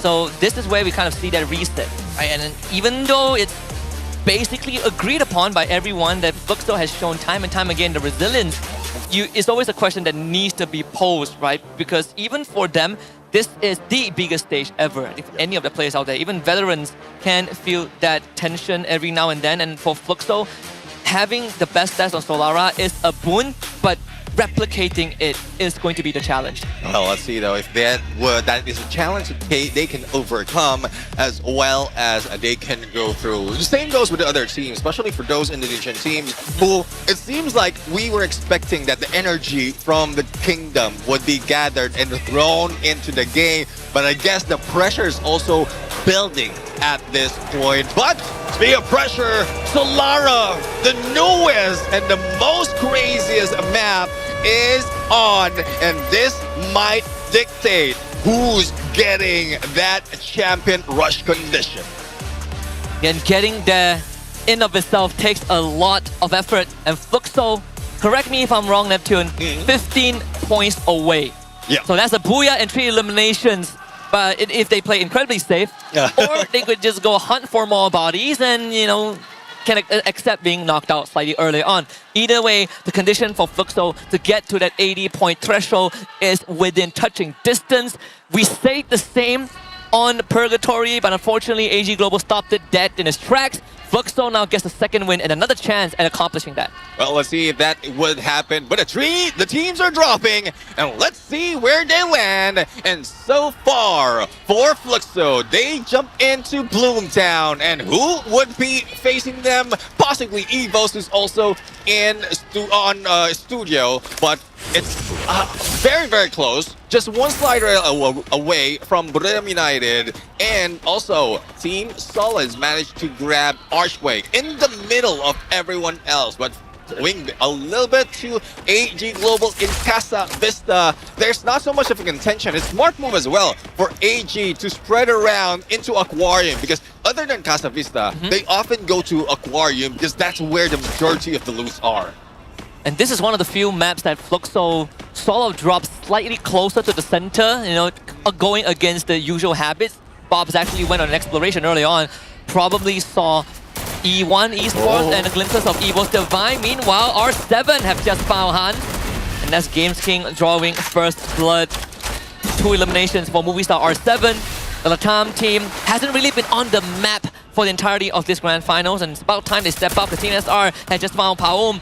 It is going to be a 1v1 on both ends. Cypher onto Viting XP, and he's winning out that trade. Viting XP with the Inhaler, tries to relocate, but Cypher is a bit quicker on his feet, and that's a takedown. And Paum right now flies away, and seems like he'll be able to manage to go away from AG. But Launchpad, same that he used, will be taken. And once he dropped, there's another that will back him up. But there goes the shot, there goes the blue wall as well. But Paum right now might not be able to survive any longer. But he was just destruction at this point, and 2 remains for E1 that might be able to revive the full squad. You look at the right side of your screen, overall damage leaders so far are only from Fluxo and BRU, plus Dudes in 5th place. Well, Joker has just overtaken that because they actually made a live update. Still, Brazil and Thailand have given us more above and beyond in terms of that performance as a region. But Bob's, I think, is quite a surprising number, even though we did say that he loves the grenade launcher, but to see him as a top damage dealer, it's shocking in a good way. Yeah, definitely. I mean, and you did mention that this is where M79 is really proving a point in this game. And both Bobs and Jonah have been using that specific weapon, and they are bringing a lot of damage. So I won't be surprised with next season, if not next few games, M79 would be used by a lot of teams, and more chaos would be found into Battlefield. But you're taking down Paum, so another point under the belt of Evo's Divine. It's also to reinforce your point about the elimination leader. We actually got a glimpse of it on the screen. I believe Cypher, like you mentioned, still in the lead by a mile. I mean, he clocked in 11 takedowns in the previous game. That should set him apart from the pack, from the hurt. Movistar R7 reeling with only one member left. E1 gets a full revive. So most of the teams taking it slow. Fluxo encroaching onto Evo's Divine's territory for the second time this map. Well, let's see though. Now we are seeing as well as R7 slowly revive the full squad. And I didn't expect Solara to be this slow in taking down one opponent, but you know for a fact that the elimination is not as slow. Even the engagement is not as slow. Now Fluxo right now, the challenge of Evos is getting near, but good enough on them. They managed to get an arsenal that would fortify their front, and MT7 is still on standby just in case anyone from Evos comes up. They put out a hit list onto AG Global early on, so AG Global, if they take that challenge, this can get very messy near Evo Drain. And MT7 makes sure that if there's any business to be done with Evo's Divine, he's going to be the one that comes out on top of that deal. Aim God will now need rescuing from Kochu. As the storm forms around where Fluxo is, they will give some respite for Evo's Divine, but Fluxo wants to finish what they have started, and GU plus MT7 puts in the 1-for-1, and that's 2 head start points for Fluxo. Now let's see Evos back away out from the lightning zone, and Ray managed to use a launch pad just to get away from Fluxo. But right now, it seems like it's not only Evos that they need to deal with in the horizon. We're seeing a glimpse of AG, and that might be another, probably a round 3 just in Battle Royale. But for Rasia, he managed to win that fight against Fit9. Revival for the rest of the team has been done, and hopefully this is the form wherein they get back up, because Bloomtown is occupied by 3 remaining players that is just waiting on Rasia. So the hit list on AG Global was actually from RRQ. No wonder they didn't pursue Fluxo, but they came dangerously close. And AG Global decides to back off, and they are the ones that set out a bounty for Leon. So Fluxo really breathing a sigh of relief as On Fire now engages onto Heavy. Mufasa gets picked back up. Alan also finding the Weezer, needs a bit of help. Don't Cry ends up going down to Dian. GOW from a separate angle, making life for Heavy a bit more complicated as they relocate with the launch pad, push themselves in safe hands of the compound. But there is a chance that they get sandwiched by Team Solid. Now let's see though, if Team Solid really moves, then that would be not looking good. That would not look good for Heavy at this point. Waterfall, a good spot as well, because the vending machine would be there if in case one of the players will be taken down. As long as you have enough Free Fire coins, then you can always bring back the back. But for Bitten9 alone, despite of Leon in a good view to take down any contending him, but he's still out in the open, and Bitten9 will need to survive. Aim God tried to do so, hit by Leon, and now backs away. So Evos control this compound, holding them back, and Riptide Rhythm would clear the way, but there's still a little bit cover for E1. And E1 didn't really have much time to recover because they have been on a revival spree. Bitten9 finally forced off of the roof, and now Evos are hunting for blood. Bitten9 to get the heal up in time. Aim God swings the corner, and that's another point for Evos as RQ also joins the feed with takedowns onto Heavy. RQ is the one coming out on top. The Indonesians are coming to life. Just what we ordered, just what the crowd have been wanting since the start of the evening. Now 2 eliminations already, and Maal with an RGS might be able to damage those players from Heavy, but they need to be cautious because Team Solid is just next to them. And, well, not quite sure what movement they have to do at this point because they're in the middle of the zone and there's not so much that they can do. And most of the time, if you're in the middle, you move like fan out towards the edge. That's where you met more trouble. So I guess what they have to do just now is defend themselves and make sure that no one from either Team Solid will be able to go against them. So then Cryo Mine being tossed out too.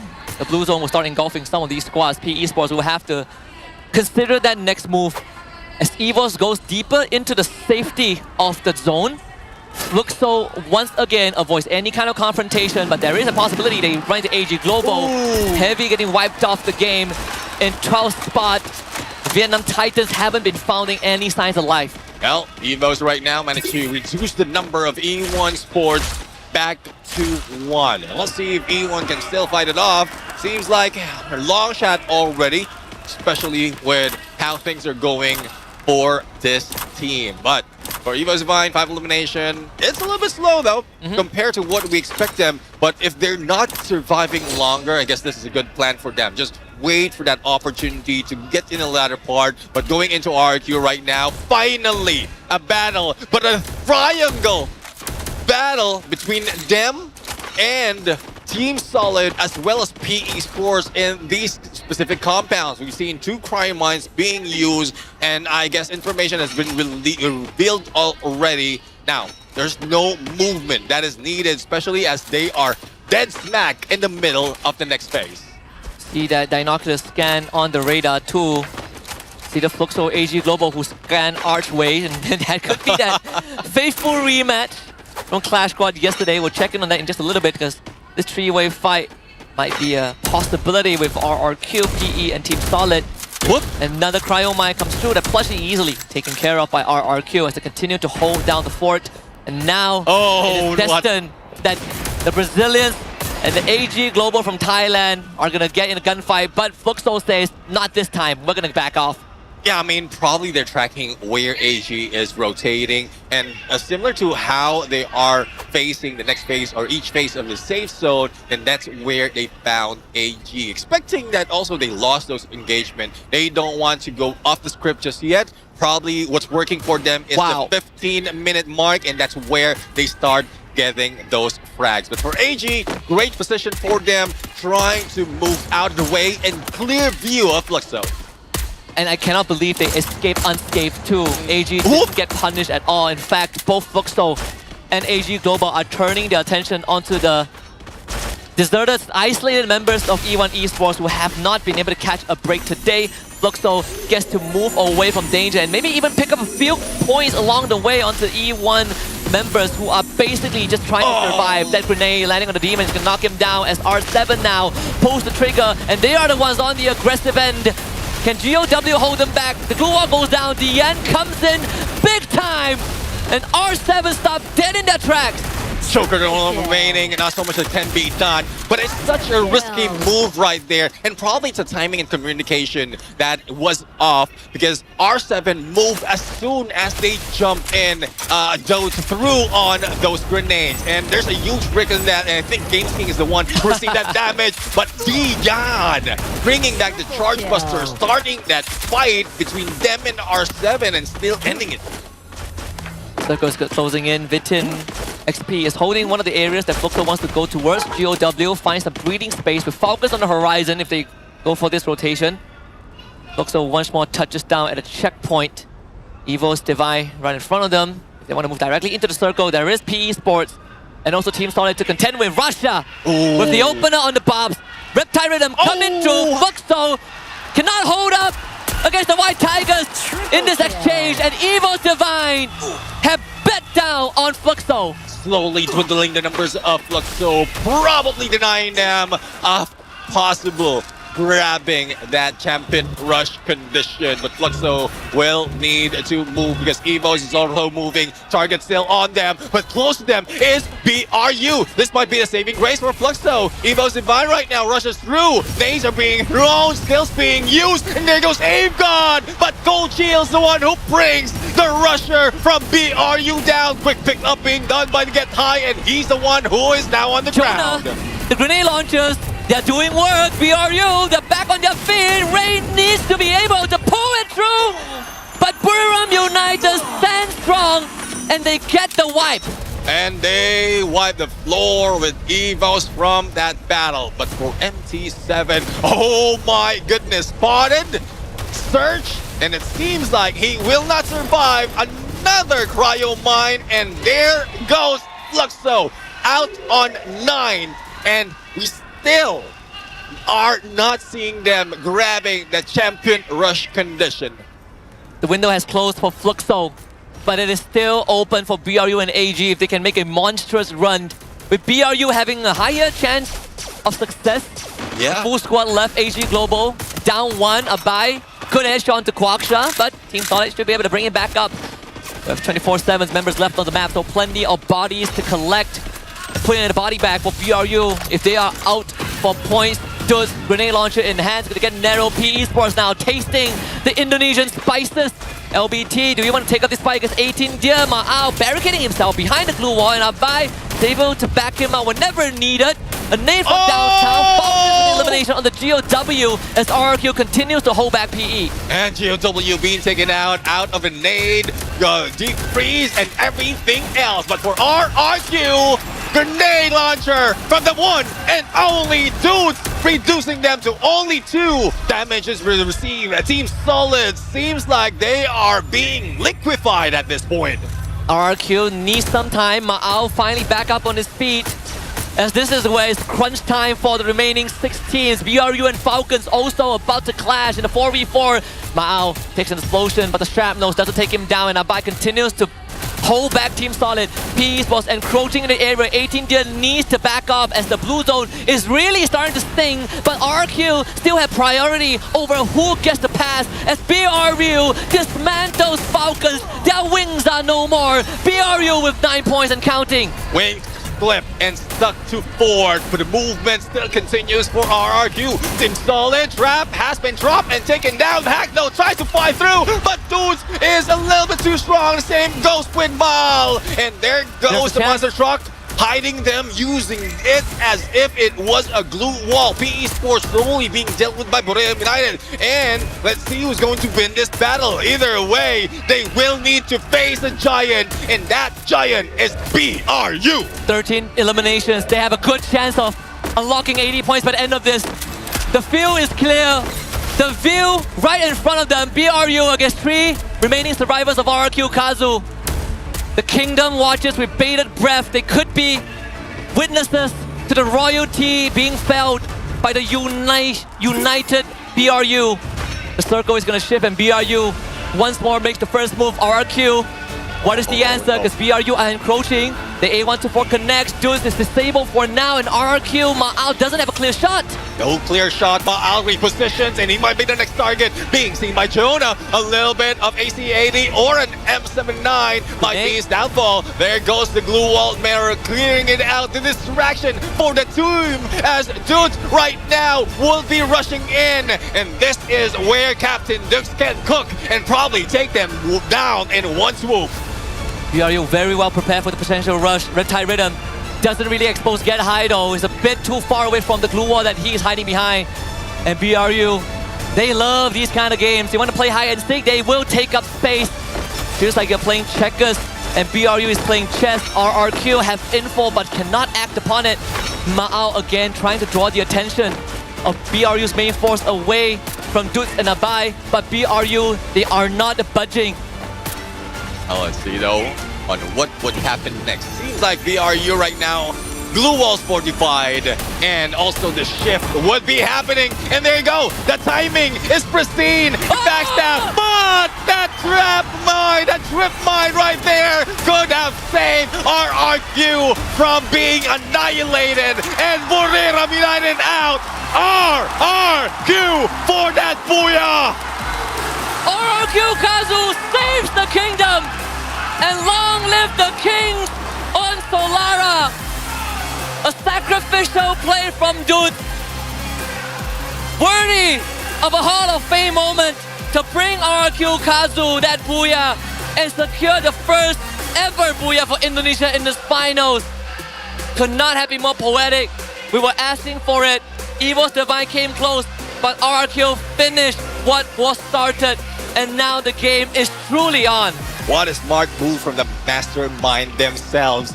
And I'm really loving how that final moment just turned things around. And it might be a denial of Booyah United as well in grabbing that coveted champion rush condition for this grand finals. But this just brings RRQ back in play for that challenge.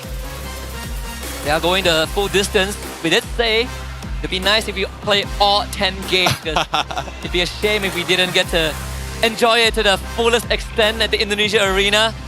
But we have to rewatch this Booyah last shot out. In this case, the Booyah's final trip mine.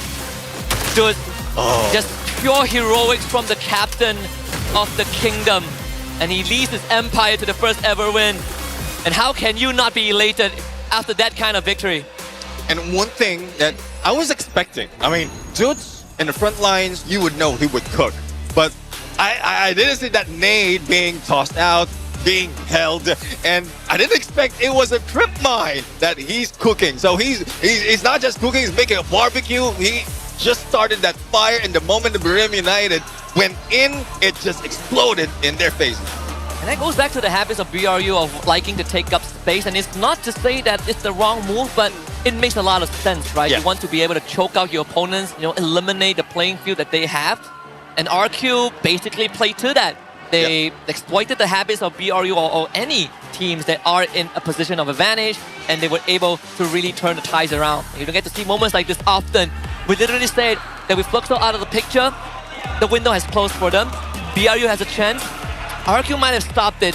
We can only find out when we checked in on the overall standings, but just to give those mathematicians out there a little bit of tease, here is the standings after Solara. 25 points for RQ Kazu, 23 for BRU, 16 for GOW, 13 for AG Global, 12 for Falcons, and the rest is single digit. Yeah, it seems like for Brim United, 23 points in there, and they might have achieved the champion rush condition. It was very close between them and Fluxo, and Fluxo, for twice in a row, denied. And what they had to do is just like either put so much in the early games and just let it go the moment that you achieve it, or just do the same play. And there you have it.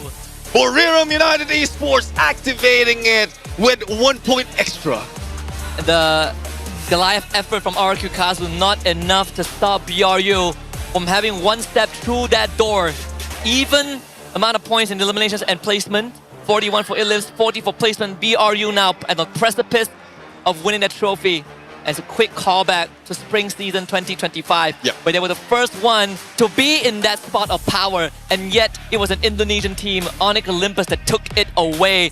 This time, they are back in the exact same spot, and BRU, God hopes that they close it out now. Yeah, let's see though. I mean, they might need a lot more than waiting, but let's see though on Booyah's team stats right now for RRQ. For Maal, he is wearing, that's Kyler, Moko, Maro, Suzy, and Arvin. Tac Market for 2, Team Booster for 2, Common Tactics, and it has been pointed out by AJ as well. If you have 2 of the players for Yuchin that has Attack Market, it's possible that you can activate all 6 of those, or rather, Team Boosters, all 6 of those boosts. And it seems like that would be the plan for most of the time. But going into the damage, it is Toots, who has brought in so much together with Abe, but elimination being taken by the sniper. 5 on elimination, 7 knockdown, and 2 on assist. 18 tier seems like he is running out of breath and being the clutch king.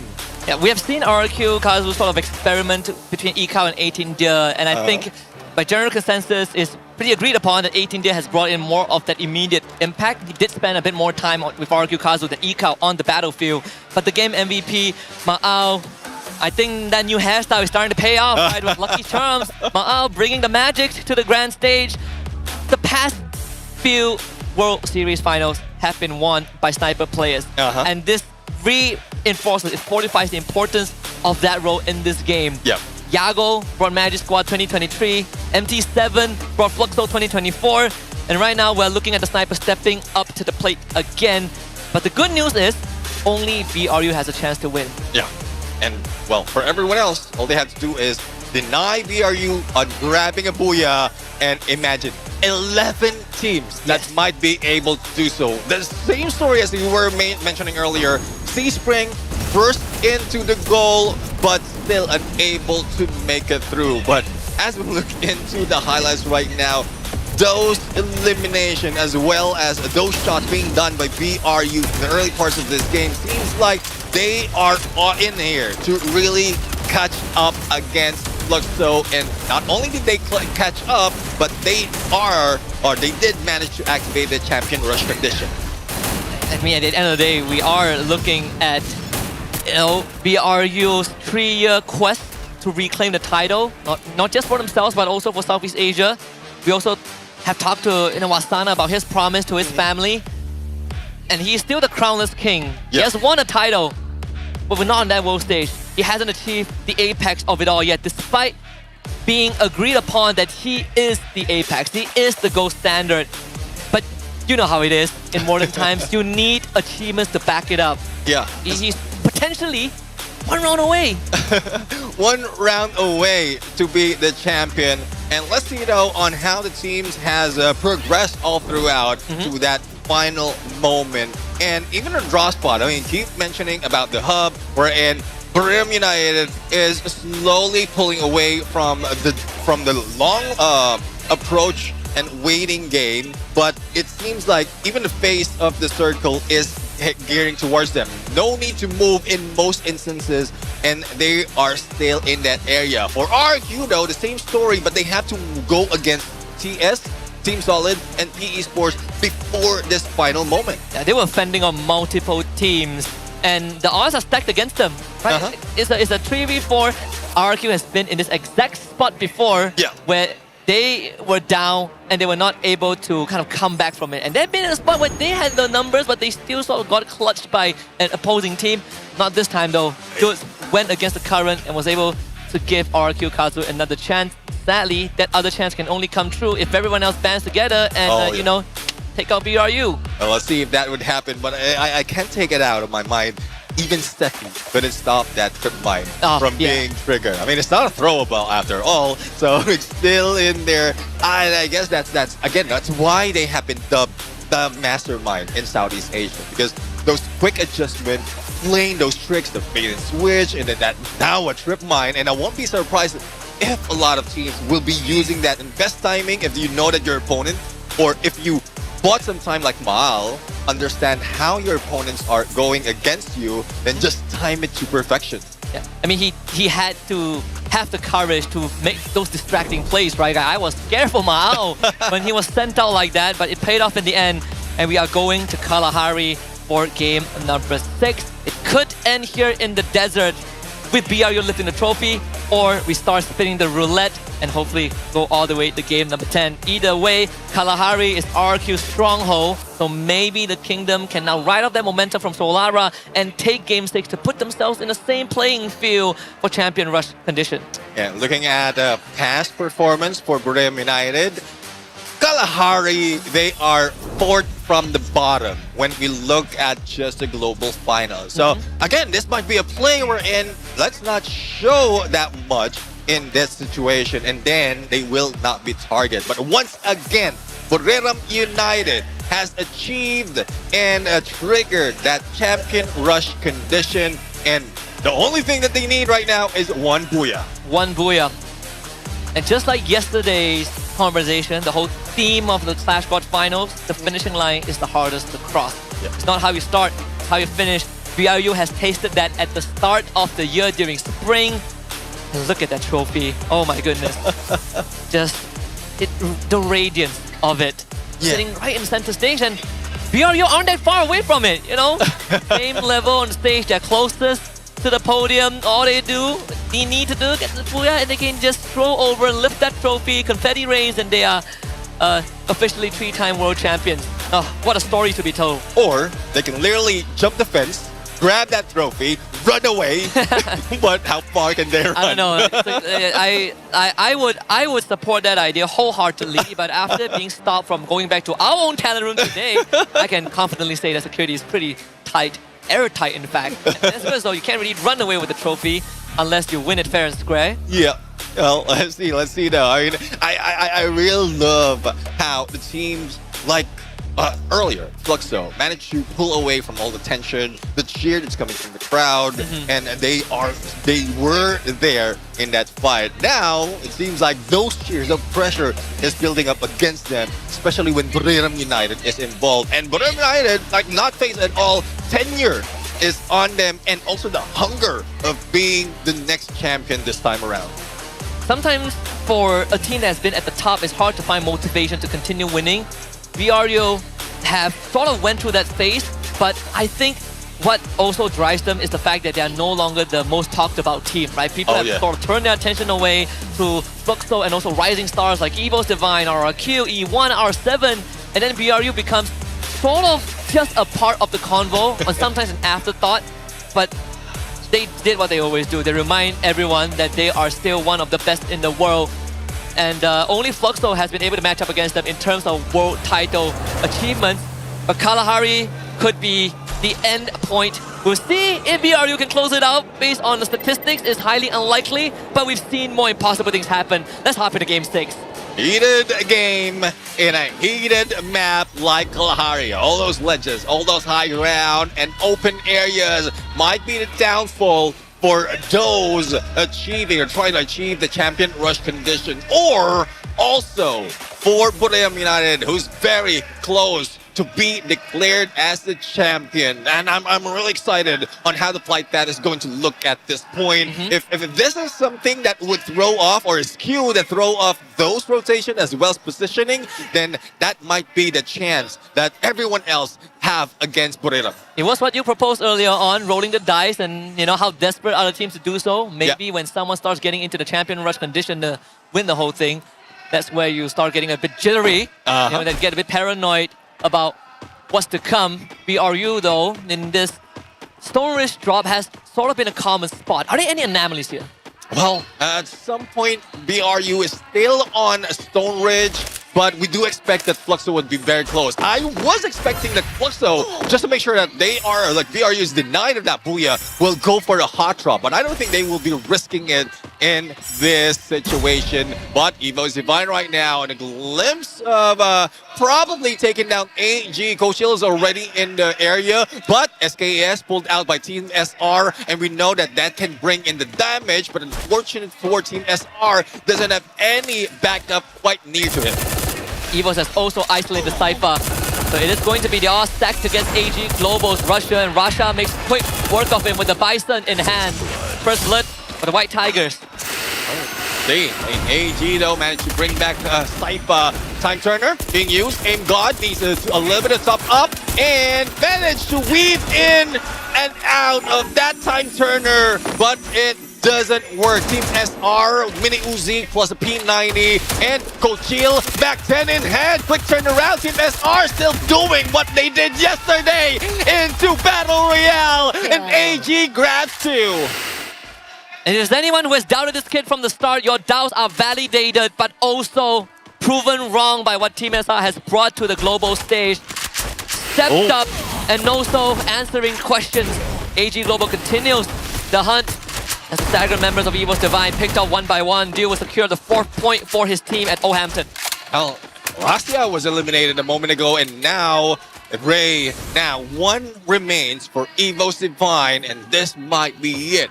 They are close to being taken out, losing that opportunity as well to get that champion rush condition. But for Cypher, because of the noise that they made, seems like it has caught the attention of E1 Sports in Shrine. But Shrine and E1 is, they're not bringing that fire. They're not aggressing against AG, knowing for a fact that there's someone there. But those, even the other teams who are in the surrounding area, they're just being passive at this point. Just aggression from a distance. Just make you get scared a little bit. Teams that have been very consistent with their rotations, like BRU, AG, Fluxo, to a certain degree, have been skilled in avoiding combat in these early stages. And even if they run into it, they are very good at disengaging from it. It's advanced level of discipline that takes a lot of experience and decision-making to achieve. But like you said, Aim God really doesn't have anything, and that's the cons of Kalahari. If you put yourself in a bad spot at the very end, at the very start, you can only hold your breath and hope for the best. Yeah, still have that 400, and if the timer hasn't run out just yet, then he could revive at least one. But Riptide Rhythm and everyone, and there you have it. EVO's Divine eliminated on 11, the first team in Kalahari. But battle's not over just yet. It's until BRU gets close to that Booyah. That is where they can call it quits.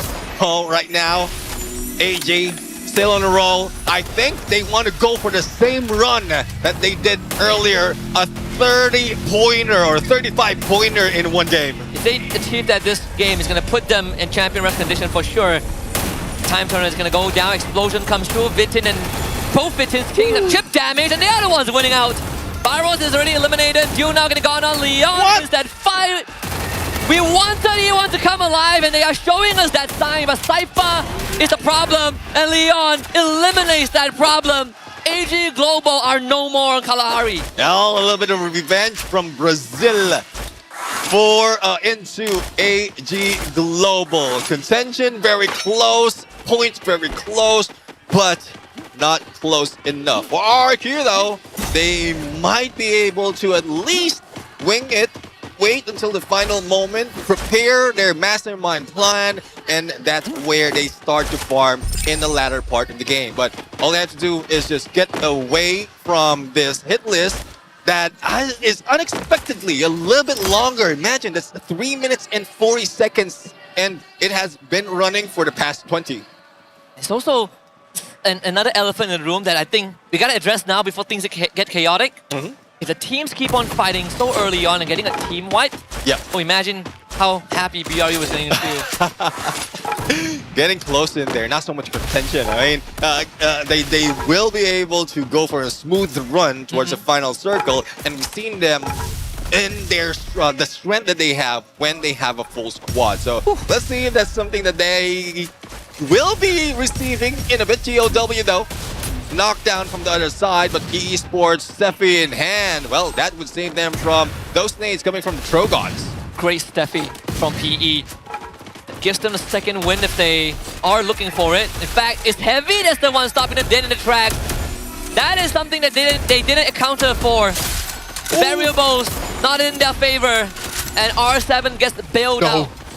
No, Heavy managed to go for a knockdown for those eliminations, and they might be baited out in here to go against R7. There's still 7 teams or 7 players in this area, and Heavy might have run in there a little bit too early. GOW on the other side, especially with Demon. That is deadly, and let's see if Heavy can pull away from this, but PE Sports now grabbing attention of GOW, making R7 safe for now. Nero was able to bring LBT back just in time, so PE Sports finds a lifeline. This compound gets a bit more crowded. Heavy starts taking fire. Leon with the Winchester is starting to put bodies on the floor, and R7 willingly helps them out. Heavy will be forced to back off as E1 pushes forward. So PE Sports gets to disengage off of this chaos. Heavy will have to reconsider the options. GOW not willing to back down and turns onto Della, but Heavy also takes the damage. A 4-way fight. 4-way fight. Let's see if they can get the compound similar to what we've seen earlier. And yes, it is it. This is it. Bayfront occupied once again. The play for some teams is grab a compound, hold on to it towards the end, and it seems like it would be chaotic in a bit, especially when E1 Sports pulls away from here. They just sense how much pressure can be brought in by teams like R7 and Heavy. BRU just arrived at the horizon too, with Fluxo behind them. Ma'ao gets a great snipe onto Nero. PE Sports continues to suffer in this game. They did get a full revive earlier on, and they will do so again. Lao Ho bringing his teammate back. So PE Sports gets a lifeline, but we are 8 minutes in. So the margin of error starts to shrink for PE Sports. It might turn into just a survival game with the lack of arsenal left on the map. It's just unfortunate we don't have that much in this game. But for E1 Sports, managed to back away from potential engagement, but they put themselves in the team who's really aiming, not for elimination, but just the Booyah. And if E1 is a team that would be in their way, they might be taken out. But good thing though, they might be distracted as well with this hit list still running against RRQ Juts. Another determining factors that could change the tides of battle would be Fluxo. Oh yeah. They just arrived at confinement. But that would also define the chances of BRU. If Fluxo gets wiped off the map, for whatever reason, BRU frees themselves from all sorts of responsibility in having to deal with the rest of the teams until the circle closes in. It's going to be a very tense moment because the circle is still pretty large, but most teams have already gathered here. Yeah, I mean, there's not so much of compounds to work with, especially Kalahari, and you take whatever you can. Heavy right now flies into this very little barracks and they have the attention. They got the attention of E1 Sports, and also they're getting close to Booyah United. Now let's see though if everything would change in a few seconds, especially as the Blues closing in from second to third. A little bit of standstill from everyone else. Yes, shots are being fired, but no one is making a move. All it takes is someone to ignite a spark and set off the fuse. We might get pandemonium pretty soon. RRQ makes a big rotation. This is scary. BRU. They're not the ones who make the move. It's GOW. There's this binoculars used. RRQ might not know that it's BRU waiting. 4 spotted by the binoculars, and GOW right now has also exposed their position. But in a few seconds, we're going to see the next phase of the zone, and let's see if it would pull away from, well, everyone else who has put themselves in confinement. But for BRU and Fluxo, literally everyone in confinement is confined in those areas. BRU scanned confinement, but slightly too late. Fluxo just moved away, so BRU has no idea where Fluxo is right now. RRQ not moving, Falcons dropping in. It's E1, Falcons and Heavy. Leon holding that watchtower. Could be very useful in the right moment, but also to roll the dice, double S4, and he's making it work in his favor. On fire, gets hit by the Winchester! Vitin XP with Annihilation. Riptide Ritter comes through, Peanut on fire, barely holding on. Fluxo hears this gunfire happening. Cryo mine on both ends. Falcons and E1 both eat one in the face, but Falcons are the ones on the ropes. I mean, unfortunate for Falcons, they had it Steffi, but a few meters short for those on the left, or on their left. And that nade just ended 2 of them, and the focus is still on their E1 right now. 8 elimination. Shots coming from Fluxo has grabbed their attention, but they're not making that much of a move. They know as well that if they have a great sniper, they might be down. So they need to be cautious at this point. And on the other side, binoculars being used on Booyah United. So let's see if whoever runs against them or probably pulls away from them, those are the teams just making sure that they survive. Vitinai scanned out both BRU and RRQ Kazu. So they know that the only way is forward. There's no backing off at this point once you planted yourself so deep into the safe zone. But you can see the tension on the map, where it's going to break. With the highest possibility of a full team wipe is between BRU and RRQ Kazu here. But the question is, RRQ Kazu was shot by GOW. They got the scan, which was on BRU. But do they have any idea that that's not GOW? Well, let's see though. I think the ideation would be, if you get the scan, identify how many is in there to just make sure that no one gets out without you knowing. And that's a good plan as well for RQ at this point, but they might be losing out on time. PE Sports right now, Cryo Mine being thrown at them, but it seems like only one would be hit. And also, that will be destroyed, so it doesn't put up that much of a damage, as well as the effect of not bringing those blue walls. But Mal being hit as Booyah United now is making their push nade onto RRQ, but it doesn't make that much of a dent. They were able to stop BRU by bringing Jonah down low. Double Riptide Rhythm. Wasana has an entry point, but they decide against it. Shot by a third party. BRU are now sort of held back. RRQ has the chance to stop them on Kalahari, which is their stronghold, and a poetic fight too. What is the next move from BRU? They could recommit, but without much information on RRQ, it could be a risky move. Let's see, I don't think Booyah United would take this risk, especially when you have 10 teams remaining, one in front of you, and no clear path for a Booyah. That's the only thing that you need to do right now. But on the other side, E1 Sports has met the Captain Bobs and takes him down, but no confirmation just yet for GOW. Now, above them is PE Sports in the middle of the lightning zone, and let's see if they can wait this out. Blues closing in, and Booyah United and RQ getting close to each other. Only one level between them, and that poetic approach would be chaotic. Deuce is dangerous! Oh! He is dangerous! He has the grenade launcher, Wasana! Can you do it in this moment when the team needs you the most? 18 Jam comes through! Oh! They both go to the grave, but it's more than enough Another sacrifice by the kingdom to give everyone a breathing chance. They will be able to breathe enough, but this means that another contender might be able to get into achieving that champion rush condition. But before we go there, R7 demolishing PE Sports onto the edge of that previous zone, putting in the binoculars at this point, and they see it's clear, but it's getting down to the last 6 teams, and the arena is on fire. Fluxo gets given the best possible shot right now to unlock champion rush condition, unless Falcons can hit a 30 bomb or something, but there are not enough bodies on the map for Falcons to achieve that, and they're not in the best position either. Leon gets taken out, 5 teams remain. Fluxo now can bounce into action. Alan takes himself out, so that's not good news for Heavy. Fluxo now shows himself on the map.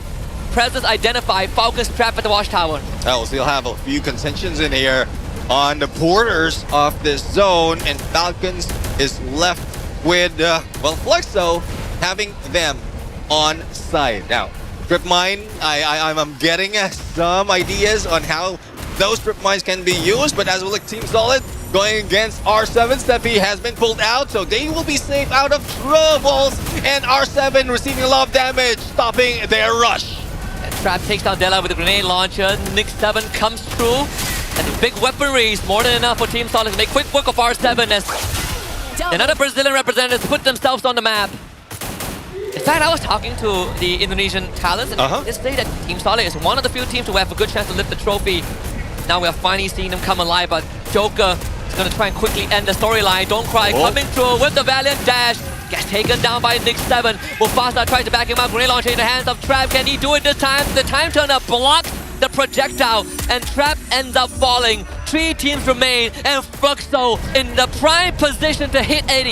Yeah, I mean, they're the only teams who have a full-man squad, full 4-man team, and they're getting closer to ending Heavy as well as Hack right now. Look at the backstab on Mufasa. Mufasa tries to fight back, and the battle of those but not so much is about to end, and Fluxo grabbing this Booyah makes them achieve that champion rush condition. Took them a bit longer than expected, but they now share the same red tape as Buriram United Esports. Both 2-time world champions looking for their 3rd title, a 3rd for BRU, and the 3-peat for Fluxo. And it cannot get more poetic than this. The only 2 teams that have the potential to win it by Game 7 are the 2 teams looking for their 3rd. Let's see now, the rivalry continues when we thought it would be in a slowdown or in a standstill, but this is what top dogs are made. When you put that much of pressure, they bring everything on, and yes, that's what you did mention. Might have been a little bit too late, but still in a fight, so Fluxo is there. Tug of war against BRU. Yeah. This tug of war has come a long way, and it would be quite a story to tell for the next 5-10 years, no matter how it ends, because Fluxo are back in it. They're back in the game. They were slowed down a little bit. AG Global, stopped them dead in their tracks, and then Game 5 didn't work out well. But against all odds, they stuck to their game plan, and this time it paid off big time. On side note, also, Dude has done it 2 times in a row. Yeah. And he is now the mortal enemy of BRU. Well, let's see now. Let's see. I mean, a 3-way doesn't hurt, but at this point, they need to be on that level. They need to achieve their champion rush condition to continue that storyline. And I'm like the number of teams getting that 80, that full 80 or even more, just increase the odds of those who are trying to catch up, those who have been left behind to also achieve it. And again, going back to the reference of Southeast Asia, spring, we're in the last to the goal was the first to the trophy. And it hasn't been that case, which is, I think, the craziest part, right? The only time that a team who is first to the goalpost actually scored was Evo's Divine back in EWC, and that took them 10 games. It took the whole stretch with half the roster eligible to win. We are not at that point of breaking point yet, but how crazy it would be if we get the same scenario again tonight. Yeah, I mean, and now that we've finished 6 matches, and they have reference already, and whatever will be coming up from 7th to the 10th. So hot drops will be happening, targeting from top dogs will be happening, and a lot more of that chaotic factor in opposed to the poetic factor that we're looking for. And then I think this is where the nerves really start to ooze out from the players, right? Or at least start to affect that gameplay. Yeah. And it takes a lot of effort to bring that energy back up once you have been kicked down into the dumps. You're starting to see reflect in Evil's Divine in certain engages where it felt like things weren't working out. But then you also see teams like RQ Kazu rally, Fluxo picking themselves back up. This is only getting more and more intense. Let's take a look at the game standings off of Kalahari, because Fluxo with this 19 points puts themselves in front of the podium too, sharing it with BRU. Movistar R7 finally showing some signs of light with 15. Team Solid and E12 delivering double digits, and Heavy closing out the top 5 spot with 13 points. Everyone else getting single digits. For BRU, it doesn't really matter, right? All you care about is the Booyah. Yeah, all I care about is Booyah, but unfortunately, they are at the bottom of this list. So, well, looking at it, seems like the West is making their comeback. Top 4 coming from Brazil and Mexico and Latam. So I would love to see them really work for more, denying those who are in arm's length of a championship, and they might be back on the board. But we want to see, though, if Team Falcons, who were earlier very close as well to getting that, as well as AG, can get it onto the next match. But today's standings, 2 teams already achieving that 80-point mark. All gamers very close, only 8 points away. And as they grabbed that Booyah earlier, also massive amount of elimination. I do believe if it comes back to Purgatory, they might be able to reach it. And this is starting to get pretty scary, right? We've seen the power maps of some of these teams. The fact that Fluxo won Alpine earlier on does kind of throw the odds off a little bit. This is 3 Booyahs for Fluxo out of 6 games. They've dominated half of the map so far. The ones that they are missing are Nextera, Purgatory, and Solara. Some of the trickier maps to play around. But again, just to remind everyone out there, the Booyahs does not matter if you're not the one that scores it after unlocking 80 points. Fluxo deserves their flowers, but it's not over until the D is done. MVP for this game is Bobs, but without Butchers in Dio and MT7, there is no good team for Bobs to lead to victory. Now, it seems like the Grenader of the team is back in play, and he would be bringing in that A124 once again. And there's one thing, the Steffi is something that we often talk about.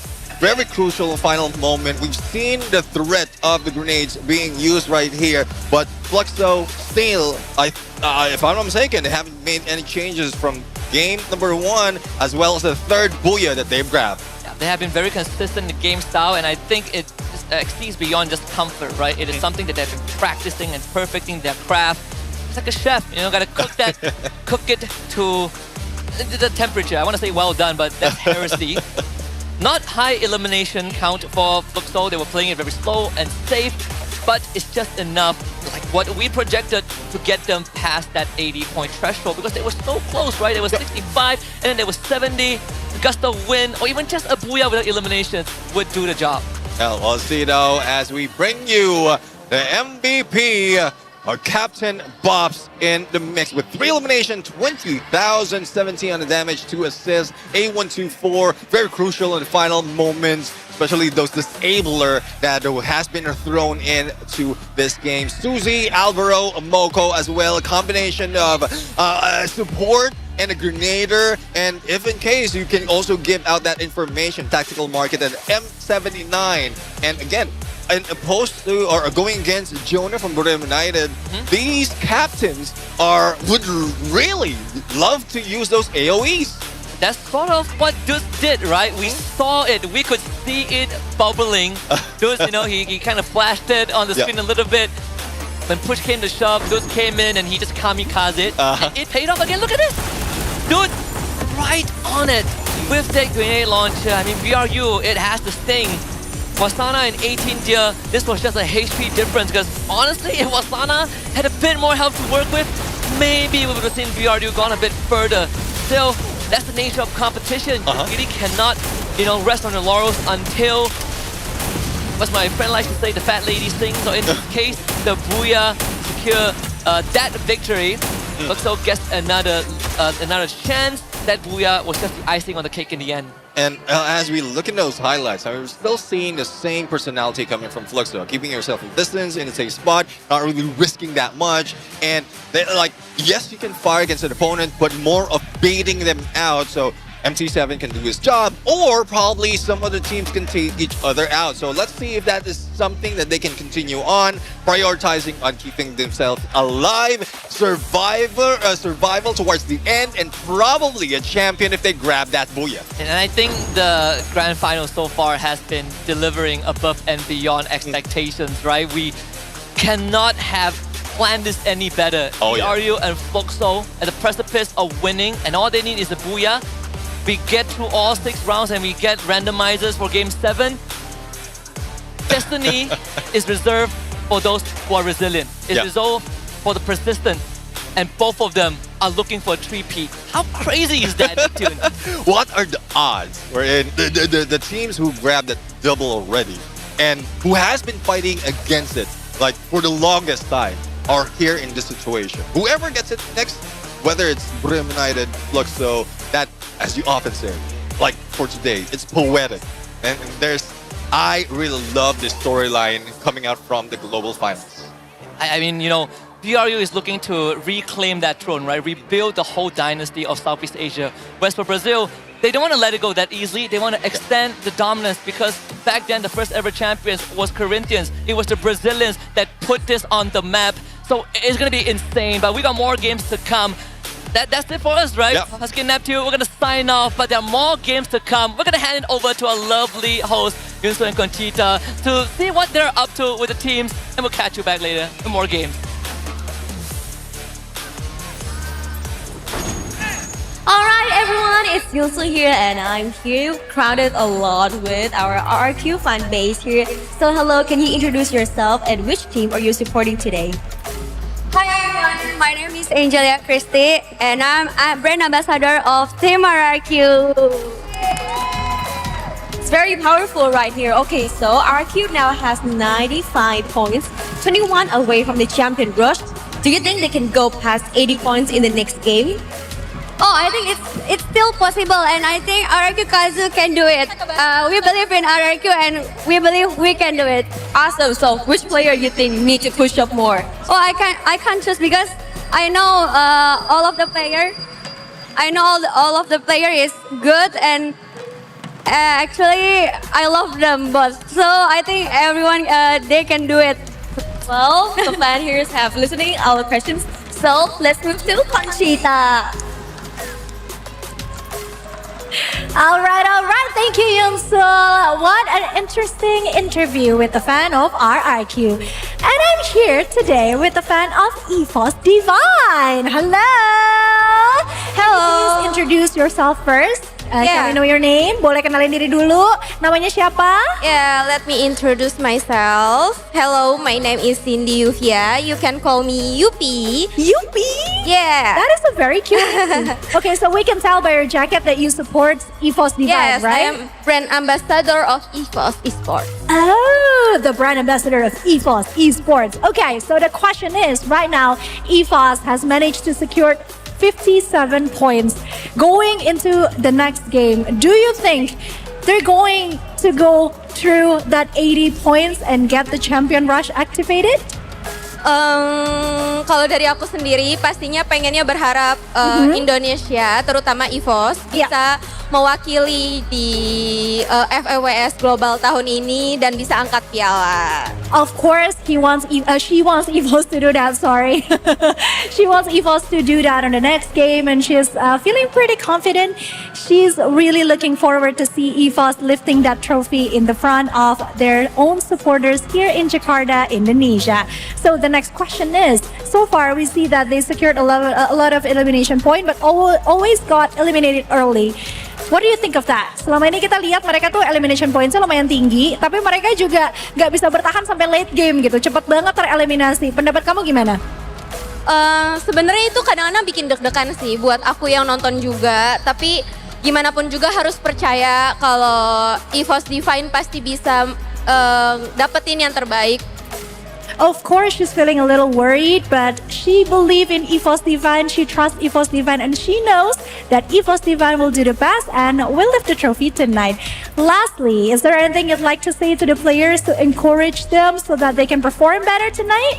Ada yang mau disampaikan untuk nyemangatin semangat-semangat para pemain kita nih?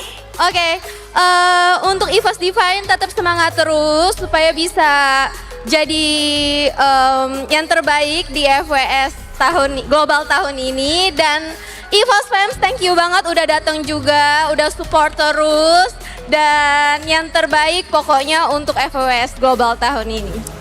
Amin. So of course that's her support for EVOS Divine, but if I might ask, who's your favorite player in EVOS Divine? Russia. Everyone's favorite, mine as well, so high five. Okay, thank you so much, Yupi. Good luck for EVOS Divine. And now let's go back to our casters. Take it away, casters.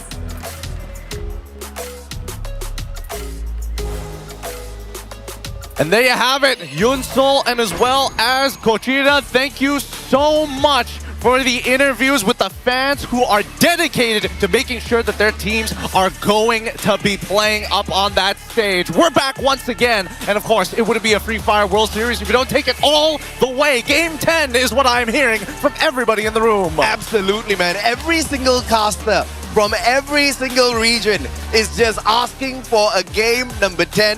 But the question is, will the two dominators, the two predators, the two lethal squads, Fluxo and Buriram, allow that to happen? They started off the day hot, and it looks like they want to end the day hot as well. Hey, big shout out to Husky as well as Neptune, keeping the seats warm and making sure that you guys are accompanied the entire way as they build up the story for us. And makes our job super easy, but my God, is this going to be one hell of a battle. Now, with two teams already at the champion point and other teams looking to catch up, the gap is big, but it's unfortunately not two maps big enough. Yeah, I mean, this is exactly what we're looking for. But thank you, Husky, thank you, Neptune, for giving us the pleasure of closing out the show, because this one could have ended early. Could have ended a little bit premature, but thank goodness there's still a lot more chaos in store here in the world of Free Fire. This global finals is just getting started. And usually, if we look at history, it has never ended on a Game 6 once this champion rush condition has come into play.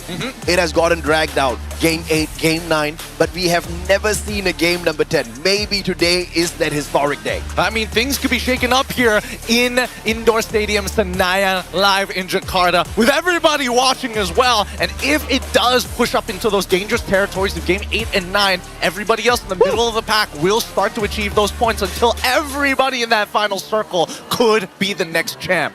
And of course, the best way to mess this up now for Fluxo as well as Buriram is by playing it slow. I mean, slow and steady does not win the race when it is champion rush. And obviously, Buriram, they wanted to keep every single thing that they've been collecting in terms of loot for the final battle, but they fizzled out way too early the previous matchup. I expect to come out the gates bursting on fire this time round. But which map is it going to be? Is it going to be a map that's favorable to these two titans? Oh, let's find out here. It is time for the map selector here. We get Solara here on map number 7. GG.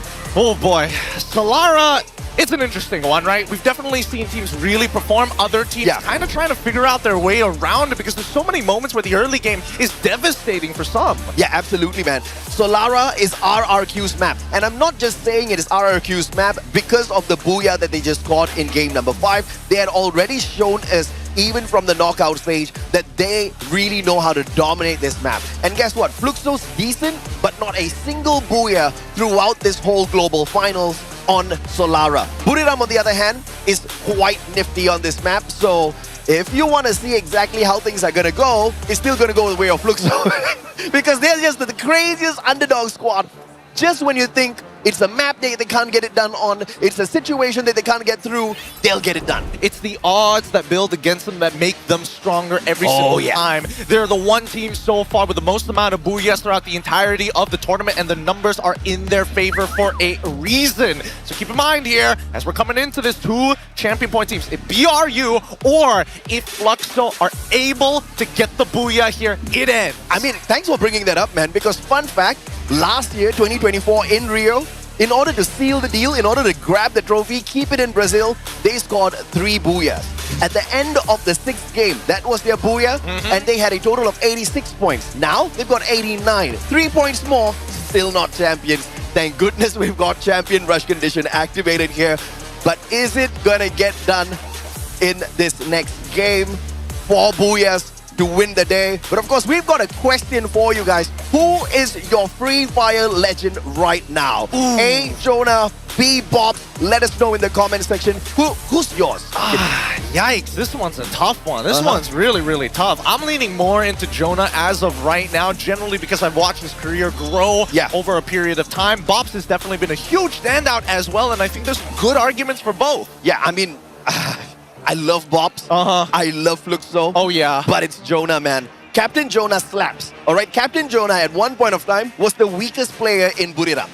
Okay, I don't know what it was. Maybe it's the meta shift. Maybe Captain got a little bit complacent. He just wasn't hitting the shots. He wasn't getting the damage. But when he became the main grenadier of the squad, that's where things kind of started rotating a little bit for the squad as well as Jonah to make that climb little by little. And now he is the greatest predator on the side of Buriram. Talk about leading by example. I mean, truly. And better yet, throughout his career, as he has grown, he has only gotten up from that point onwards and being the most consistent player. But here in this tournament, he's got some of the best stats you can see. That's the kind of person you want paired up in a duo. No doubt at all. And if you've got Captain Jonah leading the front lines, nading everybody out of the way, it's just going to motivate the rest of the team members to step it up. Because if the captain himself has been able to fix his gameplay, to fix whatever that he was doing wrong in these matches, what's your excuse, right? Because everybody else has been at the top of the game. You know who I haven't seen wake up fully yet?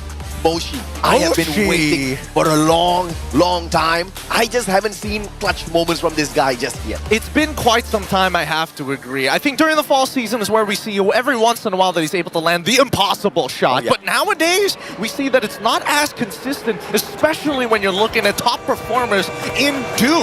Now, let's jump right into it. It is time, once again, the land of sun and of fun. We're bringing it back to Solara for map number 7. Up and on into the map where squads just have not found full dominance, full control, full mastery over. Throughout the competition, a total of 7 Booyahs. And every single Booyah on this map has been from a unique squad. How about that?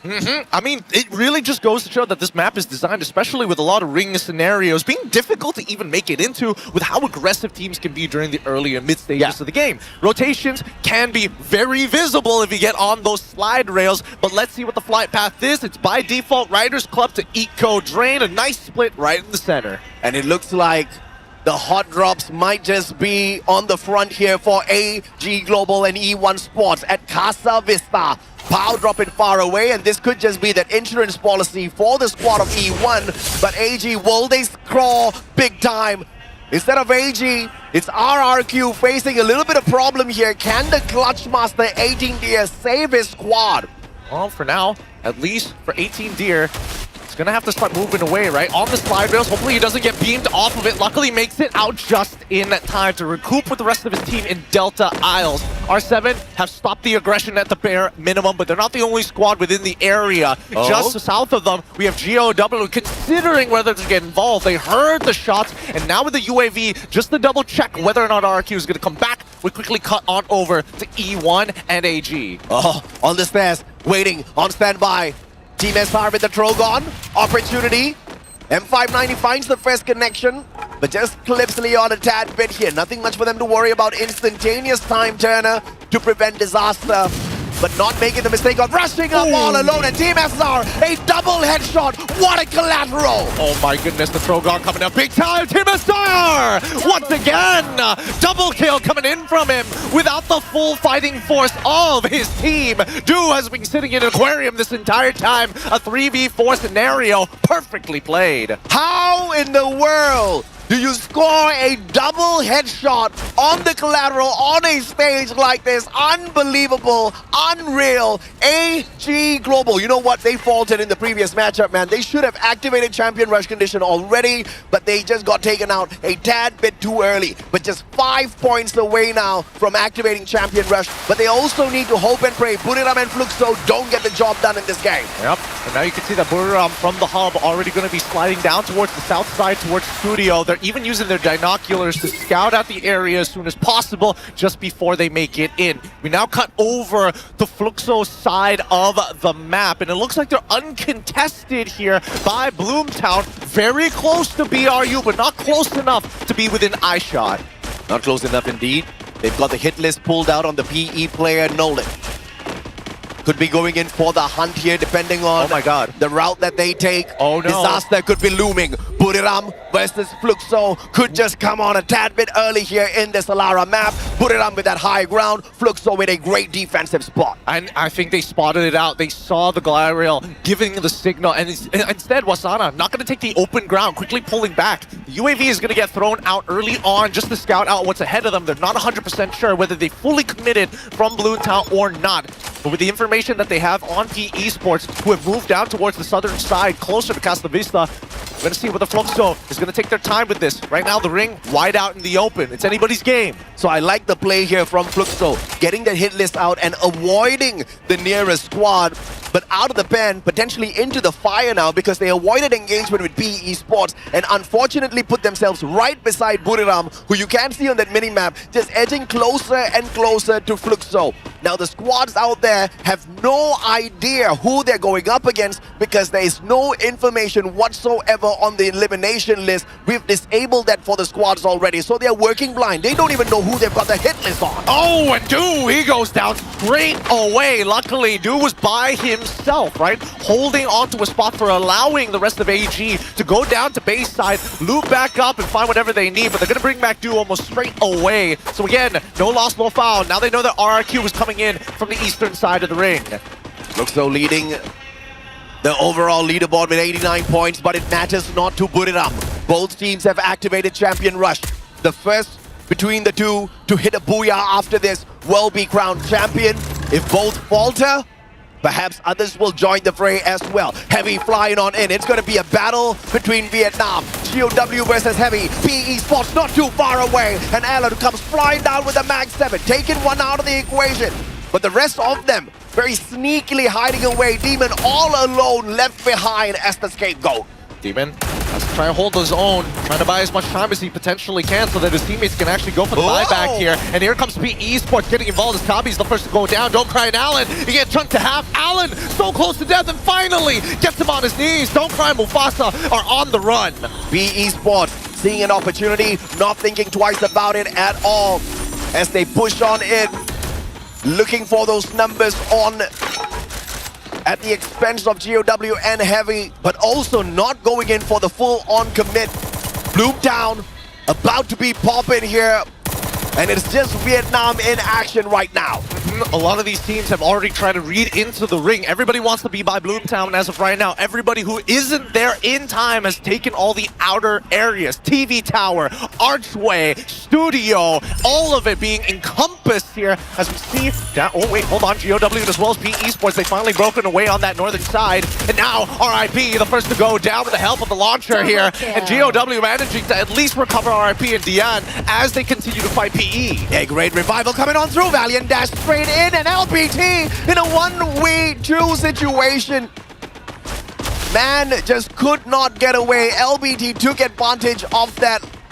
And the instantaneous revival onto Laho as well. Demon's the next one on the list.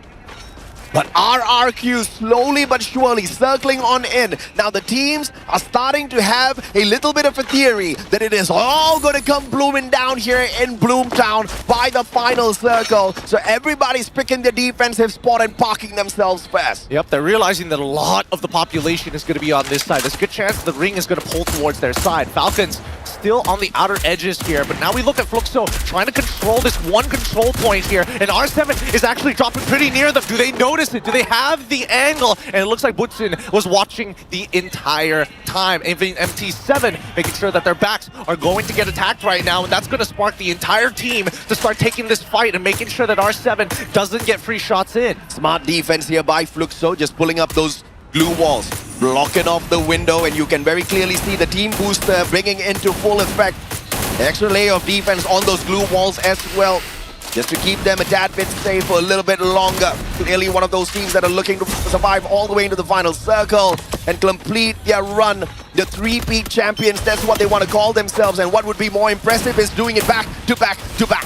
Right now, here by Eco Dream, we see that AG Global trying to face off against EVOS Divine, currently going to be the elimination leaders, and unfortunately for Ray, he goes down instantaneously. It's going to be a difficult recovery at this point. Not a lot of POIs and revival points still available as Aim God is trying to pull AG into a wild goose chase. And even EVOS is not too far away from activating the champion rush for themselves, even though they are in the 6th spot. All they need is 18 points. That's not impossible for a squad like EVOS, but in a lobby like this, with so much of chaos breaking down, circle after circle, it's going to be tough. And there's a high probability that Bloomtown is going to be, once again, the center point of all of that chaos, all of that pandemonium. And if teams like EVOS as well as Heavy want to be a part of that pandemonium, those revives need to come through now. Now, we're seeing all the other teams who are not within Bloomtown sit by Studio. There's plenty of spaces to kind of hold yourself in a nice little corner and wait out until the next ring decides to show itself. From this point onwards, we do see revives coming in from EVOS at the very least, but here,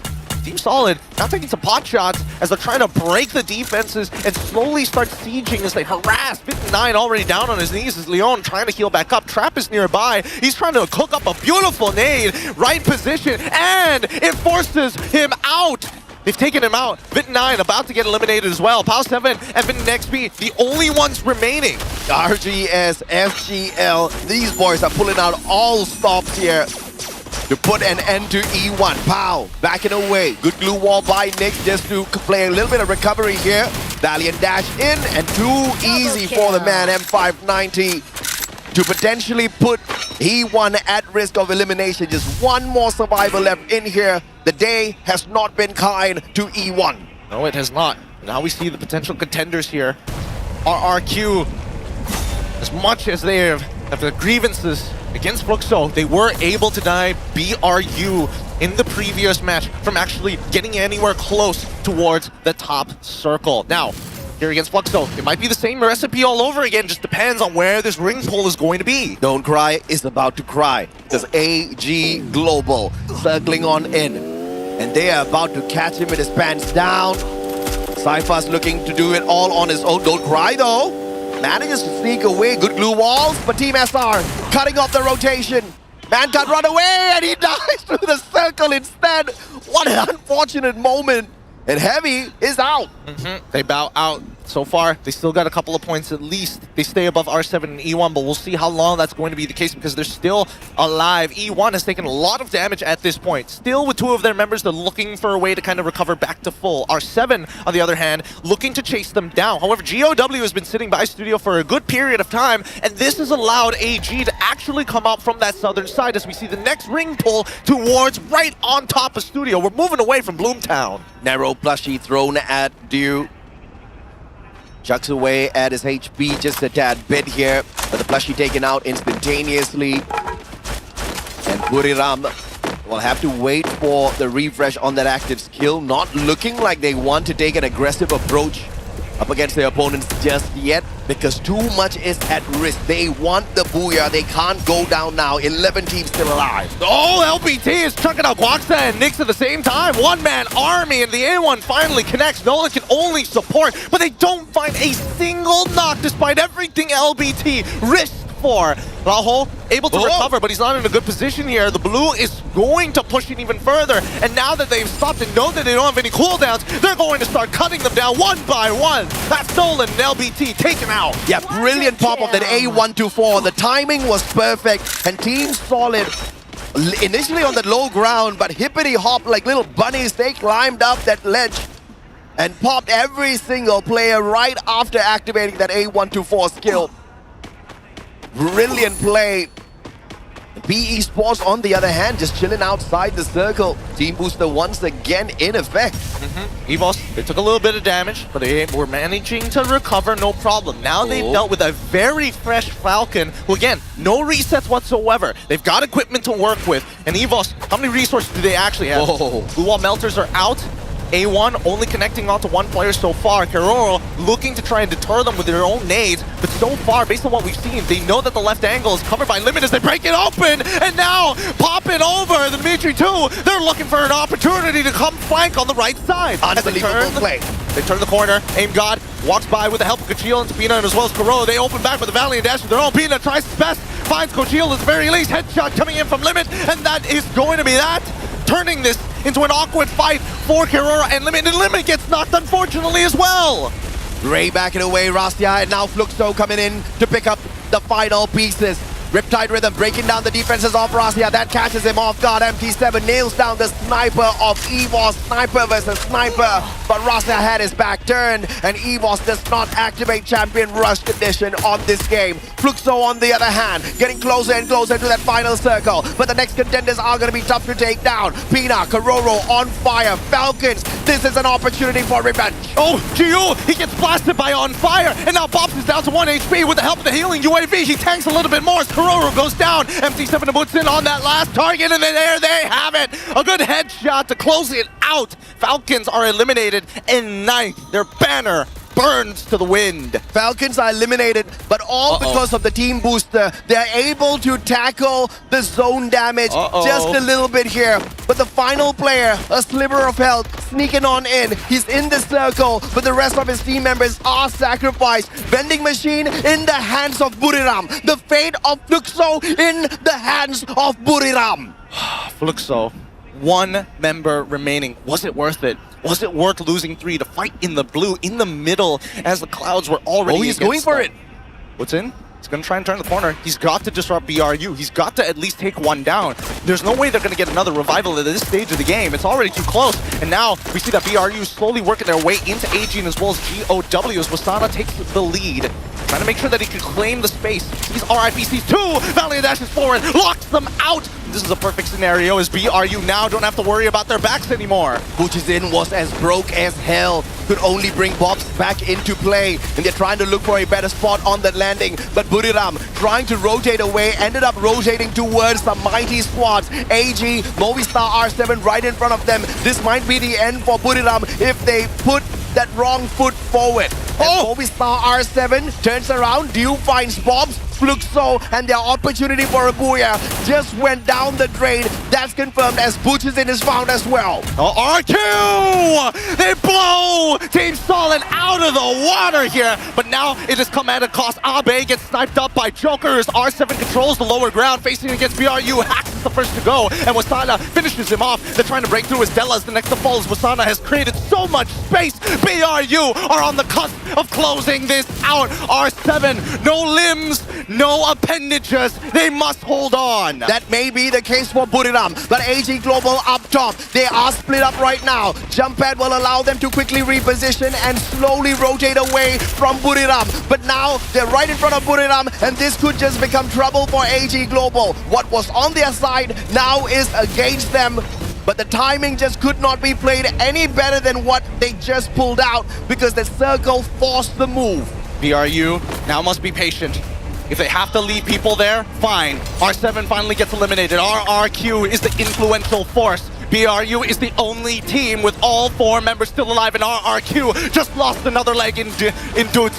18 Deer must hold on, and now you can see that AG need to get in on the mix, forcing it into a 4v3. We saw what they could do in Clash Squad. Can they make this happen one more time? Now is the moment. Bara circling in. Oh! Moshi, we were looking for him to wake up. He wakes up for sure. Dew on the opposite end towards the right-hand side. Can't flank around. Wasana moves in to finish him off. Dew goes down as well. Buriram already have activated the champion rush condition.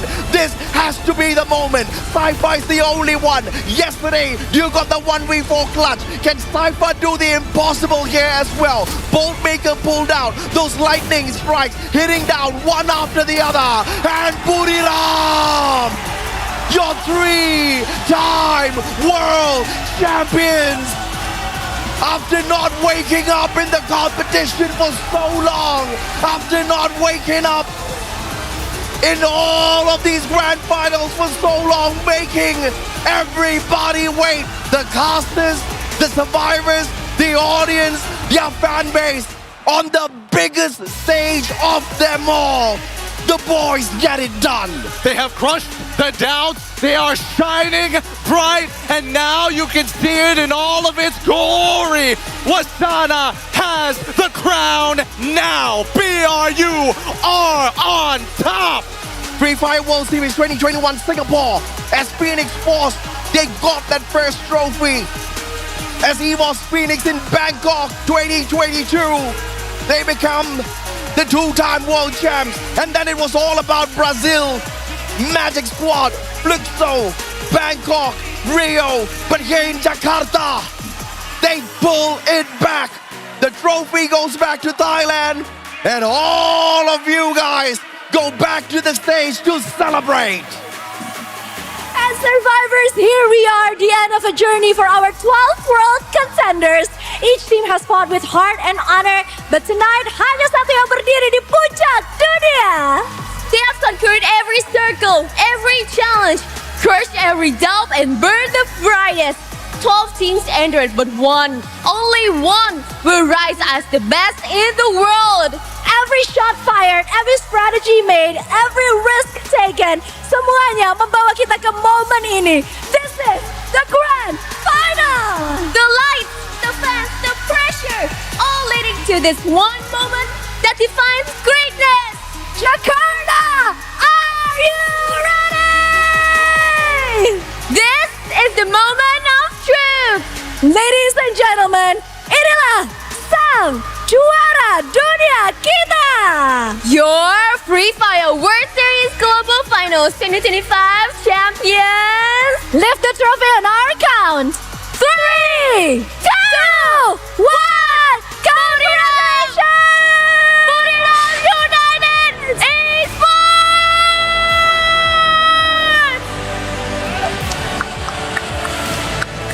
This is your Free Fire World Series Global Finals 2025 champions.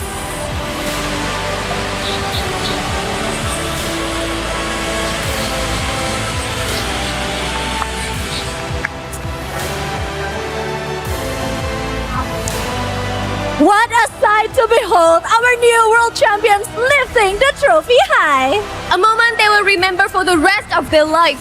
But before the celebrations continue, it is time to make this victory official. And now, to present the champions mock check, we would like to invite Mr. Christian Di Franciscus, the game producer of Garena Free Fire Indonesia, to join us on stage. Let's give a warm applause for our VIP.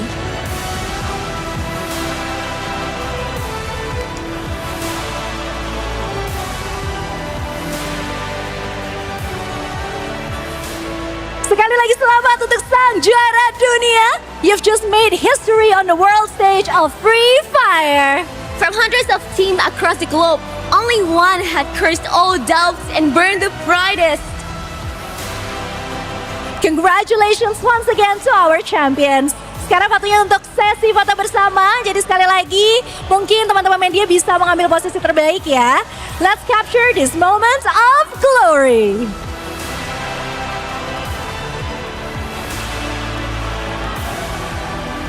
Congratulations once again, Buriram United Esports!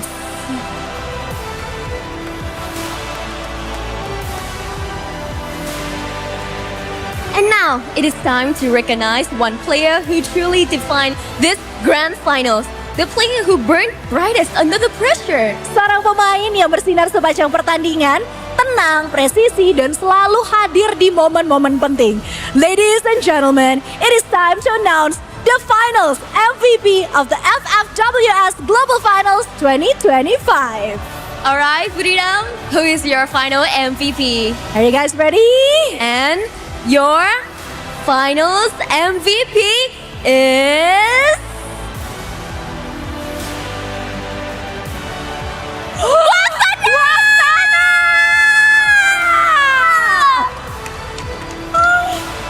Congratulations, you've proven that when the world is watching, you deliver, Wasana! Every clutch, every decision tonight, you show what it means to crush drums and burn bright. Sekali lagi, yuk kita berikan ucapan selamat kepada FMVP kita. Luar biasa sekali perjalanan seorang Wasana untuk akhirnya bisa ada di posisi ini. What a great achievement. We are so proud of you, Wasana.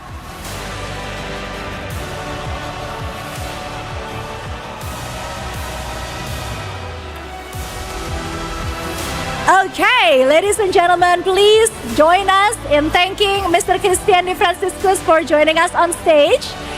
Setelah foto bersama, kami persilakan untuk kembali ke tempat duduknya. And Yunsel, I think it's time for us to have a bit of a chit-chat with our champions.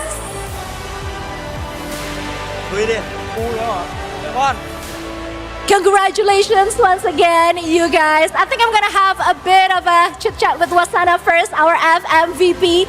So, Bun, please help me in translating this, okay? You are finally a world champion yourself, just like your teammates. How does it feel right now, especially knowing that you're also the FMVP tonight?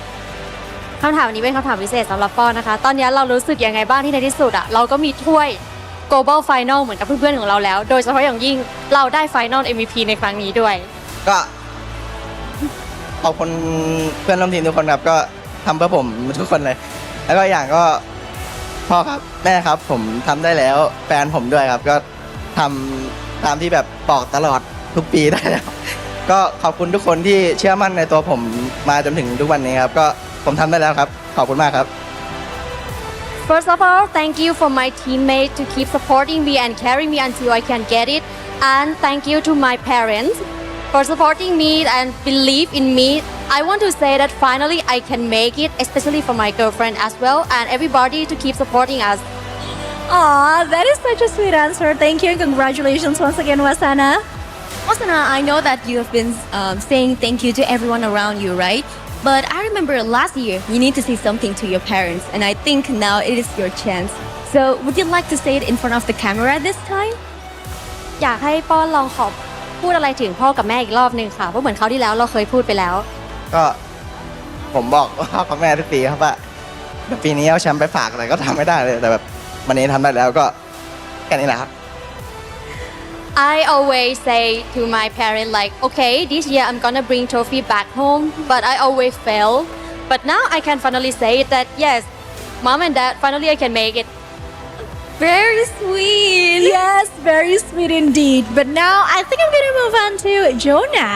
Okay, so the question is, we remember that earlier you mentioned that you wanted to keep winning titles and become a Free Fire legend. He mentioned something like that during the media session. Now that he's won his third, aka the first player in history to do so, do you think that you're finally worthy of the legend title? โจคะในตอนที่เราสัมภาษณ์กับมีเดียขอไมค์ให้โจค่ะโจคำถามให้โจนะคะก็คือว่าโจได้ให้สัมภาษณ์ไว้ว่าเราอยากเป็นหนึ่งในผู้เล่นในตำนานซึ่งเราเล่นมาแล้วถึง6ครั้งแล้วครั้งนี้เป็นครั้งที่7ตอนนี้เรารู้สึกยังไงบ้างรู้สึกดีใจครับเราได้3แชมป์ด้วยแล้วก็ได้ใช้ทุกคนแล้วด้วยใช่รู้สึกแบบปลดล็อกหมดทุกอย่างแล้ว I feel unlock my achievement that finally we can make it like all of us we all won the championship before and now like we all can make it. So the question remains, does he think that he is now worthy of the legend title? แล้วตอนนี้เราคิดว่าเราเป็นตำนานของฟรีไฟแล้วหรือยังคะแล้วแต่คนจะเรียกแล้วแต่คนจะบอกเราเป็นยังแล้วตัวเราคิดว่ายังไง อาจจะยังแล้วกัน Probably maybe, but it depends on how other thinks about me. On our eyes, you already are. Yeah. To me, he is already a legend of Free Fire. Okay, so I would like to ask one final question.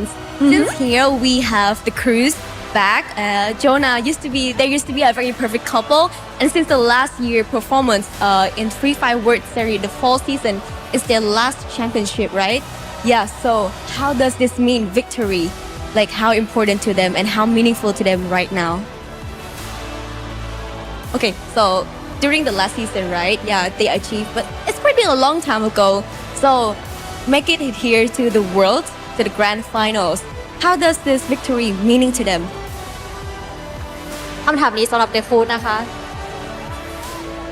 บอกเดฟูดอะไรของมันอ่ะ Me Yeah คำถามสำหรับเดฟูดก็คือว่าครั้งสุดท้ายที่เราเข้าไปถึงรอบ Global Final เนี่ยมันนานมากแล้วแล้วตอนนี้เราก็ได้มายืนจุดนี้ครั้งอ่ะมีความหมายยังไงกับฟูดบ้างคะ ไม่ได้ยิน มีความหมายอะไรกับมึงที่เข้ามาอีกรอบนึงครับ ก็ไม่รู้ครับแชมป์อีกแล้ว ไม่มีอะไรจะพูดมากแล้วใช่ไหม ไม่มีอะไรจะพูดครับ แชมป์ครับ I don't have much thing to say just want to say that become a champion again Wow Okay They're winning right They are the winning so it's really easy to understand Okay, so, oh my God, what an unforgettable night. The trophy lifted, the MVP crown, and history made right here in Jakarta. But I don't think we're done yet, Yunsul, because the World Championship isn't over yet. We still have a very, very important announcement to make coming up right after this.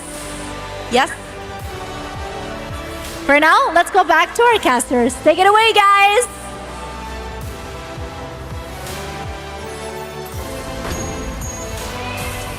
In the words of our good friend Husky, the crownless prince is finally king. Wasana has gotten it done. The mission that he took upon himself when he joined the squad to become world champion. Finally, they have seen it through. The only team to call themselves 3-time Free Fire World Champs, Gideon. It could have been anybody's game. It could have been anybody who could have stopped them, but they said no. And now they get their names on the big screen here. Champions in their own rights, legends, and a legacy that is not gonna die just yet. Once again, congratulations to PRU. So happy to see everybody be sharing their appreciation. And of course, to Wasana, he kept his promise at the very end. And you gotta get it done, right? So happy to see this. And on that stage, how many legends? Even D Long. Some people in the chat were saying that I look exactly like him, and then he came about and said that I'm his father. I'm definitely not his father. I think he's older than me. But congratulations to him as well. Used to be a player on the squad and now an analyst and one of the best for sure. And Buriram, the sleeping giants have finally awakened, and what a way to do it, what a time to do it, and what a place to do it on the biggest, grandest, most amazing stage that we have seen in the history of Free Fire World Series. But with BRU's victory comes the defeat of many other teams in their wake. 11 other representatives unfortunately could not get that spot. And even though that we did see that Fluxo coming in from the west, high hopes and high expectations, fortunately one bad decision, that was enough. Absolutely, man. But of course, there's still a lot of money that's in play. But of course, ladies and gentlemen, boys and girls, like Conchita said, we've still got a little bit of a surprise for you. You don't want to go anywhere. Be here with us. Let's see exactly what our hosts have got to say. Let's take it back there. Thank you, casters. We have our champions and we've crowned our FMVP, but the Free Fire World Series 2025 is not over yet. Because tonight, Free Fire is aiming to make global history. That's right. FFWS is officially attempting a Guinness World Records title. This attempt isn't just history for the players, it could be history for the entire world of esports. And the category is largest mobile team-based esport tournament, recognizing the incredible number of players who competed from local open qualifiers all the way to this global finals. Oh my God, a total of 608. Ooh, 600 something. That is such an amazing feat. And to verify this historic moment, please welcome our Guinness World Records official adjudicator, Miss Emi Saito.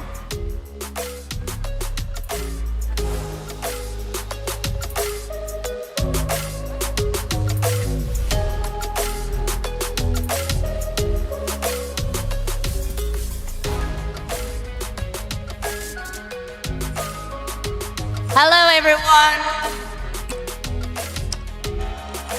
My name is Emmy and I'm honored to be here as the official adjudicator of Guinness World Records. I'm announcing the result for record, the largest mobile team-based esports tournament. It is a new title and the minimum requirement to achieve this was to have 500,000 participants.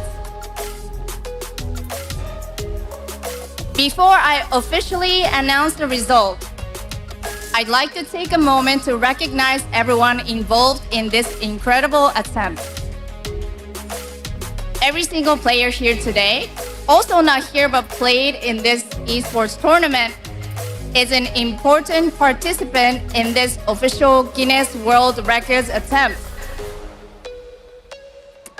Also, whether you were involved in the planning, coordinating, or were one of the many people supported this tournament, you have all took an essential part in this record attempt. Guinness World Records is about celebrating extraordinary human achievement and the power of coming together.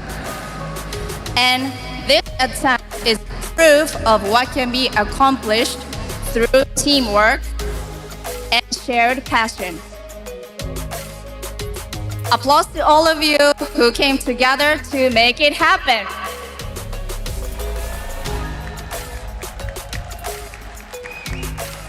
Now,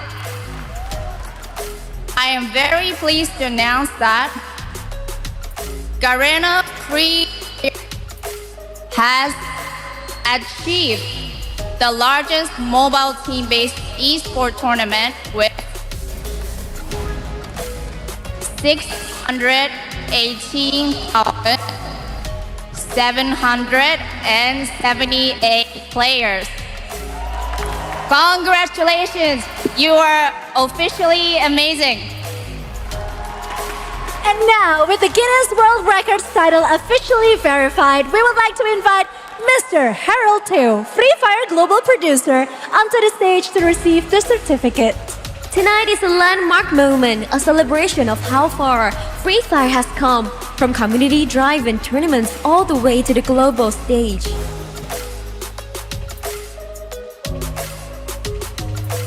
This achievement belongs to every survivor around the world.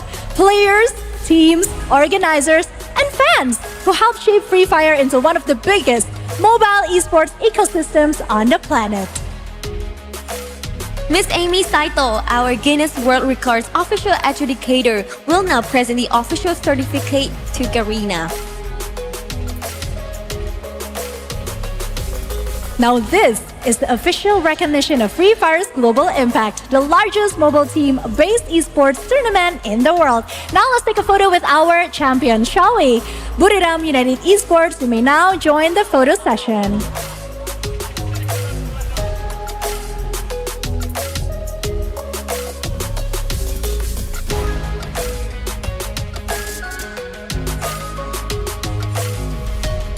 Survivors, a round of applause for the largest mobile team-based esports tournament in the world, Garena Free Fire!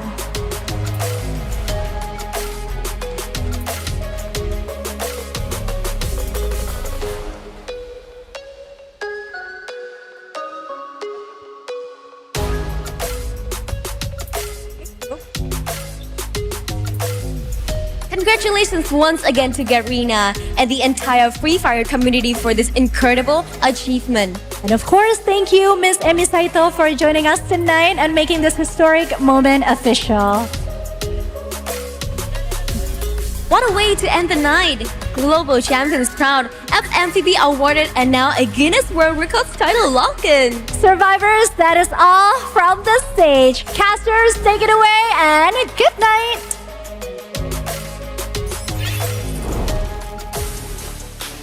Thank you so much, Kuchita, alongside you and Sul, and of course, BRU and all of our VIPs. We are part of something bigger than ourselves. Finally, amazing. Free Fire World Series achieves a Guinness Book of World Records, and BRU is there to stamp their seal of approval. We were here and we won that one tournament. Absolutely, man. Not only do we set that record, we also break the previous record of 2 world champs held by one team. Now they set a brand new record for themselves. A 3-time world champion. That's what Buriram United Esports is. In terms of points, look at how close this was, man. Neck and neck. Fluxo, Buriram. And this, we've seen teams walk away with the trophy, even from the 4th spot. And there was a lot of uproar in the comment section. You know, people were not too happy with that. But Buriram, they made sure, okay, fine, if we're going to do it, we're going to do it right. We're going to do it in the most legitimate way possible where nobody's going to have any doubts. Oh, yeah. No, they closed it out in such dominating fashion. Oh, yeah. The crowd went silent fast as soon as they saw their representatives gunned down. And worse yet, when you are seeing the rest of the world watching and hoping that maybe the West has an opportunity. And another, at least for Arakazu, they were getting there, but just didn't even qualify for the champion rush point. And All Gamers Global, the champions of Clash Squad, almost got it done as well. They activate champion rush condition a tad bit too late. And of course, in the grandest scale of things, it is all about this man. So much of doubt. Many said he was overrated. At one point, the king of rushes, and he is back. When the meta changed, when we took away his Trogon, when we took away his Tatsuya, Wasana was down in the dumps. He swept out that Tatsuya for the Oscar. He swapped out all of the Trogon for the M590. Took a while to adjust, for sure. We were all waiting.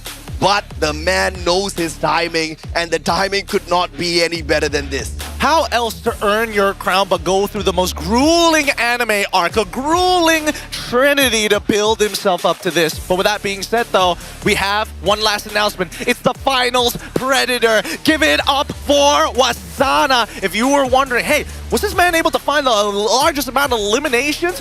You're absolutely right. I mean, Buriram has topped the table in every single segment, including the eliminations here. Obviously, Finals Predator, 22 eliminations. Wasana's got to be proud of what he has been able to do out there. And this was one of his most aggressive days of them all. Even in the knockout stage, I don't think Wasana was this determined. I don't think he was this effective out there on those plays. If anything, Buriram was really holding back. Many people had questions. How they played here in the Grand Finals, how this man played in the Grand Finals, I'm very happy I'm a fan. Honestly, they're second to none with what Wasana is able to achieve here today. He gave up his raw mechanical dexterity to learn precision, and finally, he is the all-rounded rusher that everybody has been waiting for, and he's finally out of the incubation chamber. Well done to BRU's very own Wasana. King Wasana's back, Buriram United Esports is back, and you know what that means, man. Officially, East has won this battle. They pulled it back from the West, and I'm pretty sure the West grumbling. They're waiting for next year. It's like 2025, that's a fluke. 2026 is where it's at. Yeah, absolutely. And obviously, that would be a classic showdown where you've now got your 3-time world champs going up against the 2-time world champs, looking to equalize and pull the 3rd title for themselves and get a victory for the West once again. But ladies and gentlemen, boys and girls, it has been an absolute honor casting this day for you guys alongside Neptune and Husky as well. And on behalf of everyone here, thank you for joining. You guys have a good day. We'll catch you guys on the next tournament. Who am I gonna verse now? Burn bright, I don't burn out. Crushed out, look at me now. I can never go reverse now. But I'ma spin it back, A-jump. Went from nada to the crowd, throw in their hands, base jump. I'ma hit the finish line no matter what. They front, first place, you a runner-up, dominant, but the red and the blues going rules. It's 10 out of 10, 11, I don't snooze. I pursue, don't push it, put me in game that I don't lose. I stay cool, depending on my penny. show you high. Got it, loudest. Wu-Tang, I'm a bird, love the composition. Told you only way is up, I don't go reverse. I can't entertain. Will you do the same? 'Cause I've been ready my whole life. Only see my back, I ain't turning back on them. Wings on me, I'm higher.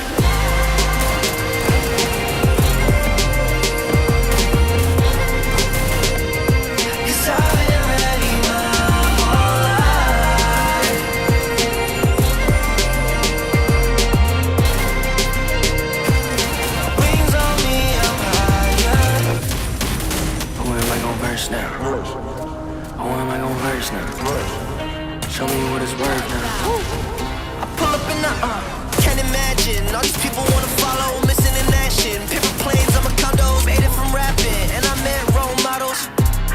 Thinking I'ma pass all the monogram on my body. The shit shout out to Virgil. Know that I'm gon' beat them like the shit that I put words to. Mama and the internet, two things that I just learned through. Hit it out of the park, so there's nothing to reverse to.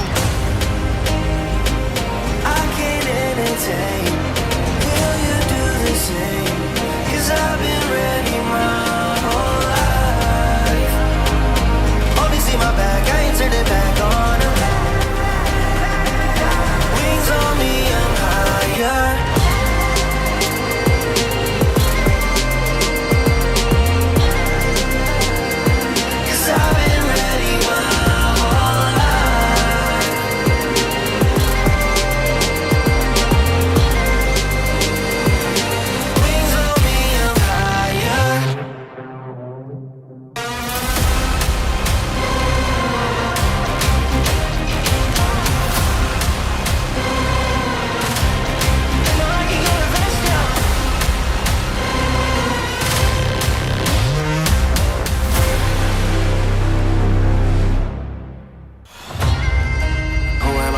Now.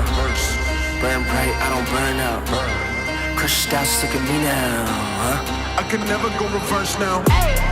But I'ma spin it back, A-jump. Went from nada to the crowd, throwing their hands, bass jump. I'ma hit the finish line no matter what. They front, first place, you a runner-up, dominant, but the red and the blue.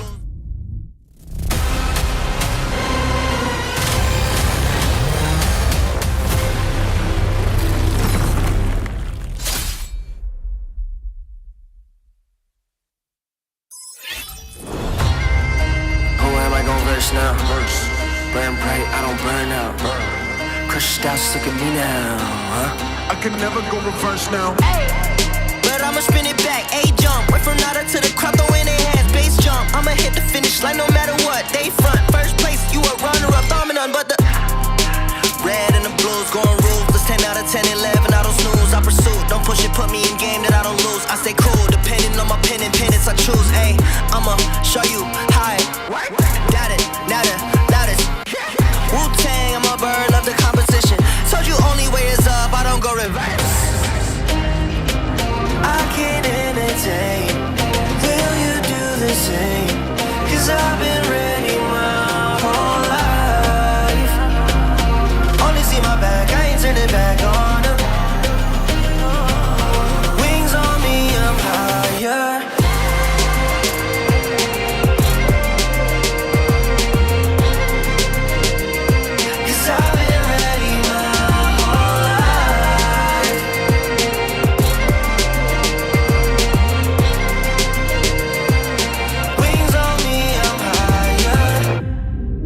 Who am I gon' verse now?